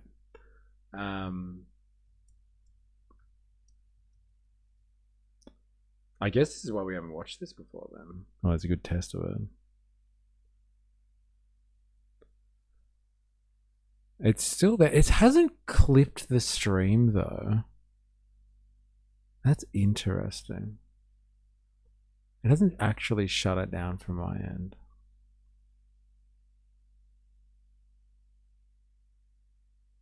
It's back. Huh. I wonder what happened. Interesting. All right, well, fuck, I'm not doing that anymore. It wasn't even like, it was actually more annoying than anything else. I'm surprised I didn't have more.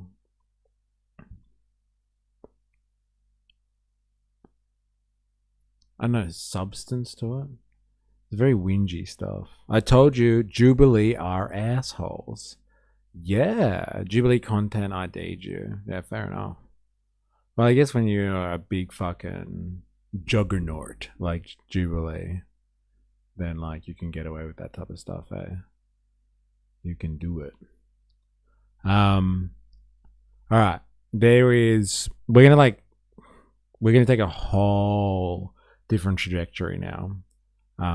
So strap yourselves in. Usually or typically I like to spend a bit of time when we're not analyzing the culture wars, analyzing the class war. And I found an interesting piece that I thought people might enjoy. Where is it? Here it is. Alright, so this is a piece that's gonna look, this will probably get done too then. I'm not gonna do that twice in one day. No, fuck that. I'll see if I can figure that out another time.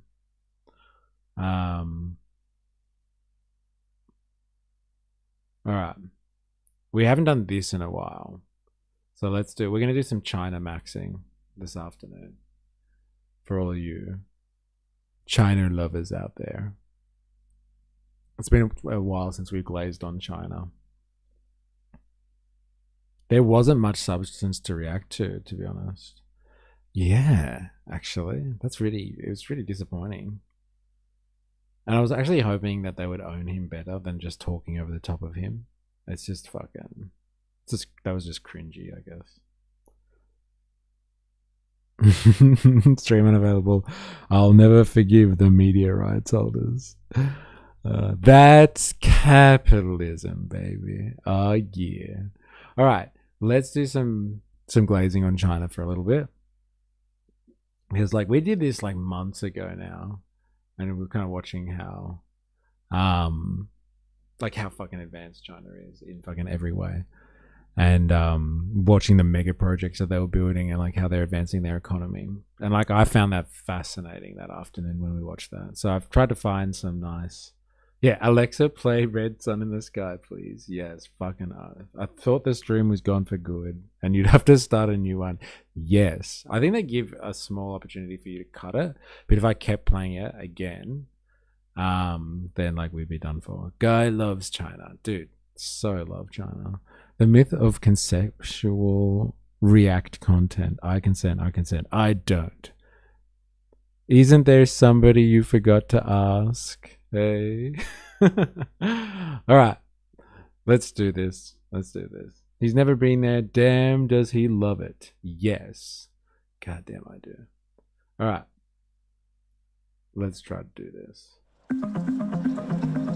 See if we get caught up. This is Mr. Zhang. China's race to commercial brain chips. Now, the reason that I wanted to have a look at this, and I thought I'd just do it with all of you, as opposed to just doing this by myself sometime, is like the idea of the brain chip and like, you know, Neuralink and all that sort of stuff.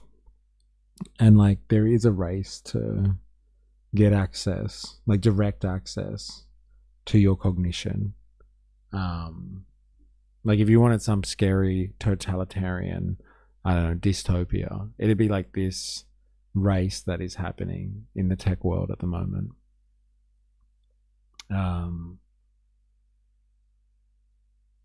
Like it's one thing being able to use, you know, surveillance capitalist technologies, right? Like your phone or something like that to track what you're doing and like understand what your behavior is in order to modify it.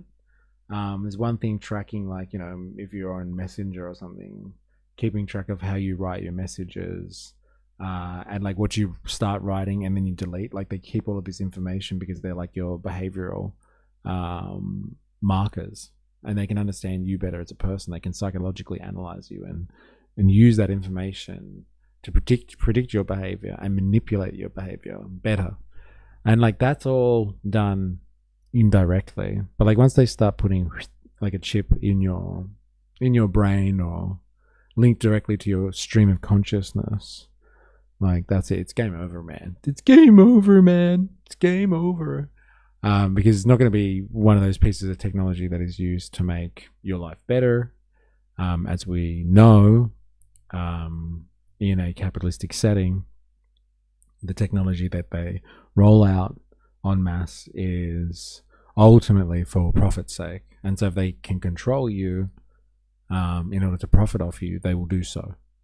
And so like the race for the chip that goes inside your mind is a scary one. And it leads to so many dystopian possibilities that I'm sure we're all across. Let's be honest. What's this? The golden sow, me sowing. Ah, fuck yeah, yes. Controlling a computer with my brain. Me reaping. Well, this fucking sucks. What the fuck? My brain being controlled by a computer. Well, here we are. Transhumanism isn't for everyone. Well, like is it even the good transhumanism, right? Like transhumanism that enhances my capabilities, fine. My life, or my existence as a conscious being, fine. But like being implemented for control is like, fuck. What do you mean? Turn down my revolutionary thoughts. That's the world we're heading into. Anyway, I thought it'd be interesting to see a Chinese take on this one. Neuralink versus the Chinese competitor. Brain-computer interfaces could dramatically alter how humans interact with technology. Today, startups around the world are racing to get their devices approved for commercial use. China, in particular, is moving quickly, earmarking BIC, so that's brain-computer interface, as a strategic industry. The country also recently approved its first BCI for commercial applications. All right, let's have a listen. This is according to Bloomberg as well. Me, with no ability to control my body with my brain, the computer chip gives me the ability to move again. Having my brain as AI. Who doesn't want that? Corpos. You must install chip to stay awake 24/7 in order to work standard 40-hour shifts from now on. Would stop my confusion. Corpos. Only hiring chipped brain workers. Sorry. Also, no Irish. Yeah, I guess that's the world that we're going to get used to, right? Eventually it's like, yeah, sorry, only hiring chipped workers. Fuck, that's a scary idea, isn't it? Knowing my luck, my brain computer would crash all the time. Canada wants to get fucked by Chinese too. Mark Carney is an idiot. Bro, if I don't have to feel anything, sign me up. Yeah, no different to now. All right, let's do this. Let's have a listen. How many tokens will I need to operate my chip? This is Mr. Zhang. He asked us not to film his face for privacy reasons. A little over 8 years ago, an accident left him paralyzed from the neck down. But here, he's controlling his wheelchair with his mind. 我们现在也在下面练轮椅，可以通过自主的想法就可以在轮椅上就可以练好之后就可以自由的行动。 Once we are well trained in the wheelchair, we can move. 想去哪儿就去哪儿。 I can go anywhere. He's even got a few tricks up his sleeve. Last year, I bet you were paid by the Chinese. Fuck, I wish. My God, I'd be able to afford more SSD cards, bro.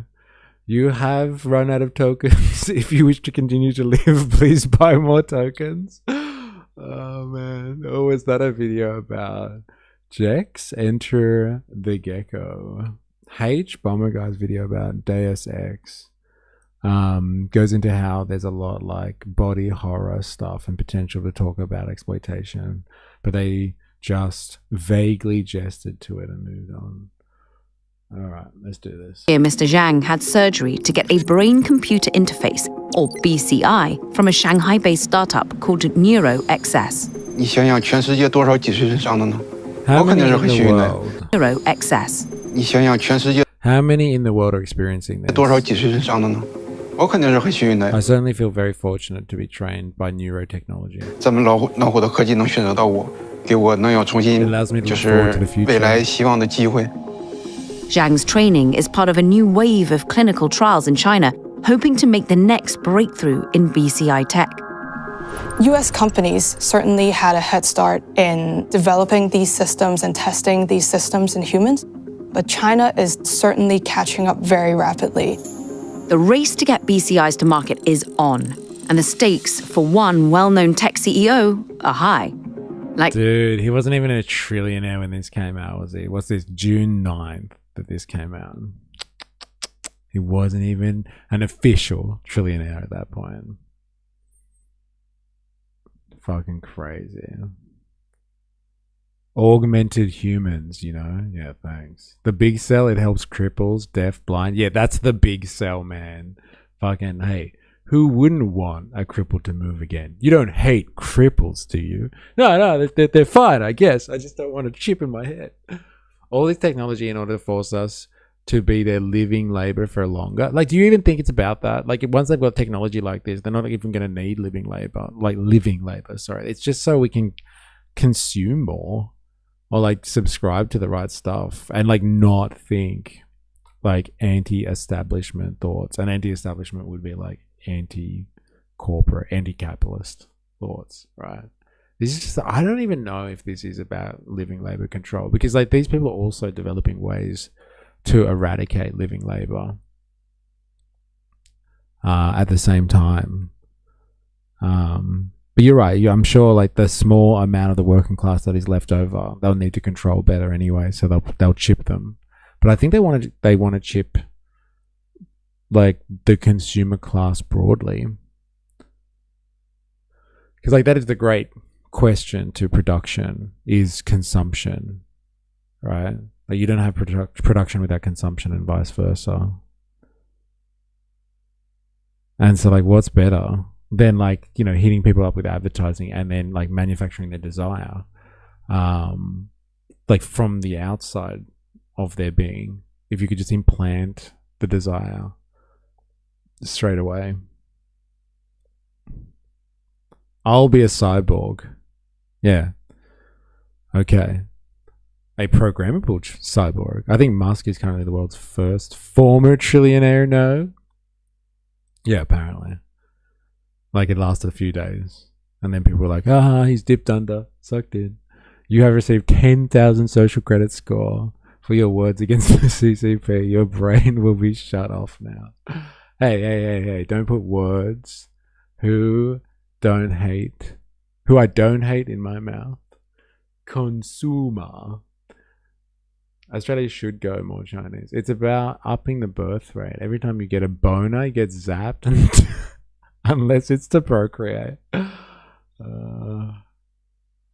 Fucking hell. Largest market in the world is the US. Who got that money? It would be cheaper to give me a Chinese goth baddie. I would do anything, she says. Well, they'll just implant one in your consciousness, and it can follow you around all the time. Saving humanity from the robocalypse high? Ultimately, I think this helps mitigate the civilizational risk of artificial intelligence. AI doom scenario aside, there's a chance BCIs could move beyond just medical purposes and further enmesh humans and technology. But first, they've got to get to market.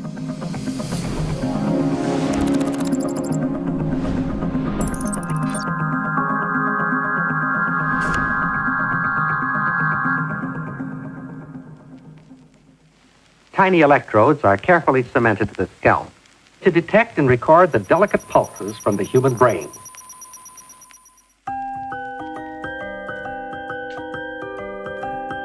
There's been a lot of buzz around brain-computer interfaces in the past few years. But the technology behind them isn't all that new. So a brain-computer interface is a piece of technology that allows your... Keep buying ads direct into your eyelids to wake you up on time. So instead of fearing Skynet, we become Skynet. Like your inbuilt alarm, subscribe or listen to ground news instead of a gentle waking tone. Yeah, that's an interesting concept, isn't it? So instead of fearing Skynet, we become Skynet. Yes. Yeah, and like then there is nothing physical that is required in that sort of situation. Like you're the interface with the world, and like you can like you'll have your consciousness altered. So what you think is happening around you, like virtual reality almost, but without the headset.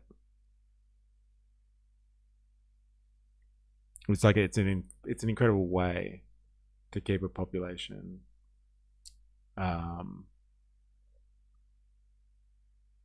controlled. It's not the best word, but like placated, I guess. It's an interesting world we're moving into, that's for sure. Brain to communicate directly with computers. Technology behind them isn't all that new. So a brain-computer interface is a piece of technology that allows your brain to communicate directly with a computer or another sort of piece of electronic equipment, bypassing the rest of the body. The term brain-computer interface was coined in the 1970s by an American scientist who showed that one could take electrical signals measured by an EEG and map it onto patterns and then decode how that corresponds to movement. It wasn't until sort of the early 2000s that we got into humans using these chips to read the activity in human brains. Over the past few years, it's really entered mainstream consciousness, thanks in no small part to the enthusiasm of tech billionaires. But we're at a point where companies are moving fast in clinical trials and really working towards bringing a product to commercial use. BCI's work like this. Everything you do, whether that's speak, eat, or move your hand, is driven by neurons in your brain. Those neurons send electrical signals to each other to create action. BCIs read and decode those signals to control an external device, like a tablet or prosthetic limb. BCIs come in varying degrees of invasiveness. Some need to be surgically implanted and either stick into the brain or sit right on top of it. Others are placed on top of the scalp. Regardless of how you measure it, brain data is noisy. Fuck that. Oh my god. Yes, this is such a good clip. Thank you, bro. Thank you. What's this? Ugh. Damn. Fuck. Alright. Thank you. What, you didn't have ads in the 20th century? Yeah, sure. Didn't you have ads in the 20th century? Well, sure, but not in our dreams. Only on TV and radio. And in magazines. And movies. And at ball games. And on buses. And milk cartons. And t-shirts. And bananas. And written on the sky. But not in dreams. No siree. So good. That's me right now. So good. Yeah, okay, we have ads everywhere. But not in our minds. Alright, that's where I draw the line. It's so true. It's the final frontier, man. Brainwave caps, not made for bitch buns. So good. That's how you do it. Everybody needs to grow themselves a bitch biscuit. It's the only way that's going to stop them from putting a brain chip inside you. So good. I mean, it's anti-capitalist and the US is the largest capitalist entity. Kind of comes with the territory. I can't believe you said Israel, Saint Chi. That's racist. I can't believe you wrote that. It's going down in your record now, man. People are going to come after you in the middle of the night now. That's where AI comes in. BCI companies use algorithms to filter out background chatter and accurately identify the brain's instructions. The vast, rich amount of data that they collect. Damn, just cut my hair. Can't do bitch biscuit anymore. You're fucked. Like, the chip's coming. The chip's coming. The only thing that was going to save you was the bitch biscuit. That chip could have already been in your head right now. You would never even know. Can be super helpful in helping scientists understand the human brain better. And a lot of researchers believe that this kind of data will help AI researchers build totally different kind of artificial intelligence systems. In the US, it's estimated that BCI companies have raised $2.75 billion collectively. Chinese and European companies have raised maybe a fraction of that. Even so, the Chinese sector is growing. Funding for Chinese brain chip startups more than doubled in 2025 compared to the year before. And in March of 2026, China approved its first invasive BCI for commercial use, a signal that it's betting big on this tech.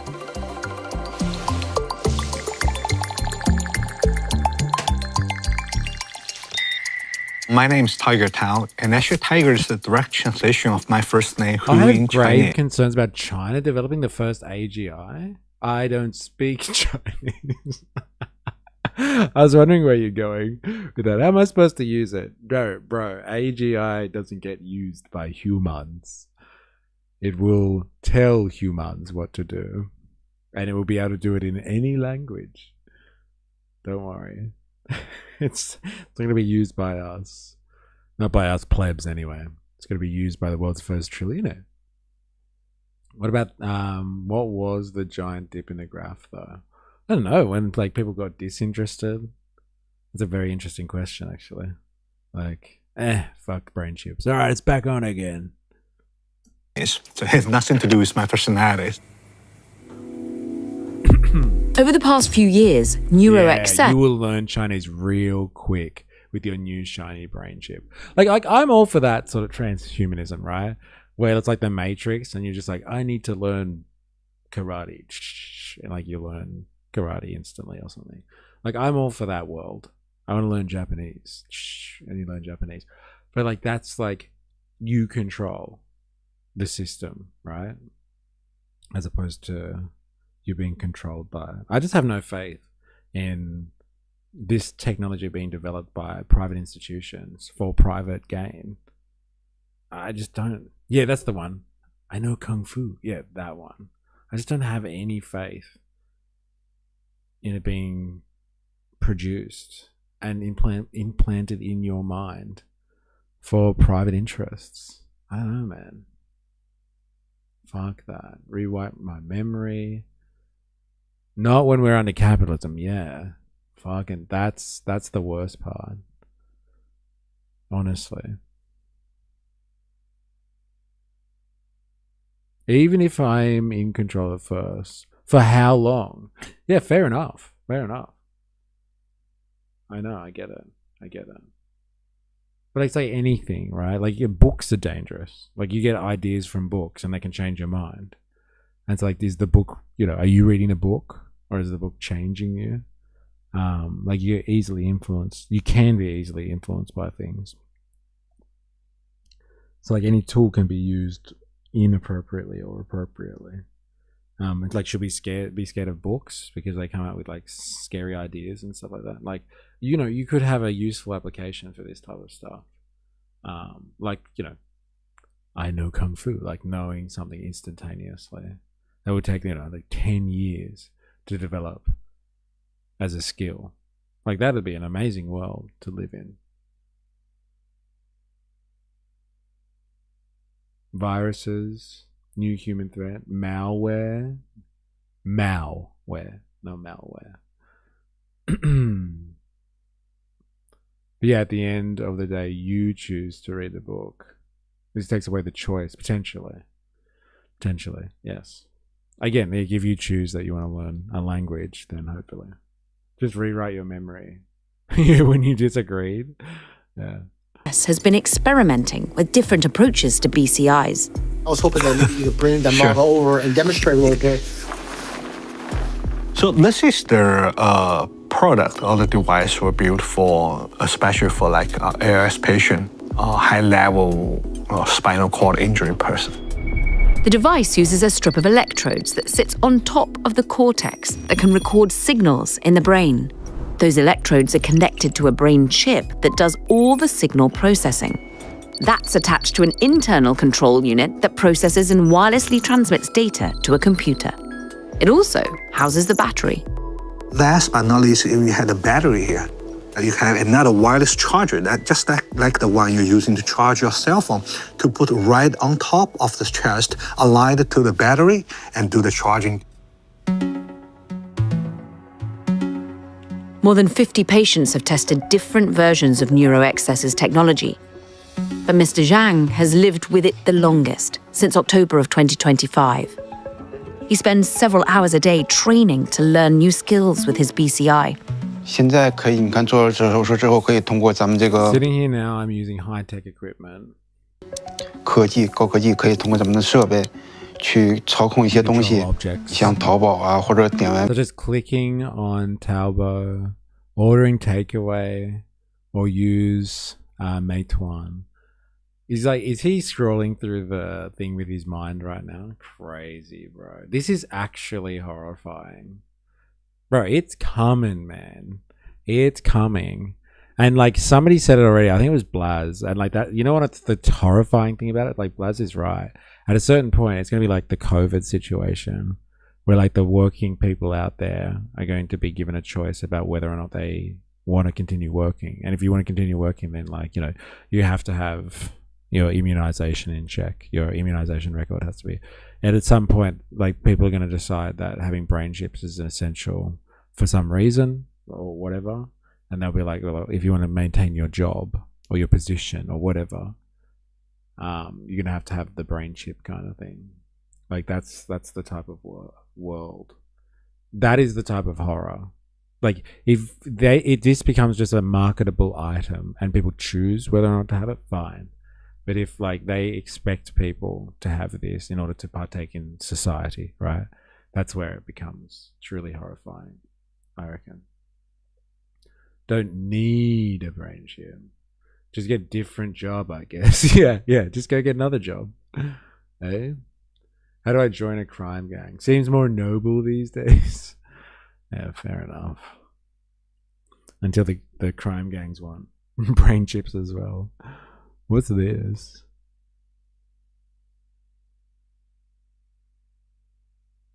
I'll have to read that later. Alright, back to it. 麦呀、美团之类的，还可以听音乐、放小说，对，包括对生活水平都有一些改善。It's also interesting that NeuroAccess has a collaboration with Xiaomi, one of the leading home appliances companies in China, to integrate its BCI with a whole universe of smart home devices. Other startups have similar partnerships with tech companies so that patients can start to control their devices with their minds. Mr. Zhang is also training to control a robotic exoskeleton on his hand. Dude, this is cool. This stuff is so cool. Have you seen the robotic like exoskeletons that they have? And like, have you like there's like these, I don't know, they're like hydraulic systems. Like you wear them like pants, I guess. They sit over your legs. They attach to your hips, and it's like an exoskeleton that does the running or the walking or whatever for you.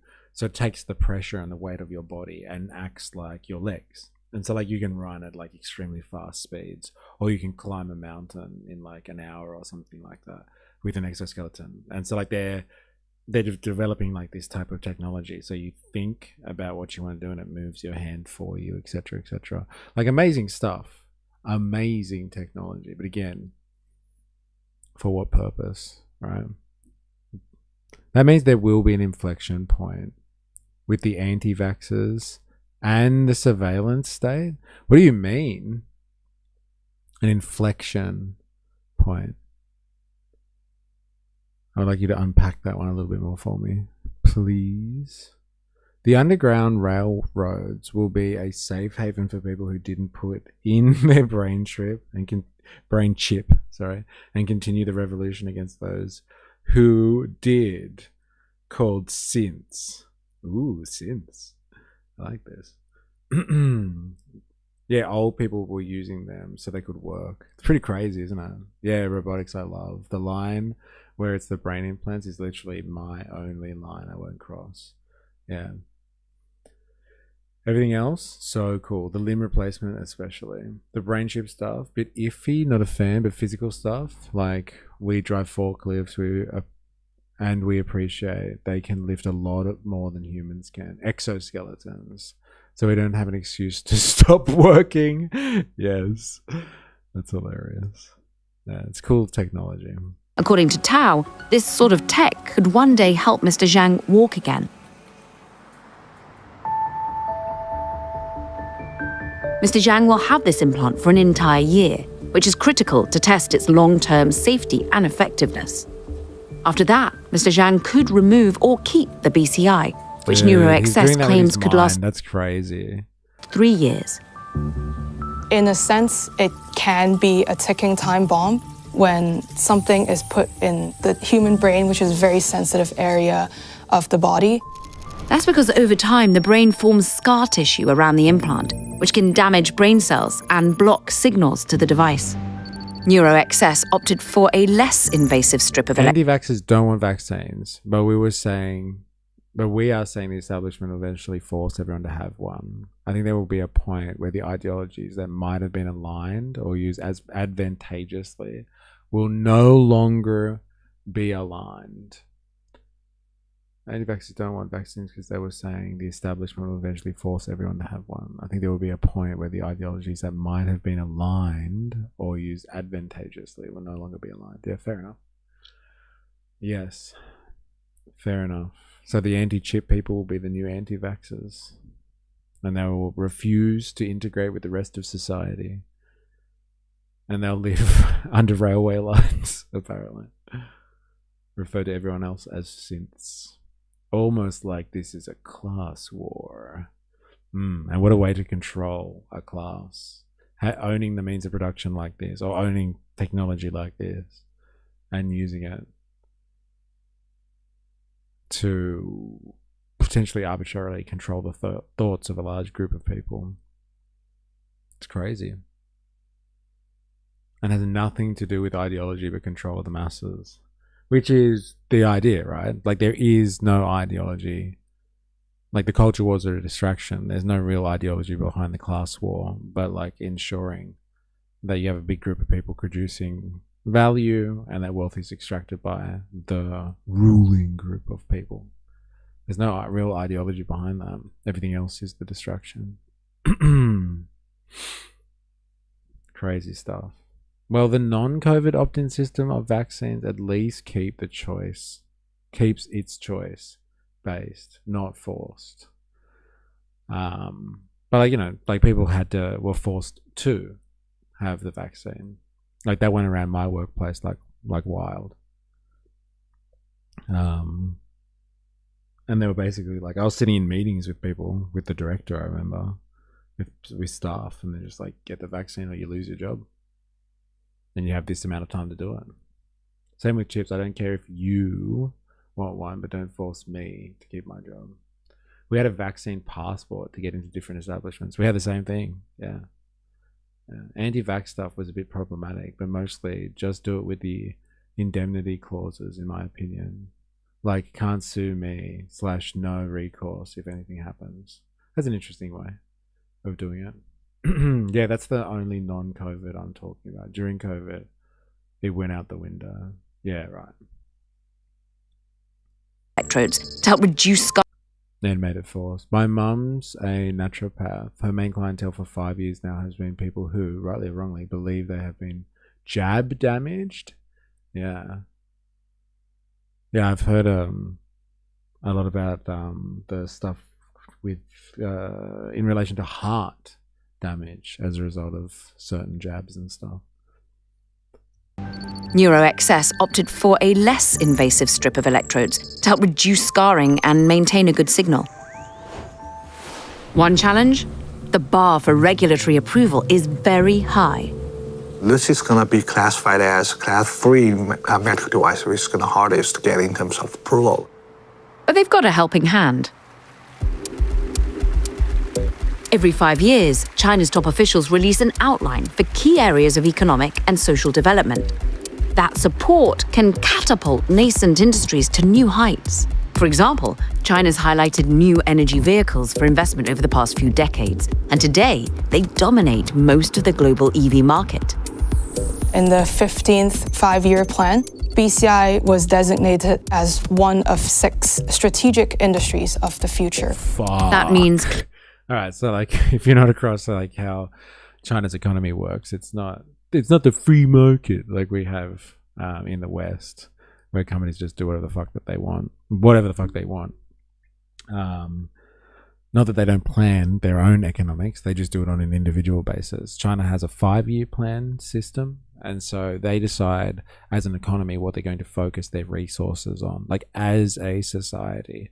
And like there are many things that they do, but they can really hone in on certain industries that they think are the future, and are worth like really resourcing, and providing state assistance to, like, you know, broad scale subsidy and resource concentration, like developing basically social capital. So like everyone's resources directed towards certain areas that need to be focused on in order to advance China's interests as a group. Anyway, 5-year plans come out, they review them every year, and then they will make tweaks to this, what they're focusing on every 5 years. And like they have put in there, as they were describing there, their top 6 technological advancements to be concentrating on is brain computer interfaces. That's some crazy acknowledgement of the importance of this type of technology, to be honest.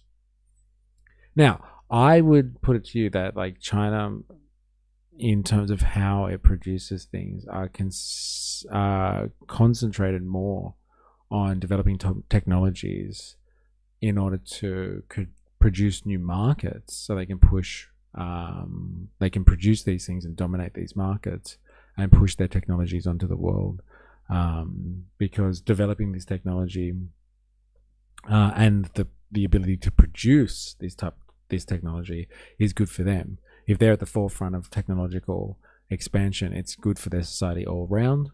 And if they are producing it as well, then they control the value chain, and thus they control the global economy. So they are more than happy to put all of their resources behind things that they think will be the future of technology for the human race, and they'll be at the forefront of that. And so like I'm not even suggesting that they would be making this type of technology for the nefarious purposes that we're talking about here, which is like, you know, controlling the human race or something like that, as much as they want to dominate that industry so they can make sure they are in control of that industry, and they're not going to be like, you know, strong-armed by someone like, I guess, the US, who would be their only real competitor in terms of productive capacity. But like, you know, if they're throwing their weight behind this, obviously this is something that's is very, very important. It's up there with artificial intelligence and all that type of stuff. That should be ringing alarm bells for anyone that's not into this whole putting a brain chip inside your head and being controlled by an external source. If they've described this as something that's worth putting in their 5-year plan, like this is fucking, these are big stakes for the Chinese. Good luck to all of us humans. Yeah, sure, but people who weren't meant to get regular vaccines anymore shouldn't have been forced to get that one to stay a nurse, though. Crummy result. She got it complications as expected. It's very dystopian. You're a cog, stay in the machine. Anyway, that's my one interesting edge case I can point to. But yeah, the whole COVID thing during being turned my mum crazy and politically extreme, so that sucks. Brain chips. Wouldn't it be cool to be able to think at 10 times your current speed? Anyway, 100,000 K implanted risky surgery now required for lawyers. Cheers. Might just be kept as an elite thing. Yeah, there's always that with transhumanism. That's why people like, you know, the tech bros and Peter Thiel are across it, because like the most valuable parts of transhumanism, like the potential for immortality, will not be shared with the plebs. That's for sure. And when I say immortality, I don't mean like in the flesh. I mean like, you know, transferring your consciousness onto some type of piece of technology that will allow your consciousness to continue forever. Yeah, that won't be given out to the plebs. Just the mind control stuff. Clearer guidelines, faster clinical trial reviews, and better coordination. Oh, and a $165 million brain science fund to back the fledgling industry. So while venture funding for these BCI companies are relatively limited compared to their US peers, this kind of policy support really helps them accelerate their development of BCI technology. It looks like it's going to take another 1.5 years or 2 years to get approval, MPA, the equivalent agency to FDA. So that's quite unusual. The biggest test will be whether forever or until an update erases all progress. Yeah. You'd be scared of update times, wouldn't you? Mum, can we have transhumanism? We have transhumanism at home. I say with love. BCIs can actually be a viable business and whether it can live up to all its hype, all its promises when it's rolled out in a commercial, real-world setting. There is a big open question of how these are going to be paid for. What sort of insurance coverage will look like, whether that will be sufficient to cover the costs. BCIs are unsurprisingly expensive. In July 2025, Bloomberg reported that Neuralink estimates each surgery will bring in $50,000. NeuroXS hasn't announced an estimate, but they've already broken ground on a manufacturing facility the company says will make 10,000 devices a year. I think then, companies and investors are going to have to see how, large they really need this market to be.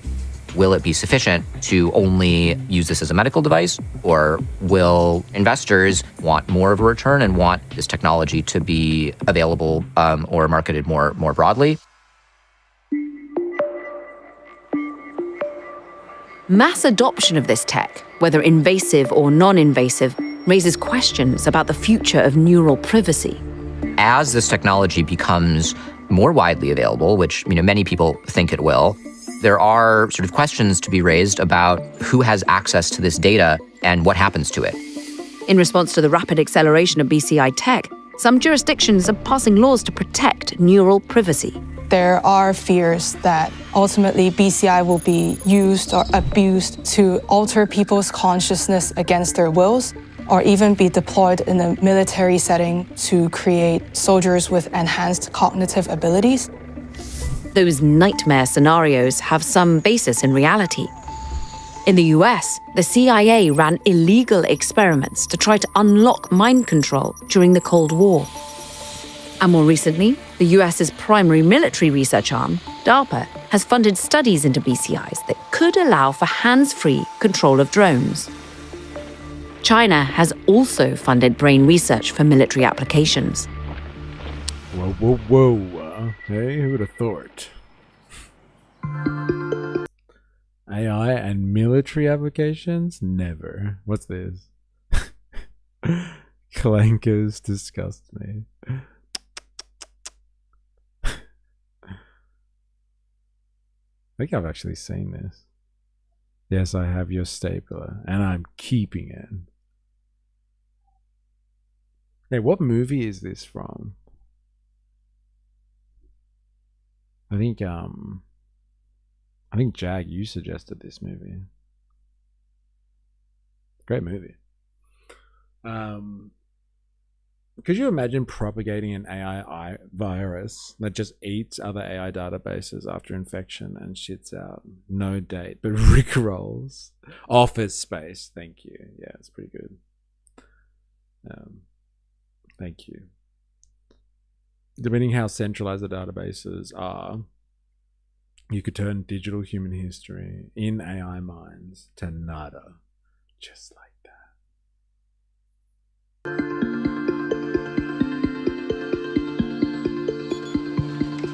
For now, BCI trials are helping people with disabilities regain their independence for everyday tasks. But Mr. Zhang is thinking beyond that.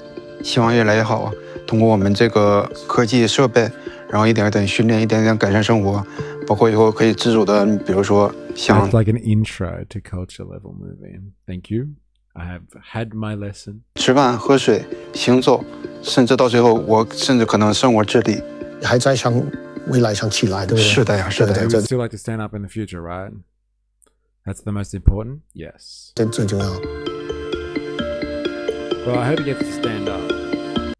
I hope they limit it to that type of stuff. As opposed to like, all right, we're going to have all the soldiers in the military now have brain implants so we can control them. I mean, so they can control drones. Not that we can control the soldiers better. Of course not. We wouldn't want that. That's outrageous. All right. China maxing has just started. All right, let's have a look.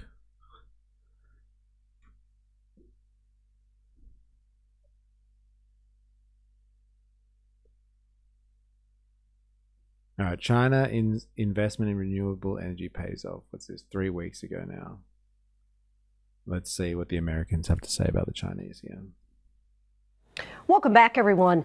Energy prices around the world have been skyrocketing ever since the start of the war in Iran, but at least one country is weathering the storm better than others. In China, a years-long investment in renewable energy is beginning to pay off. In tonight's Prime Focus, ABC's Britt Clennett travels to rural China to show us the massive solar farms that are changing the face of energy consumption in that country. This is China's northwestern Gansu province. For centuries, a harsh, unforgiving sun scorched this ancient Silk Road corridor into an inhospitable land of temples, trekkers and giant sand dunes. Once a punishing burden, today those blinding rays fuel rows of solar panels stretching to the horizon, a shimmering sea of glass and steel that is fast becoming one of Beijing's most powerful buffers against global energy shocks. China is really making the most of this arid landscape. These solar panels, they stretch out for miles. You can see why this is known as China's green power bank. Look at that, man. Fuck. You know, like, have you seen scenery from, I don't know, Blade Runner 2047 or something like that? And it's just like an arid kind of expanse. Very foggy, but like, yeah, or misty expanse of this type of stuff. We're here, man. And I'm sure they picked for Blade Runner 2049 for a reason. Because 2049 is supposed to be 100 years of the Chinese communist revolution. And that's where they're supposed to have achieved socialism by that point. Well, chat. 10,000 social credit score when the mandatory chips come out, baby. It's beautiful. This is like my wet dream. Needs more neon, but still nice. Drooling. Like, look at that, man. It's fucking... Do you reckon that's... Like, I know it's blurry as fuck, but... It looks like it's far as the eye can see. And right now, it is paying dividends. As conflict in Iran rattles global oil markets and sends energy prices surging, China's big bet on green tech is paying off. So I've got to put on my protective helmet now because we're going to a little bit closer towards the tower, to the observation deck. This is China's first major solar thermal plant, just outside of the desert oasis town of Dunhuang. So proud of their milestone, it is now open to tourists. You can see why part of the reason China has been able to offset the shock from the Iran war, from the Strait of Hormuz being closed, is because of its commitment to renewables like this. A gigantic thermal power plant rising out of the desert. These massive structures use mirrors to concentrate sunlight onto central towers, producing heat that can be stored and converted into electricity around the clock. You can see the streams of light there. They are beaming onto that tower. So these are mirrors. Right. What the fuck? That's crazy. I wonder how hot it gets at the top of that tower then. It's like one of those giant experiments that you had like when you were a kid. And like, yeah, I don't know if you ever did stuff like this, but you got your what are they called? Magnifying glass out and started popping ants and shit like that. Fucking, that's crazy.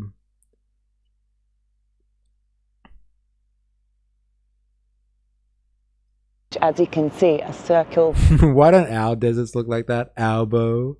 Hey, we could have paid for this with the gas tax. Oh man, that's so good. It's so hot. But how hot is it? Everyone's talking about it. It's so hot. It's the hottest pole. Everybody wants to touch it. It's so hot. But I have to tell them, you got to get in line. Does Marx talk about the stubbornness to not diversify your capital? I think he does. Like, unless that's a loaded question, you know the answer to that. Like, he definitely talks about the idea of like capitalists making the decision to not invest in new technology when they can just reap the power of labor. I don't know if you've read Capital Volume 1. I'm pretty sure you have. And like, there's a story about those people that work on the Thames, and like the shipyard builders could have like developed or like invested in technology to help bring the ships in. But they were like, fuck it. We don't want to spend that money on the technology. And so instead they just use humans to drag the ships in with like, you know, those massive ropes and stuff like that. But like, it's incredibly dangerous work, and like people snap their knees and get crushed and all that stuff all the time. But they're just like, it's still cheaper to pay for labor instead of investing in technology that can bring the ships in and stuff like that. So they like stubbornness to not diversify your capital is one thing, I guess. But like, yeah, risking human life because it's too much to invest up front, definitely. Yeah, I'm familiar with that, but I'm curious if there's any thought around things you know have constraints or are finite. Is there any thought around things that you know have constraints or are finite? I don't know, it's a good question. Like, I don't think Marx ever, like, the way that he as analyzing like bourgeois economists and capitalism, like he always rests on assumptions to make his statements, and he's like when he's like comparing two things, he's like, let's just assume that things trade at the right prices or at the right values and stuff like that. Like, he does a lot of those let's just assume kind of situations, I find. To explain like what things would work like in a perfect kind of environment, to explain the relationship between two things, like variable capital and constant capital, or like use value and exchange value or whatever. And so he assumes that like trading is done perfectly. I think he assumes a lot of the time that like humans have an infinite supply of resources from nature, free gifts of nature kind of thing. Even though he understands that there are limitations. Like the Chinese new oil could be cut off, so they diversify, but the US has just been too greedy and assume they can just conquer a new oil resource when they need to. Yes, or like start a war to force people to buy their oil products. Like, oh, we've got oil now, and like let's shut down the strait, and then get Asia to to buy their oil off us, and then like let's cut off Russia and Europe and like provoke a war between them, and then the Europeans have to buy our gas from now on. Like, it's genius stuff. But like, does he talk about that directly in his economic works? I don't know, to be honest. I don't know if he comes of it at that angle of like the mechanization, the machinations of like empire style capitalism. Well, so land is finite. Land extensive resources. Land extraction, resource, distraction. Land extensive resource extraction harms the planet and people. I believe so. I agree.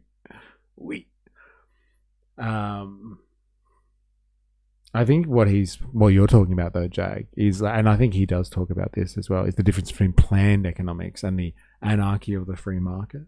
And like, he does advocate for planned economics and a planned economy, like socialism or the socialist economy, being able to plan for a better use of resources. He does talk about that. Got an oil shortage at the moment, especially in Europe, and yet they bomb Russian oil supplies. Makes sense. Yes, it does. Yes, it does. Especially if you think of it in the context of, as Brian would say, as in Brian of the New Atlas, in the context of trying to just cripple Russia's economy as opposed to anything else. They don't care about making sure people have energy in Europe. They just want to destroy both sides to profit from it. All right, back to it. Halo on the top. So 这里有多少镜子？12000面。 12,000 mirrors. Okay. 12000面。So 12,000 mirrors, she's saying, are all around us. I can hear them move, and you can see it slightly move. These are huge mirrored panels, and they move depending on the direction of the sunlight. They track that sunlight, they redirect it at that panel over there, which heats up the molten salt and generates extreme temperatures and power. The tour guide tells us the plant can generate enough electricity in 1 hour for an average family's usage for 42 years. Because it's so bright here and there's sun almost every day. Together with wind farms and traditional solar arrays, they form one of the largest renewable energy clusters on the planet. Most crucially because China recently upgraded its entire power grid. Energy produced out here in the far west hinterlands can serve China's power-hungry cities on the coast. And the timing is critical. With instability in the Middle East threatening oil supplies, countries heavily reliant on imports are scrambling Middle East cities on the coast. And the timing is critical. With instability in the Middle East threatening oil supplies, countries heavily reliant on imports are scrambling. But China, the world's largest energy consumer, has spent the past decade aggressively diversifying and now also the largest producer of renewable energy, according to the International Energy Agency. The ramp up really picked up in the last 5 years. That made wind and solar combined as a mix of energy supply to increase really quickly for the last 5 years and now become quite meaningful. That shift accelerated after the global energy crisis in 2022, when Beijing doubled down on renewables in a bid to protect its energy security. Almost 50% of China's oil import comes from the Middle East, including Iran. So what's happened since late February has obviously caused some disruption on energy supply for China. But the good thing is because how quickly renewables have stepped up as a mix of energy supply throughout the years, and which because how cheaply and competitively that solar and wind, including, has come in as an energy cost, that has allowed China to keep energy prices, particularly on electricity prices, relatively low. More than half of China's new power capacity now comes from renewable sources. And here in Gansu, that it makes you realize how inefficient, our government is. But like, if you think of the scale on which they're doing this, like you could, and like inefficient in the sense like they're also planning for like 1 billion people as well when they do this stuff. So when they do their energy planning and they're like implementing renewable energy cultivation, let's say, or like planting rows and rows and rows of solar panels or something like that. They're doing it for an enormous population as well. Fucking crazy. Wait till China starts buying oil again, then we're fucked. Yeah, on pause at the moment. All the oil being burned is going to have an effect. History has proven it. Bombs and temperature spikes can be observed. Yeah. Well, just have to hope that we don't go beyond some type of threshold, irreversible threshold. Eh? All right, back to that. Transformation is visible everywhere. As we're driving along here in Gansu province, we're seeing more of these towers. They kind of pop up like suns in the desert. I can see one there shining extremely brightly, and then next to it is one which is now under construction. The scale dwarfs many projects elsewhere. In the United States, businesses are still investing billions in large-scale renewable energy projects, but at least 38 new solar, wind and battery power plants were cancelled in the first part of 2026 in the face of opposition to renewables from the Trump administration, according to the non-partisan organisation E2. In contrast, China's state-backed renewable... that was actually part of Project 2025 as well when we were reading it. They were purposely talking about shutting down renewable projects so they can go back to fossil fuels. So America's got all these great resources and there's all these wokies out there that are trying to move us into the green transition. They just want to steal our wealth. They're not happy until America will be destroyed. We need to bring back... We've got fracking now. We need to rely on our assets, our natural assets. Fuck the green transition. It's like they purposely were destroying stuff, knocking out things that had already been invested in, and people like investors were pissed off because they have all like these renewable projects that they were just knocking off the list, and people had already invested in them, built their business models around them, and Trump and the boys were just going through and be like, it's woke rubbish, get rid of it, get rid of it. Global push continues to expand at speed. That first solar plant we visited just came online in 2018, and now there are 18 across the country and more than a dozen more under construction. That's what Pauline wants to do. Yeah, I know. For the greater good. For Project 2025. For Project 2025. This region also tells a story of transition. This is Yumen. This is basically the cradle of China's oil industry. In 2003, however, when oil production basically dried up, everyone moved out and it became a ghost town. We are starting to see signs of life return as renewable companies... This could be Australia, but immigrants. Yeah, the only thing stopping us from a green revolution is all those fucking immigrants. I knew it. Move in. You can see the refinery there in the background, and here columns of old tankers, rusty now, a reminder of the booming industry that was once here. While China is not immune to global price shocks, its massive domestic renewable base combined with coal reserves is helping stabilise supply and limit economic fallout. But coal still dominates much of China's energy mix, contributing to the country being the largest emitter of greenhouse gases in the world, according to the research group Climate Trace. Still, in a moment of global uncertainty, this landscape tells a larger story. A strategic bet on renewables, once driven by pollution concerns and long-term planning, is now proving to be a geopolitical advantage. Dude, how was that? Like Term planning is now proving to be mirror? A geopolitical advantage. What are you doing, asshole? Like they're all facing in the right direction. Non-conformist. Get it. So fragile about the culture, but appropriate. So much MAGA culture. All right. More China maxing. Let's see what else the Chinese are up to. Oh, actually, let's do this. Fuck yes. Alright, if Ninja Nurse is watching, this one's for you. For everyone else, we're just going to enjoy some Fox business for a little while. It's been a while. That mirror was sent for re-education. Yes.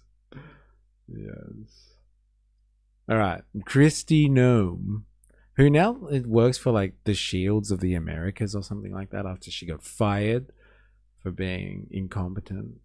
Shield of the Americas, that's it. Special Envoy Kristi Noem warns of the secret 1,000-year plan designed to kill America. I'm assuming that's from China. So like not only is China killing it in artificial intelligence, brain computer interfaces, renewable energies, they've got a 1,000-year plan to kill America. And Kristi Noem has all the goss on this, and she's going to unleash the fury in a Fox Business style interview. So strap yourself in. She's got a 1,000-year plan. Like, talk about fucking a planned economy. They're thinking 1,000 years. Crazy, man. This is crazy. Sorry, but all I see is her husband's tits when I see her. It's etched into my mind. Among larger developed economies, countries like Australia, the United States, and Canada have the highest emissions per person, per capita. No, it all comes from China. We're just a blip on the radar. It's the usual argumentation. It's not relative. Fuck you. Don't say that. Alright, let's do this. Mineral exploration company Novared Mining strengthening leadership team with a White House addition. Shield of the Americas Special Envoy Kristi Noem is here, and she is joining the company in an advisory role to expand its mission to advance critical mineral exploration using artificial intelligence. The Trump administration working to develop more domestic minerals to power the American economy and not rely on China. Joining me now in this Fox Business exclusive is the Shield of the Americas Special Envoy and Novared advisor Kristi Noem. Kristi, great to have you. Welcome back. back. Thank you, Maria. Congratulations. You know, when I on see this. her, I just think of the South Park thing, like where she's just like shooting dogs and puppies all the time, and her face falls off, and they have to put it back on her head again.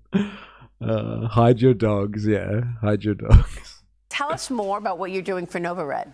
Well, NovaRed is a very important company in Canada that is doing exploration for critical minerals in a new way. They're using AI to go out there and put data sets together to make sure that we're locating the kind of rare earth minerals that we need in order to secure America's future as well. We currently do bring in about 17% of our critical minerals and copper from Canada. We want to continue to build on that relationship to make sure we're doing business with those that are closer to home and that are friendly countries in North America. Yeah, I mean, look, the need for critical minerals is not lost on anybody. We understand the fact that China does the extraction and then the refinement of these minerals, which are so needed because we're using those in the military. Yeah, the vast majority of the refining gets done in China.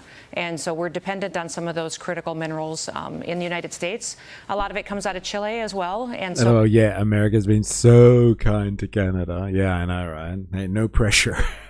we're going to continue to build on relationships to make sure that we're addressing that and bringing that refining capabilities back here at home with the resources that we need to build on some of the initiatives that President Trump has been so aggressive on. You know, he has been aggressive on making sure our supply chains are secured. We're not vulnerable to other countries who aren't friendly to us like China, and that we are standing on our own 2 feet when it comes to our critical infrastructure. So I wonder if this whole sector is going to be part of a new deal that the president does with Canada. Right now, Jameson Greer was on with us just the other day, and I know that they're working on a bilateral with Mexico and another bilateral with Canada. So the critical mineral story part of it? Yeah, that is correct. Absolutely. Those discussions are ongoing, and they're important to our future. As you see AI getting developed, copper and these critical minerals are necessary for the build out on data centers, for the transmission, for cooling resources. All the electrical grids are dependent on these minerals to make sure that we can utilize the assets that we need. And a lot of our defense systems are highly reliant on copper and these kinds of minerals to come into the United States. So the agreements we have with Canada and with Mexico will make us more secure with our... Asking AI where to dig is like asking AI where to bomb. It's sketchy. It's sketchy. And the collateral damage, oh my God. Oh my God. Neighbors instead of depending on those across the world. Very good. And I saw the president with the Prime Minister of Canada there at the G7 this week, where they both are. Now, Christy, when you transitioned out of the DHS role and into this new role, the Shield of Americas, it was a new initiative that the Trump administration. Do you think the Republicans are going to White House as well? What's your take on the upcoming midterm elections? Do you think the Republicans are going to lose the majority of the off to the building sites with a ute, everyone. That copper was always there. House? Do you think that voters understand the accomplishments of this administration? I think they do. They're recognizing the results that President Trump is delivering, even with this Iran deal that is coming forward now for peace. That is going to resonate with the American people. We're going to see gas prices come down. We're going to start to see the economy kicking back up again. That'll be very helpful going into the midterms. Our challenge always as elected officials is to go out there and be normal human beings, go talk to moms and dads about how much you care about their kids having a future in this country. And if we lose this country, where will we go? This is the last great country on the earth, and that is why we protect and fight so hard for our freedoms and our liberties. And China is fighting hard every day to supplant the United States as the #1 superpower.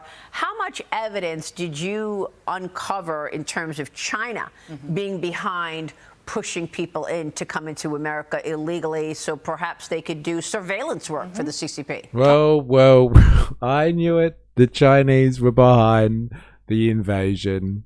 America is under invasion by an army of illegals, and it was China the whole time. Here it is. Here it is. I'm sure this administration will be remembered by everyone. My God. They said China. Drink. Oh, here we go. This is the 1,000-year plan to kill America by the Chinese, supporting illegal migrants crossing the border. To come into America illegally, so perhaps they could do surveillance work for the CCP. Oh, absolutely. We saw very coordinated attacks of people coming into this country from China that were facilitated not just through the southern border, but through the northern border as well. Countries that I have worked with in Latin and South America have told us how they had Chinese operations set up for people to fly into their countries, almost like a travel agency would be. They would show up, be handed certain documents, a backpack, get on a bus, and then bust right up over our southern border. So it was a very coordinated facilitation of bringing in people that were Chinese nationalists into the United States. And overwhelmingly, the testimonies have been that they were the same age individuals, young, mainly men, some females, but very much a coordinated attempt to get individuals into our country to change our country. And is China working with Mexico in terms of the drug trade, getting drugs into America? China's 1,000-year plan to destroy America. Do nothing, win. It's so good, man. Ripper Bolfishy. She probably got this information from a random Twitter account. Like, honestly, though, like, that's it. Like, that's their big, like, this is China. It's got a 1,000-year plan to kill America. They've set up organizations and avenues for people who want to illegally get into America, and Chinese are part of them. Like that's it. Like, I thought it was big business getting people illegally into the US, and like heaps of people getting on the game, and like Chinese people are getting in. I thought it was just people from Latin America. We got Chinese people coming in now. I knew it. It's almost like they will work for less. I don't need to do that. Well, it's an interesting one, but like, let's just say it's true, and there are people that have set up systems to get into America illegally. Like, is that like some massive? Is that astonishing that people set up systems to like traffic people into the United States? Like, is that like some groundbreaking discovery? Like, seriously. Crispy Gnome about to ask, please explain. Pauline was right all along. I knew it. Never try to barter with a Chinese man. Like, that's the plan. Lame. They have facilitated that. I wouldn't say necessarily we found ties to it officially right to the government, but absolutely Chinese businesses, those tied to the CCP, those individuals working with the cartels to make sure that the product gets into the United States. And remember, China has a thousands-year plan to destroy the United States. They don't just build up their military. They don't just manipulate their currency, harm us with trade practices. They have a plan to kill our country from the inside by killing off our next generation of Americans. They will use every tool that they have, and that's what that fentanyl and drug trade brought to China that was a benefit to hurt America. Wow. Well, you've seen all of this up front and close, and we appreciate that information. Christy, good to see you. Good to see you too, Maria. Thanks so much. Christy Noem joining us here on... What? They have a 1,000-year plan. I wonder what that even means. What the fuck is that? Like, I really want to know what the fucking 1,000-year plan is now. Just entertain me, chat. I'm just gonna ask my research assistant. I have just heard Christy Noem speak about, or allege, that China has a 1,000-year plan in order to kill America.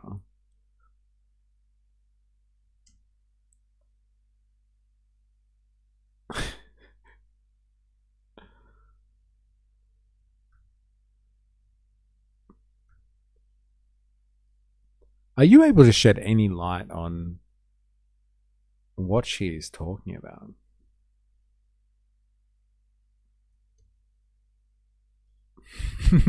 China is 2 weeks away from killing America and having nuclear weapons. Yes, the comments you're referring to is the latest version of a theme that Christy Noem has been using for several years. In a recent interview, she said, China's a 1,000-year plan to destroy the United States. They have a plan to kill our country from the inside by killing our next generation of Americans. I love how it's so technical. There is no publicly available evidence that the Chinese government has an official document to strategically called a 1,000-year plan aimed at destroying the United States. An analyst of Chinese strategy, intelligence agencies, and academic experts do not describe China's policy in those terms. No, Ms. Raffaele is using the 1,000-year plan as a rhetorical way of describing what she sees as China's very long-term strategic outlook. Oh, man. The Chinese Communist Party often emphasizes long-term national planning, sometimes over decades rather than election cycles. Dude, this is so lame. It's just like her wild conspiracy stuff. It's a 1,000-year plan. I'm telling you, I've seen the paperwork. I thought it was based on something. That sucks. America lasting 1,000 days at this point is sketchy. Like, come on. Like, they just celebrated their 250th birthday. And we're supposed to believe that people can plan 1,000 years into the future at this rate. Like, come on. Come on. America owes China a ton of back pay for those railroads. Huh. Yeah, you've seen they'll be getting cheap American labor to work on their thermal solar farms. It's called playing the long game. Yeah, apparently. Their long-term planned economy will destroy our economy. Yeah, at least for the next 1,000 years. 1,000 years. Like, that is some fucking wild rhetoric, isn't it? They're like, damn, 1,000-year plan? Oh, man. Even I'm scared of that. Jesus started planning 2,000 years ago to get Trump elected. Don't you know? It's like that, though, isn't it? Like, saying shit like that just sounds so wild. I knew it. Jesus set this up 2,000 years ago because he knew I'd come along and he'd be so happy. Big numbers sound scary to us simple folk. It does sound scary. That's scary to me. All right. Here's another one. Why China is building the world's first $2 trillion mega city. $2 trillion. A little bit more China maxing. And then we can go on to something else. America was promised to Byron gnomes. Balloons 3,000 years ago. 3,000. All right, let's do this.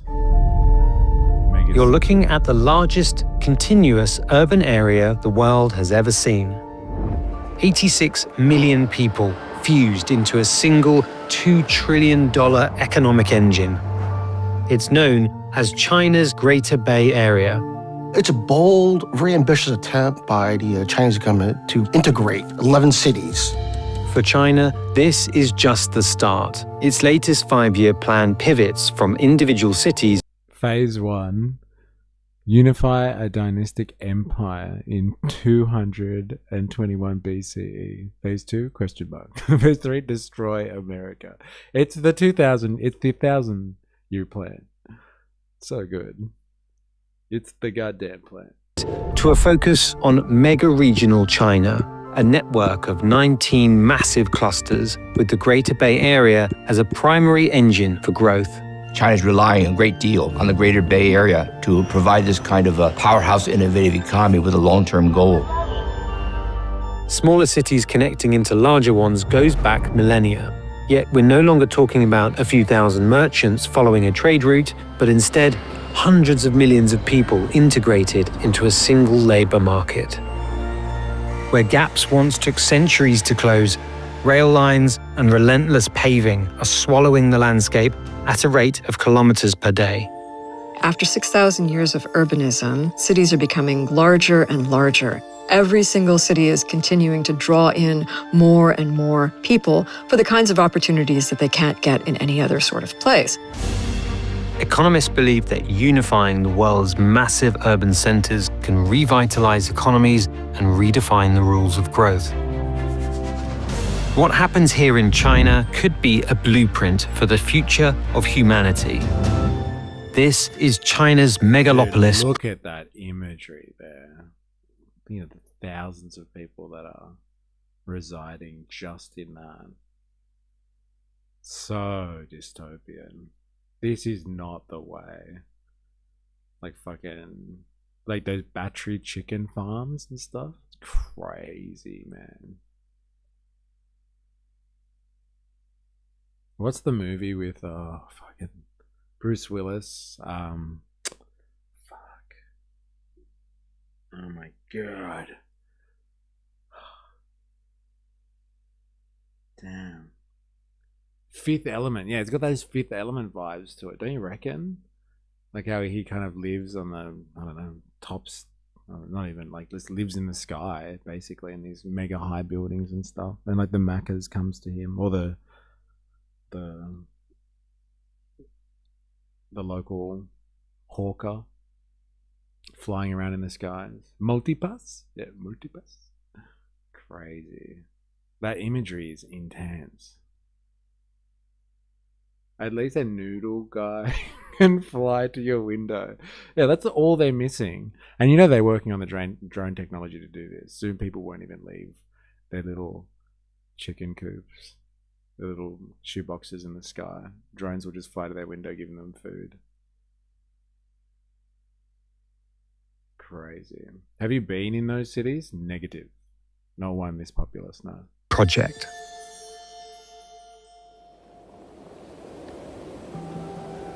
For 99% of history, humans lived nomadically in small scattered groups. Then they began to settle, and 6,000 years ago, humans built the first cities. People came together and then gradually found more and more opportunities for employment, for education, and even for entertainment. And that promise is still true today. Cities offer jobs, drive innovation, and most importantly, they offer choice. They draw people in even though they have some objective disadvantages. Cities can be crowded. Was wild. Those large buildings can be huge mazes, yes. Polluted. We know that diseases can travel more quickly in a city, and yet you can't keep people out of them. The 11 cities within China's Greater Bay Area are some of the most productive economic centers in the world.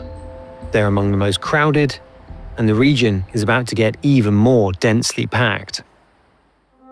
An entire metropolis is being built in a rural strip of land in northern Hong Kong that will fill in the gaps, physically connecting Hong Kong to the larger Greater Bay Area. On the north side, the Shenzhen side, you can see skyscrapers. But then on the Hong Kong side, you see fish ponds, farmlands, a lot of green areas. These two territories are just separated by a rather narrow river. That river is the front line of what's branded as Northern Metropolis, a utopian, multi-billion-dollar plan to develop the area into a tech hub, housing everything from cutting-edge laboratories to promising startups, while physically bridging the gap with mainland China. Development here used to trigger protests. But later, after the government's imposition of its national security law and crackdown on mass democracy protests, local opposition more broadly has been silenced, removing potential obstacles for developers. I think they're more of a state of resignation. Or cities suck? Everyone becomes rude? Oh man, that's unfortunate. Does it have to be like that? I think people become very detached. That's for sure. It's easy to like walk past people. I remember when my partner first started living in Australia and we were walking around, I guess we were kind of in the suburbs, like let's say like the inner city, and she's from Paris, and so like it can be very impersonal in Paris because it's so populous compared to Sydney anyway, maybe not compared to Hong Kong. And I was walking down the street with her, and like we just passed a random in the street, and I was like, "Hey, how's it going?" And they were like, "Yeah, hey, how's it going?" And she was like, "Do you know that guy?" And I'm like, "No, I'm just saying hi. It's polite." And she's like, "Oh wow, we would never do that in Paris. Just say hi to random people." And I'm like, "I'm not even saying hi. I'm just acknowledging their existence. Really, it's not like I'm trying to figure out if they're having a good day or something. I'm just like, how's it going? How's it going?" it's the alienation of those cities. Melbourne has become unusable. Lots of jobs, but low paying and time consuming. And it's dirty. A stain on society. That's interesting. When I first moved to the southeast, it was in a wealthy neighborhood, and it took me a while to realize that they were friendly and not trying to size me up to rob me. It was weird. Yeah, like people acknowledging other people's existence and staring at each other. Port Stephens is becoming like that. You walk down the street and everyone used to greet each other. Now the tourists shove people around. Very Sydney-minded. Okay? All right. Calm down. Sydney bashing. It's happening. All right. Back to the megacity, shall we? Acceptance, because they know that development will go ahead. All they can do is just accept their fate. I think the biggest loss will be the untouched wildlife areas, but most of all, at the local communities. I born in this village, in a house over there, which was a wooden hut. I was really born in that wooden hut. My mom would bring me here on weekends, and all my uncles and their children were around here, and they'd teach me farm things like how to build bonfires. Farm. It's different looking over a public park than it is looking over a real wildlife, hilly area. Everywhere around it is starting lots of buildings and if I make eye contact, I'll do a smile, and depending on the vibe, maybe a hey. It depends how busy it is, yes. Cities also hoard resources. Well, what the claim they're making here is mega cities are actually more efficient if they start to converge, because they're like economic powerhouses. They might hoard resources, yes. But like it's more efficient, apparently, when you concentrate humans on a scale like that. Ah, yes, fire, a big part of farming. Always changing every day, and I think we won't be there here for too long. 我相信呢個如果講選擇性，你唔好話問我啊。Talking about choice， 我諗絕大部分人如果有得個選擇性，我都會絕大部分人如果有得個選擇性，我都會住喺啲鄉村嘅一間小屋仔，有空間，我都唔會住樓咯。而家係冇選擇。Now there's no choice. For the Hong Kong farmers, the northern metropolis will proceed as planned, with the government offering cash and public housing to relocate eligible farmers and villagers. But there is skepticism among local developers, and Shenzhen's tech giants remain separated from Hong Kong by a real-world border and clashing financial systems.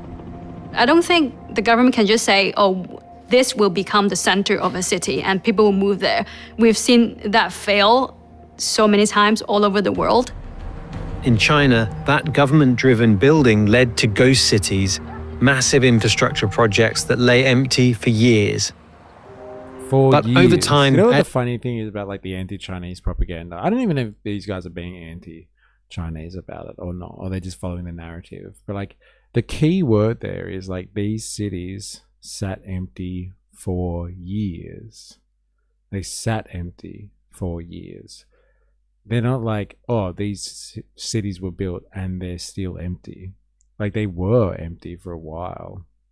And like the reason that they built them, lo and behold, was because the global financial crisis had happened and like China started looking inwardly to be able to consume the stuff it was supplying the world with and keep the world's economy going. And so it started building and relying on this construction industry to keep the world economy, its own economy, afloat. And so it was building, cities where no one was living in. But like people have moved into those cities since then. You could argue that that's just part of a planned economy. Like they were like, we project our population to be growing by this amount. And like we are literally going to build cities from scratch. Like not organic city stuff where it's just like a village turns into a town turns into a small city into thriving metropolis, like that sort of bullshit. Like they literally cleared land and built a city from scratch, and everyone was like, oh, it's crazy, it's unsustainable, how could China do this? And those places now are populated.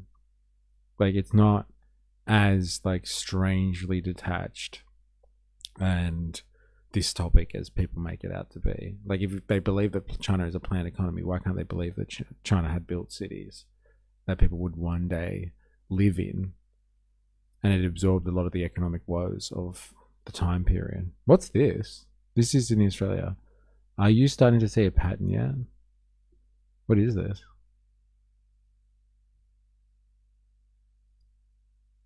A pattern for what?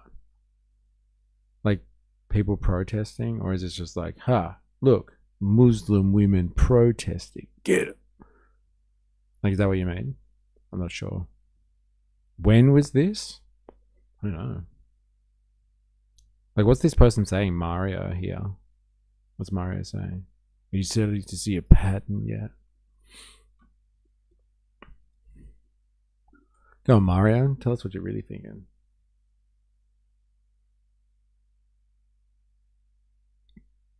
Are you starting? This is Sydney, Australia. Are you seeing a pattern yet?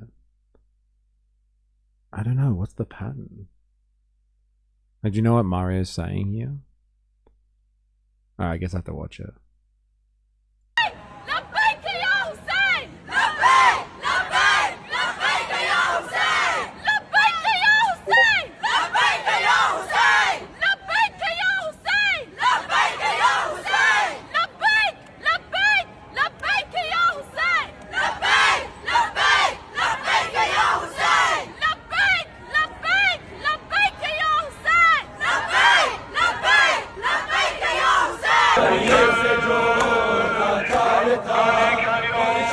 Dude, is this fucking AI?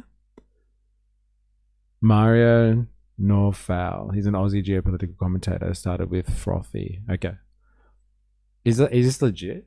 Or is this AI?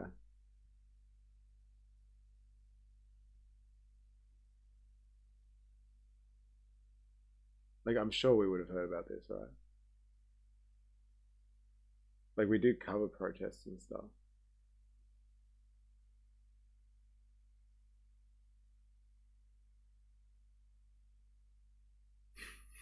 So good. He indicated it was legit. Yeah, well, maybe it is. But like, I'm surprised we haven't seen any indication of this. Like on the media or something like that.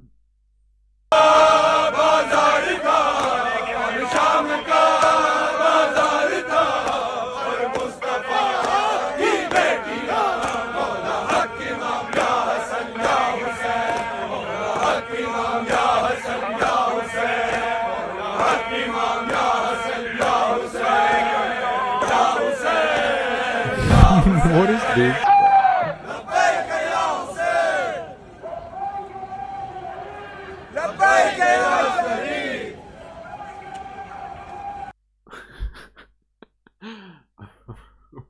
I don't know, man.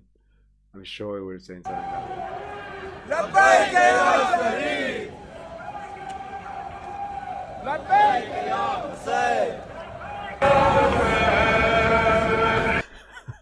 I don't even think you could get crowds like this at Lakemba.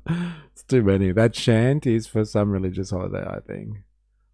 Can't see any obvious out of it. Yeah, but it's AI. I don't know, man. Like, I wonder what part of Sydney this is in as well.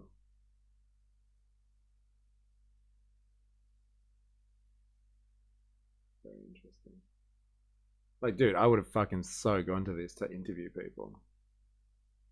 Like, totally, dude.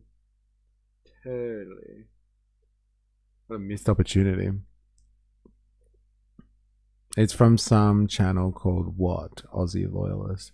Bro, if like this guy, this Mario dude, comes out and like says stuff before the fact, like I will go along and film it for you. Please. Like, let me know. If this guy comes out with like protests before they actually start, I will film it for you. I will gladly go and speak to these people. It'll be mad content. What are you here for? Sorry, we don't speak English. All right, Pauline's going to have something to say about this. It does give me the vibe of AI for sure. But okay. I don't know what the issue is though. I'm not sure. Like, it was a religious thing, I guess. I'm not sure what they're protesting against. And I'd be surprised if there's no English in like any of their banners and stuff like that. Like a lot of the Muslim people that I know around here that are like born here and stuff like that, they're all like they can't even speak Arabic. It's too hard for them. As in, like, they speak Arabic, but they don't do the writing. The writing's really hard. Mystery, what's this? American church brainwashing children to normalize and cheer on stage. Oh no. Is this Reddit stuff? Probably declaring that their 1,000-year plan to end America is nearly done. The flags change and people walk right into or under the camera. Yeah, fair enough. Yeah, the flags were weird. Like, there was that guy flying that really big red flag on a tiny stick, and he's just doing it like that. Like, it'd be so hard to move a flag that big at that speed. Sorry for the sidetrack. No, it's fine. What is this? The South is a whole different planet. American church brainwashing children to normalize and cheer on state violence, chanting like, take him out, blow him up. Is there really anything new here? We've seen the state used to normalize violence before. Take him out, blow him up. Take him out, blow him up.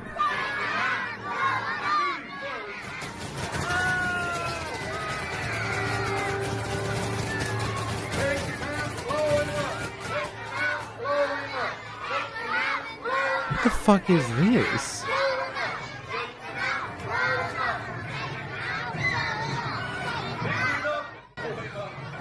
Dude, what the hell is this? Is this legit? What the hell? American church brainwashing children to normalize cheer on state violence, chanting, take him out, blow him up. Dude, what the hell? Yo, what the actual fuck is happening in this country? Dude, what are we watching?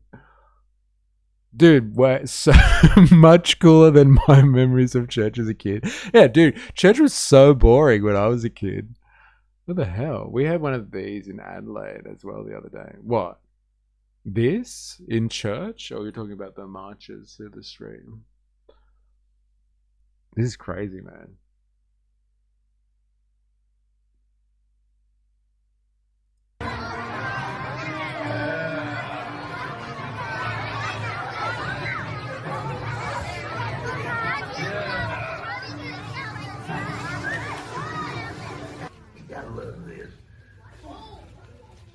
I've been thinking about this all day.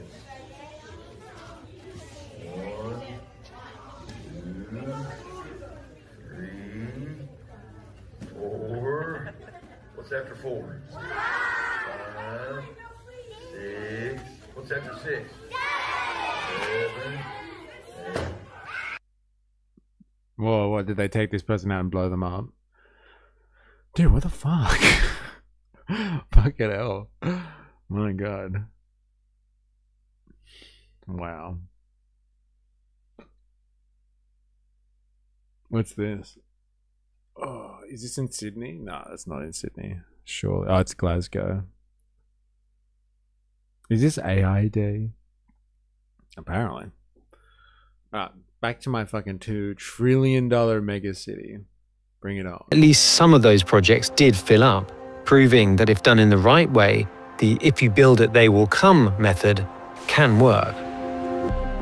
So when we think about what makes a planned or new city successful, we often should look right next door and see who its neighbors are. The emergence of a city is something that usually starts out as a village or a small town between places that are mapped out on the ground. So if we think about Shenzhen, that's right between Hong Kong and Guangzhou. Shenzhen may be the fastest growing planned city in human history. By the year 2000, 1 million people are expected to live in Shenzhen. By the year 2000, there were actually 7 million people living in Shenzhen. It's now a megacity of 18 million people that was essentially willed into existence by the Chinese government due to its strategic proximity to Hong Kong and Guangzhou, the capital city and cultural heart of China's southern Guangdong province. Basically, it seems like overnight China became a technological leader, largely due to Shenzhen and the cities in Guangdong.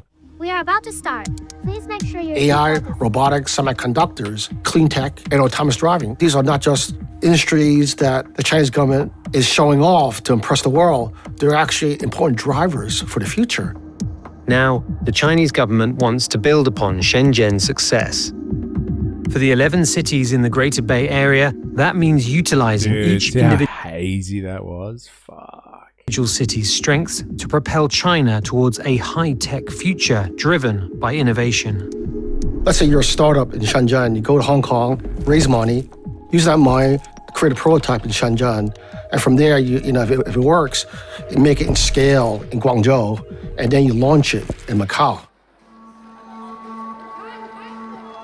It sounds logical in theory, but getting the region to be a seamless, integrated economy could be much harder in practice. What makes it very interesting is Hong Kong and China, you got different political systems, common law, socialist market economy, different tax regimes, visa regimes, and all that. So how do you sort of merge these disparate systems?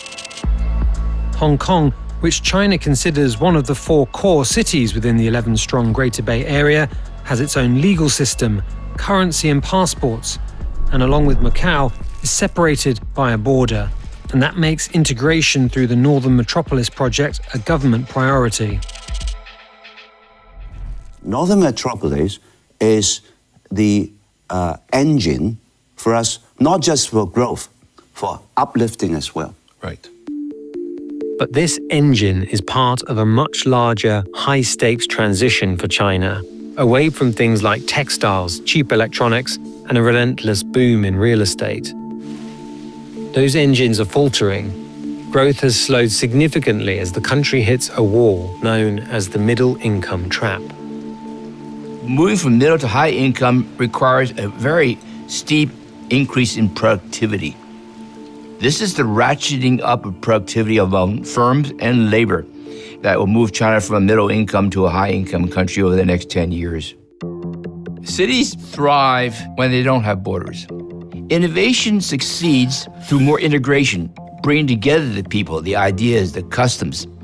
Information is exchanged through meetings, luncheons, mobility of labor.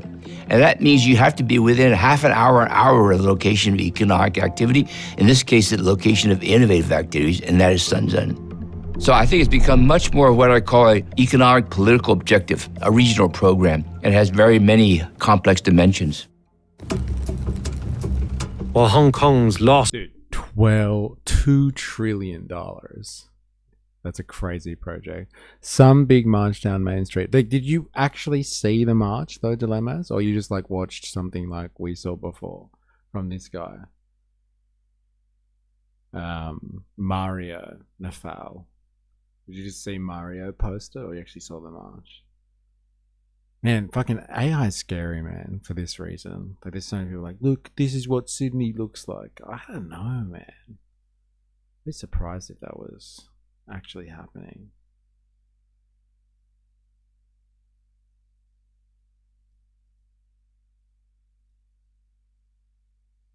Stream is still going? That's crazy. You should see the Israeli AI TikTok. Yeah. Scary times, eh? Say my name, how you going? Hope you're well. I started a bit late today, and I was able to move things around, so I thought, fuck, I'm going later as well. Oh man, I missed that ages ago. Right, that's enough China maxing. That's enough China maxing for now, y'all. I don't know if there's Australians that are hanging out in the stream today. I wanted to have a look at this. I didn't realize this was a thing until we looked at this maybe a month ago. I guess we looked at this a month ago now.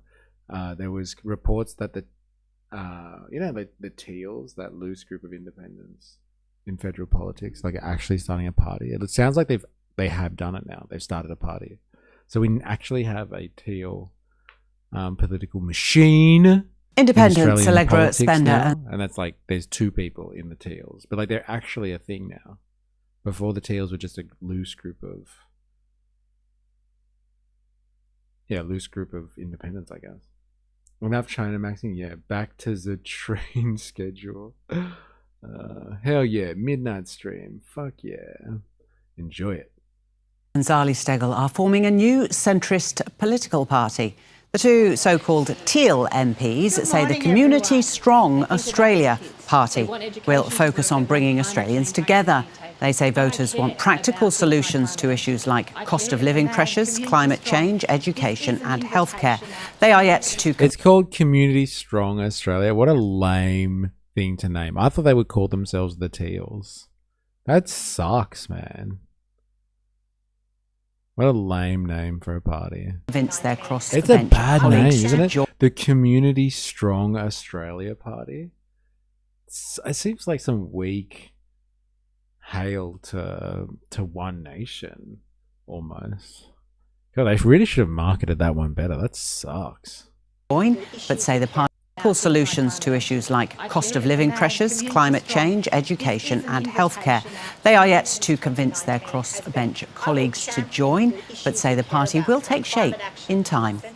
We will see, and I think it's really early days. As I said, we're building here from the ground up. We're on the start line. They're literally on the start line, and I think we want to be pretty humble about that. Centrist Party always votes with Liberal. Pocock's Angels, so good. This is about starting from here and building upwards, and I think we will go as far as the Australian communities want us to go. So this is the moment to engage. This is what we're really asking for: is people to engage. Come and tell us what you think. We've got a sort of survey on the website, ways that people can sign up and give us their feedback, and this is the way we can build. So from little things, big things grow, but we've got to start. Oh my god. Thank you. I saw it on video. Can't place which one. Maybe a real. Okay, fair enough. I thought maybe you had seen something. Because that would have validate the Mario one, right? If this is happening. So 3 centrist parties now? Apparently. Let's have a look at another piece about this.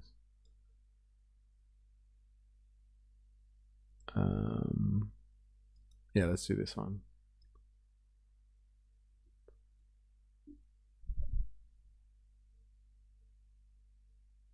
The bell was ringing. No hat, no play. Well, 2 people feels more like a date than a party. But a pair of Teals are joining forces to try and shake up our political landscape. It'll be called Community Strong Australia.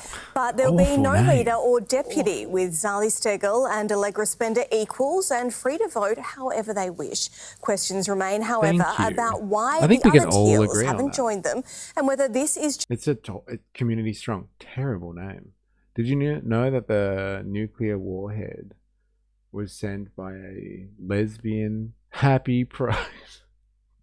Thank you. Just a plot to get around campaign donation rules. I can't believe the power of this community. Wow. Isn't it amazing? Amazing. Thank you for making a massive difference to our future. We have proven that there is no such thing as a safe seat. They came to Canberra to try to do politics differently. Independents, but bound by their victories in blue ribbon Liberal seats. They've ridden the Teal wave. Now 2 are taking the plunge with a new party. It's an exciting day because this, I hope, marks a new era of Australian politics. It's called Community Strong. Missed their opportunity to call themselves Teal Team 6. They could have done so much better though, right? Sounds like a boomer trying to get the Gen Z votes while being completely disconnected. So disconnected. Oh man, it's woke centrist women doing politics. Yes, we will bomb you, but did you know the pilot was gay and a woman? Oh my god, I feel so much better. Steggall and Allegra Spender. Doesn't this absolutely undermine the concept of being an independent? No, I actually think it really builds on being independent and takes the best bits of being an independent. What people told me they wanted. Being in a party takes the best parts of being independent and merges them with not being independent, like being in a group. Do you know what I'm saying? Like, do you know what I mean? It makes sense. Someone who put their community first, but people always said, we want you to be collaborative. We want you to work across the parliament and be constructive. You do collaborate. Yeah. You don't always vote the same. So why do this? Well, I think a few reasons. Firstly, one thing is you can't have people in the Senate unless you have a party. So just practically, I do think it's important to have a Senate that represents... Like, it doesn't make sense. Like, what are you talking about? Fucking hell. You have to be brain dead to fall for this. Like, you want to form a party? Fine, just say it. Say, no, we want to form a party and we get more money if we form a party. Let's do this. The best thing about being independent is being dependent to the person next to you. It's so free. Oh my god. Broader perspectives of the community than what we have currently now, but you just can't do it without a party. The second piece is it's really hard, honestly, to run as an independent. It's, you know, you're starting from the ground up by yourself with a small group around you. There's going to be no leader, no binding vote. Sounds nice, sounds good. How does that work in practice, though? Yeah, well, it's I think not a paradox. Look at my smile. Since it isn't necessary, just stare deep. You're feeling happy and sleepy. With love, David. He's doing numbers, so we wanted to join that wave. that there are two people at the start, so I think it would be a bit weird if you had a leader. I think what the Constitution says, if you get to 10 or more members, then you can there will be some sort of leadership structure. And in terms of the binding vote, I think what you do is what you see with the independents at the moment. We vote together about 90 to 95% of the time because we are values aligned, and that's what people ask for. Is they ask you to align on the values, but they still want you to look at each piece of legislation on its merits and decide if that works. It's hard. Have you tried pulling up your bootstraps? Start from the ground with millionaire donors. The other Teals, Monique Ryan and Kate Chaney, aren't interested in joining. Sophie Scomps and Nicolette Buller are still weighing it up. There's a party of two at the moment. It isn't much of a party. Why don't you wait until there was, or even more of your colleagues on board? Look, I think you've got to start, and you have to start and build. And I think right now matters. Like, you are seeing Australians really concerned that the country's not going in the direction they want. And One Nation is circling and certainly building. We are one nation. Yes. We are one nation. We are, and it should be one language. In the turn away from the major parties, the independents want to bring people to the centre.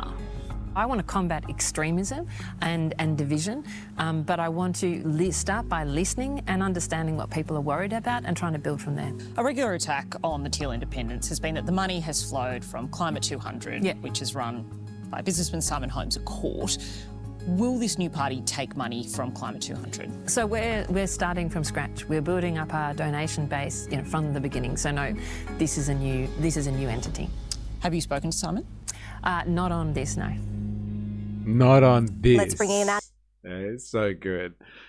Great answer, way to not answer the question. Will you take money from billionaires? We started the party again, so technically we're still figuring out donations. Okay, but will you? We're not there yet. I'll let you know. Don't call me, I'll call you. Thanks. Dude, if Larp Jeff is in the house, this one's for you, bro. I can't do Australian politics, honestly, without getting an analysis of the Teals from Sky. This will be funny, bro. This one's for you. Love Jeff if you're in the house. Professional outrage party. Khan the Pup. Party of cask wines. the subtle club. Adult years. Twilight years, bro. The biggest myth in Australian politics has been exposed. The Teals were never really independents. They were a political party hidden as a movement, sharing donors. Cheese wing, I'm back. How you going? We have 3 official languages. Australia needs to step it up. What? What are the 3 official languages that you have, Volta? That's crazy. Talk about woke nightmare. Hello world, this is me.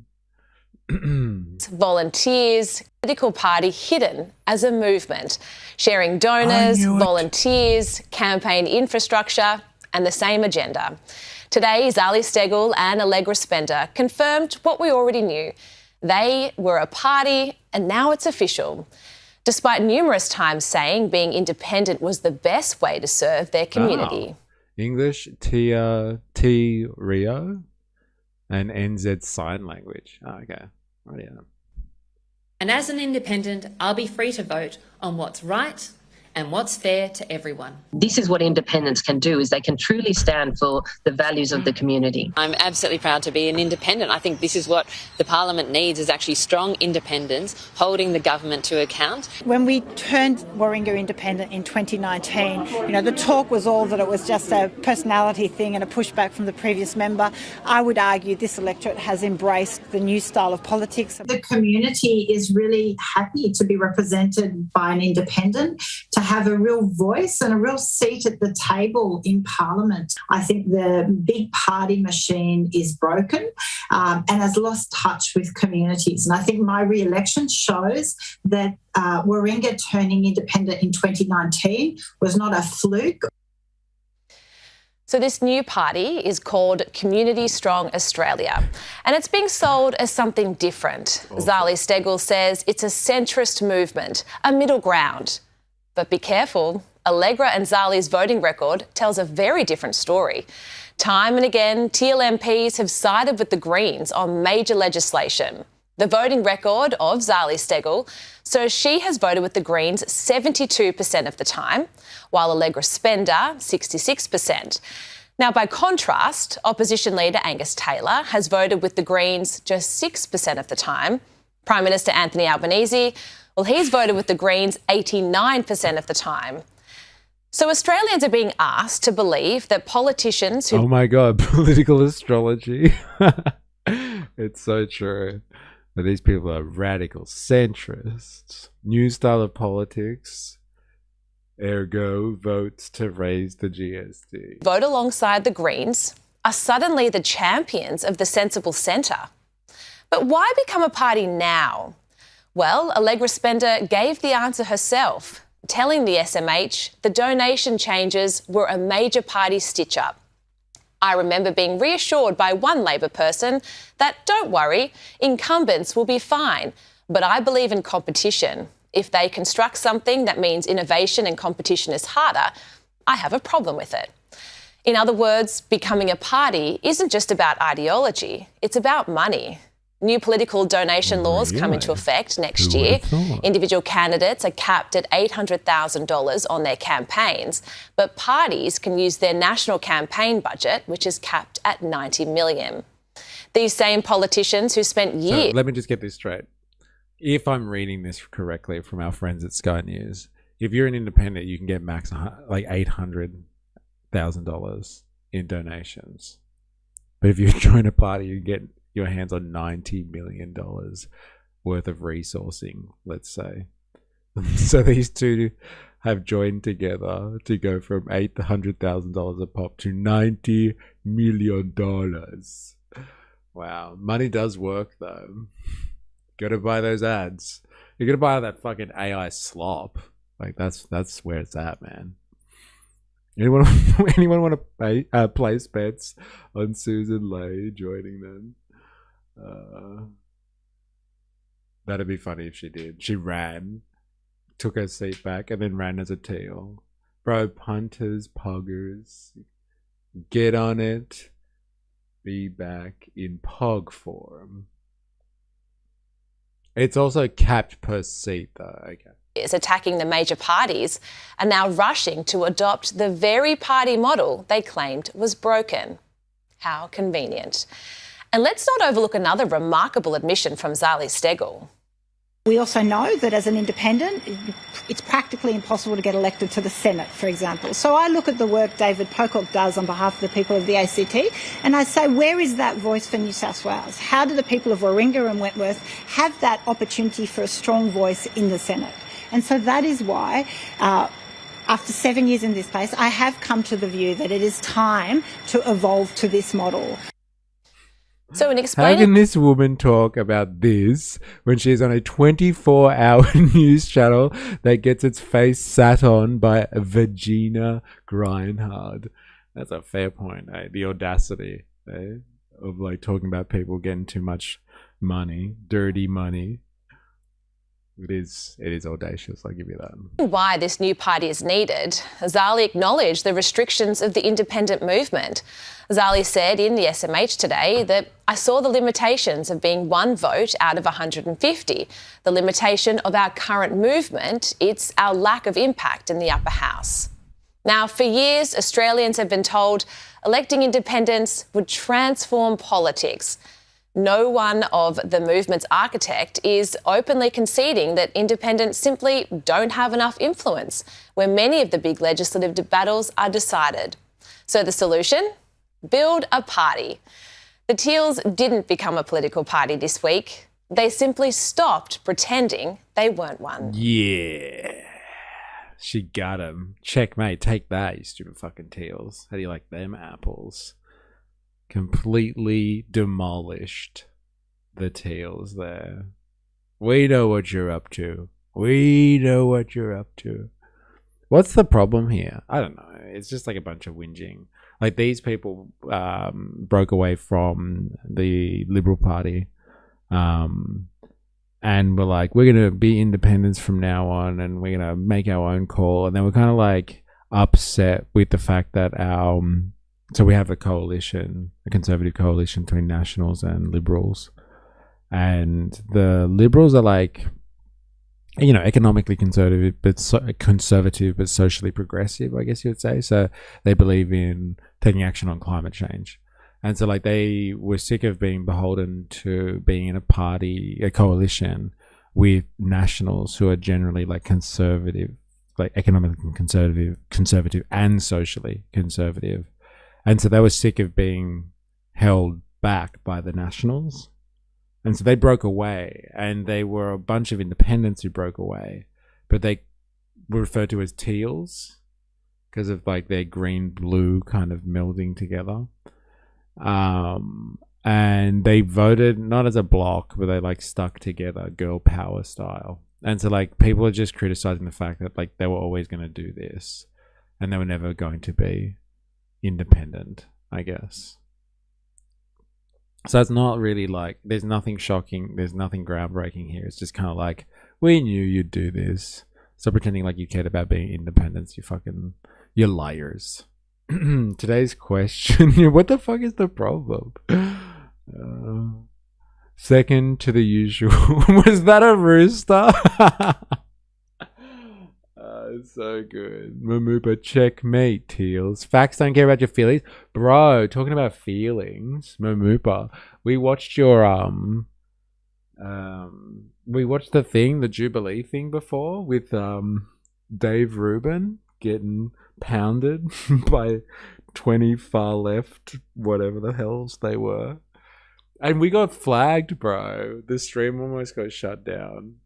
I so wish I could have watched more of that. I'm sure we would have got on to something entertaining, but like the first part of it was painful as Mamupa. I'm not sure if you've seen it yet, but it was painful as fuck. Guys, how good is girl power? I used to watch Jubilee. It does get annoying after a while, fair enough. Can't wait for the Teals to tear themselves apart. Yeah, fair enough. Has anyone seen this thing? Haven't seen it yet, sorry. Well, like we watched a bit of it, and I guess, let me just say, you're not missing much. And like we can't watch it together anyway. Like I could probably watch it on Twitch with the Twitch file people, but I definitely can't watch it with you YouTube people. Has anyone seen the clip of Albanese talking about anal tearing? Apparently that's a thing. I don't know if that's a real issue or not. But apparently he was quoted talking about anal tearing. and like people were losing their shit about it. Ruben and Tuggan. One man dominated a Jubilee special. Not clickbait. What? What the fuck? I spat my drink out. Sorry, what did I just hear? Okay, fair enough. I'm gonna have to like double check this one because someone told me about this. And he was apparently speaking in relation to something about like the social media ban and like porn and all this stuff. And he was saying like there are like more reports in like medical reports of anal tearing because, you know, kids are trying crazy shit because they watch it on the internet. I think that's what the context of it. It's legit though. About online sexual content and algorithms. That's my PM. I was like, you've heard of this, Blaz. You know about this. It's about online sexual content and algorithms. Get the cock out of your ears, friendo. People keep sticking stuff up their butts. Anyway, I thought you guys might know of it and someone would clip it for me. Like, I'm not going to go there. Reminds me of my mate. He tore his penis skin from doing anal. He had to get a circumcision to fix his penis. Fucking hell. Jesus Christ. Yeah, speech in Parliament. It was an actual thing. Okay. Rightio. It's an actual thing. I thought it was just like a smear campaign. But like he actually said it. Those crazy kids. Back in my day, we didn't have all this anal stuff. He raw dog it. Damn. What a brave man. Well, that's what you get, man. This is what happens when you don't have sex ed. Oh, man. I'm sure he was talking about the 2025 election. When the Liberals suffered that affliction. Dude, that's hilarious. To be honest, Prawn is bad. I'm embarrassed to say I watch it. I started watching it at a young age. I think it's incredibly damaging. In the sense that, like, it stops people from having real interactions, if that makes sense. Like it warps people's element of self-discovery or mutual discovery even. But like, yeah, it puts it puts like a warped perspective on things. And I think that's like the whole point behind, like, you know, social media bans and what they've done recently with Corn online and requiring identification. But like the libertarian in me, it's just like, no, it's outrageous. Digital ID, it sucks. Oh man, that's hilarious. So he actually said it. Thank you for clarifying that, Blaz. Because when I heard that, someone told me this morning, they were just like, have you heard the elbow thing? And I was just like, what are you talking about? You are fucking insane. And they're like, no, he said it. He said it. He was talking about anal tearing. And I was like, I don't see a context where that happens. But like, I'm happy to take your word for it. Oh man. It gives people a false idea that plumbers arrive on time as well. I feel like the rest of us 31-year-old women and read your corn. Yeah, dude, I call it corn brain. My mates have corn brain. Can't sit through a movie without commenting on cheese. Sam found it young, still struggle with use. Didn't have Albo talking about anal tearing in Parliament on my bingo card, but here we are. Dude, dilemmas. I thought you would eat that up, bro. I thought you'd be like, dude, check out what Albo has said. 10 more votes to One Nation.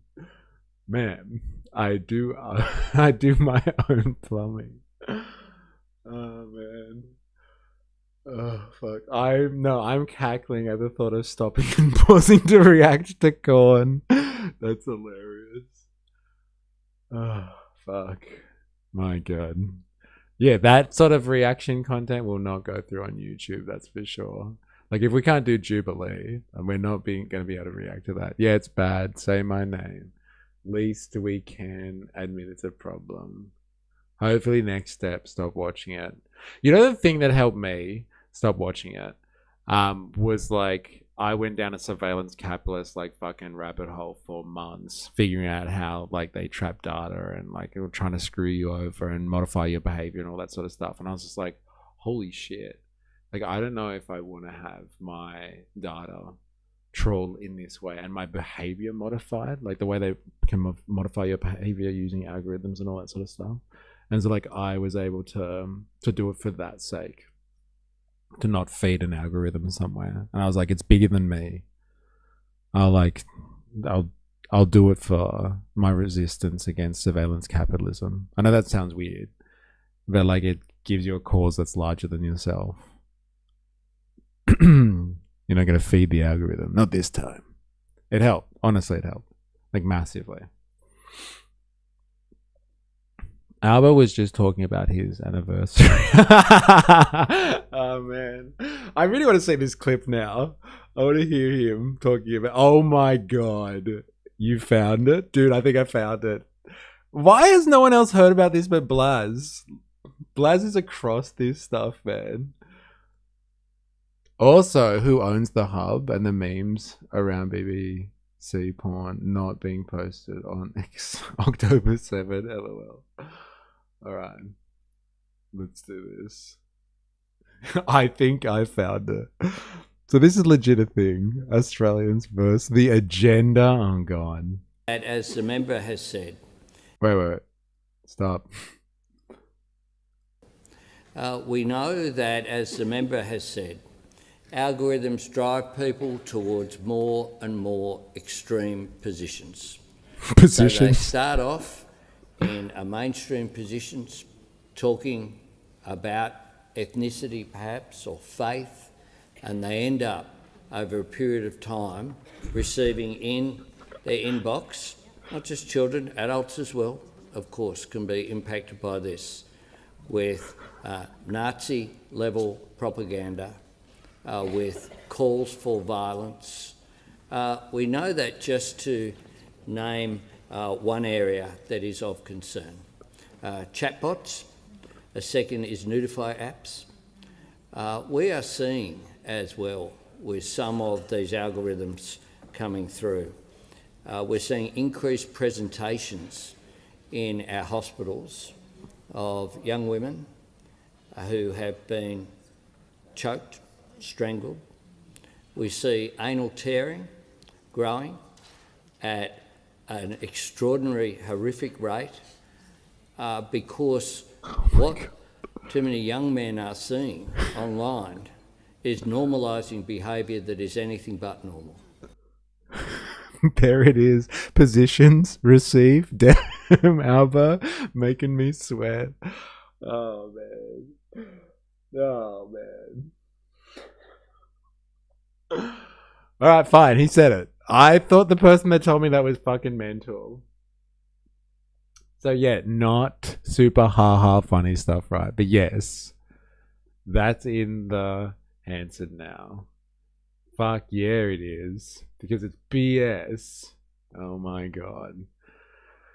Alright, at least I get it. I get what people are talking about. 4chan, BBC threads, wherever is attacked. Please tell me this is safe for work. Wherever Israel is attacked. The control ship has been destroyed. Look! They are broken.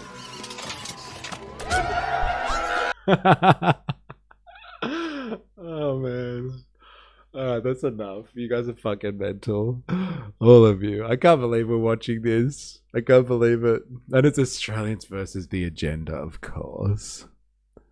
The rates are increasing no faster than usual. He's flashing horror to scaremonger. I thought this was like a Pride Month thing. You know, tearing his up. Crushed esophagus tubes or something you're up to. Happy Pride Month. My PM doesn't shy away from the hard topics. Apparently not. Eh? Apparently not. Cop that one on the chin. Alright, that's it. I thought it was a Pride Month thing, honestly. But like, maybe not. We saw it last year with the Pride Month stuff. People like talking about like being hospitalized for special acts during Pride Month. But apparently it's not a Pride Month thing this time. It's an algorithm thing. Gotta pay the toll. They're eating the dogs and cats. And we get reason tears. I've heard from nurses that there is incontinent patients in nursing homes, and obviously elsewhere from that type of activity. Yes. Yes. Yes. Albo confirms being right wing turns you into an anal fiend. Alright, that's enough. That's enough. Stop. Alright, I gotta bounce. But thank you everyone who's been hanging out today. Dilemmas, Ravy Baby, Spandog, Mamupa, Captain Bucket, say my name. People coming in for the afternoon sessions. It's good. Blaz. It's good to have you. Wookie. Who else we got here? Voltateur. Did I say you, Spandog? I think I did. I can say you again. Who was in for the earlier session? We had Gumma Cheese Wing hanging out. I had Jag in here before, 4IS. Did I say you, Wookie? Hope I did. Sorry if I've missed you. Can't go all the way back, apparently. Bansal Abandoned. Rogue. I think Saint Chi gave us a super chat before. And Voltateur, I think you gift subbed today, or you subbed tier 1, so thank you everyone. Thanks for the financial support. Thank you everyone who's been interacting. If you're on YouTube and you haven't already, hit the like button on your way out. Then yeah, we'll be back tomorrow with some more as usual. If you're watching this after the fact, if you've been lurking, thank you as well, and we'll be back with more. Until then, please remember, I am, you are, we are a mystery. I'll catch you on the morrow.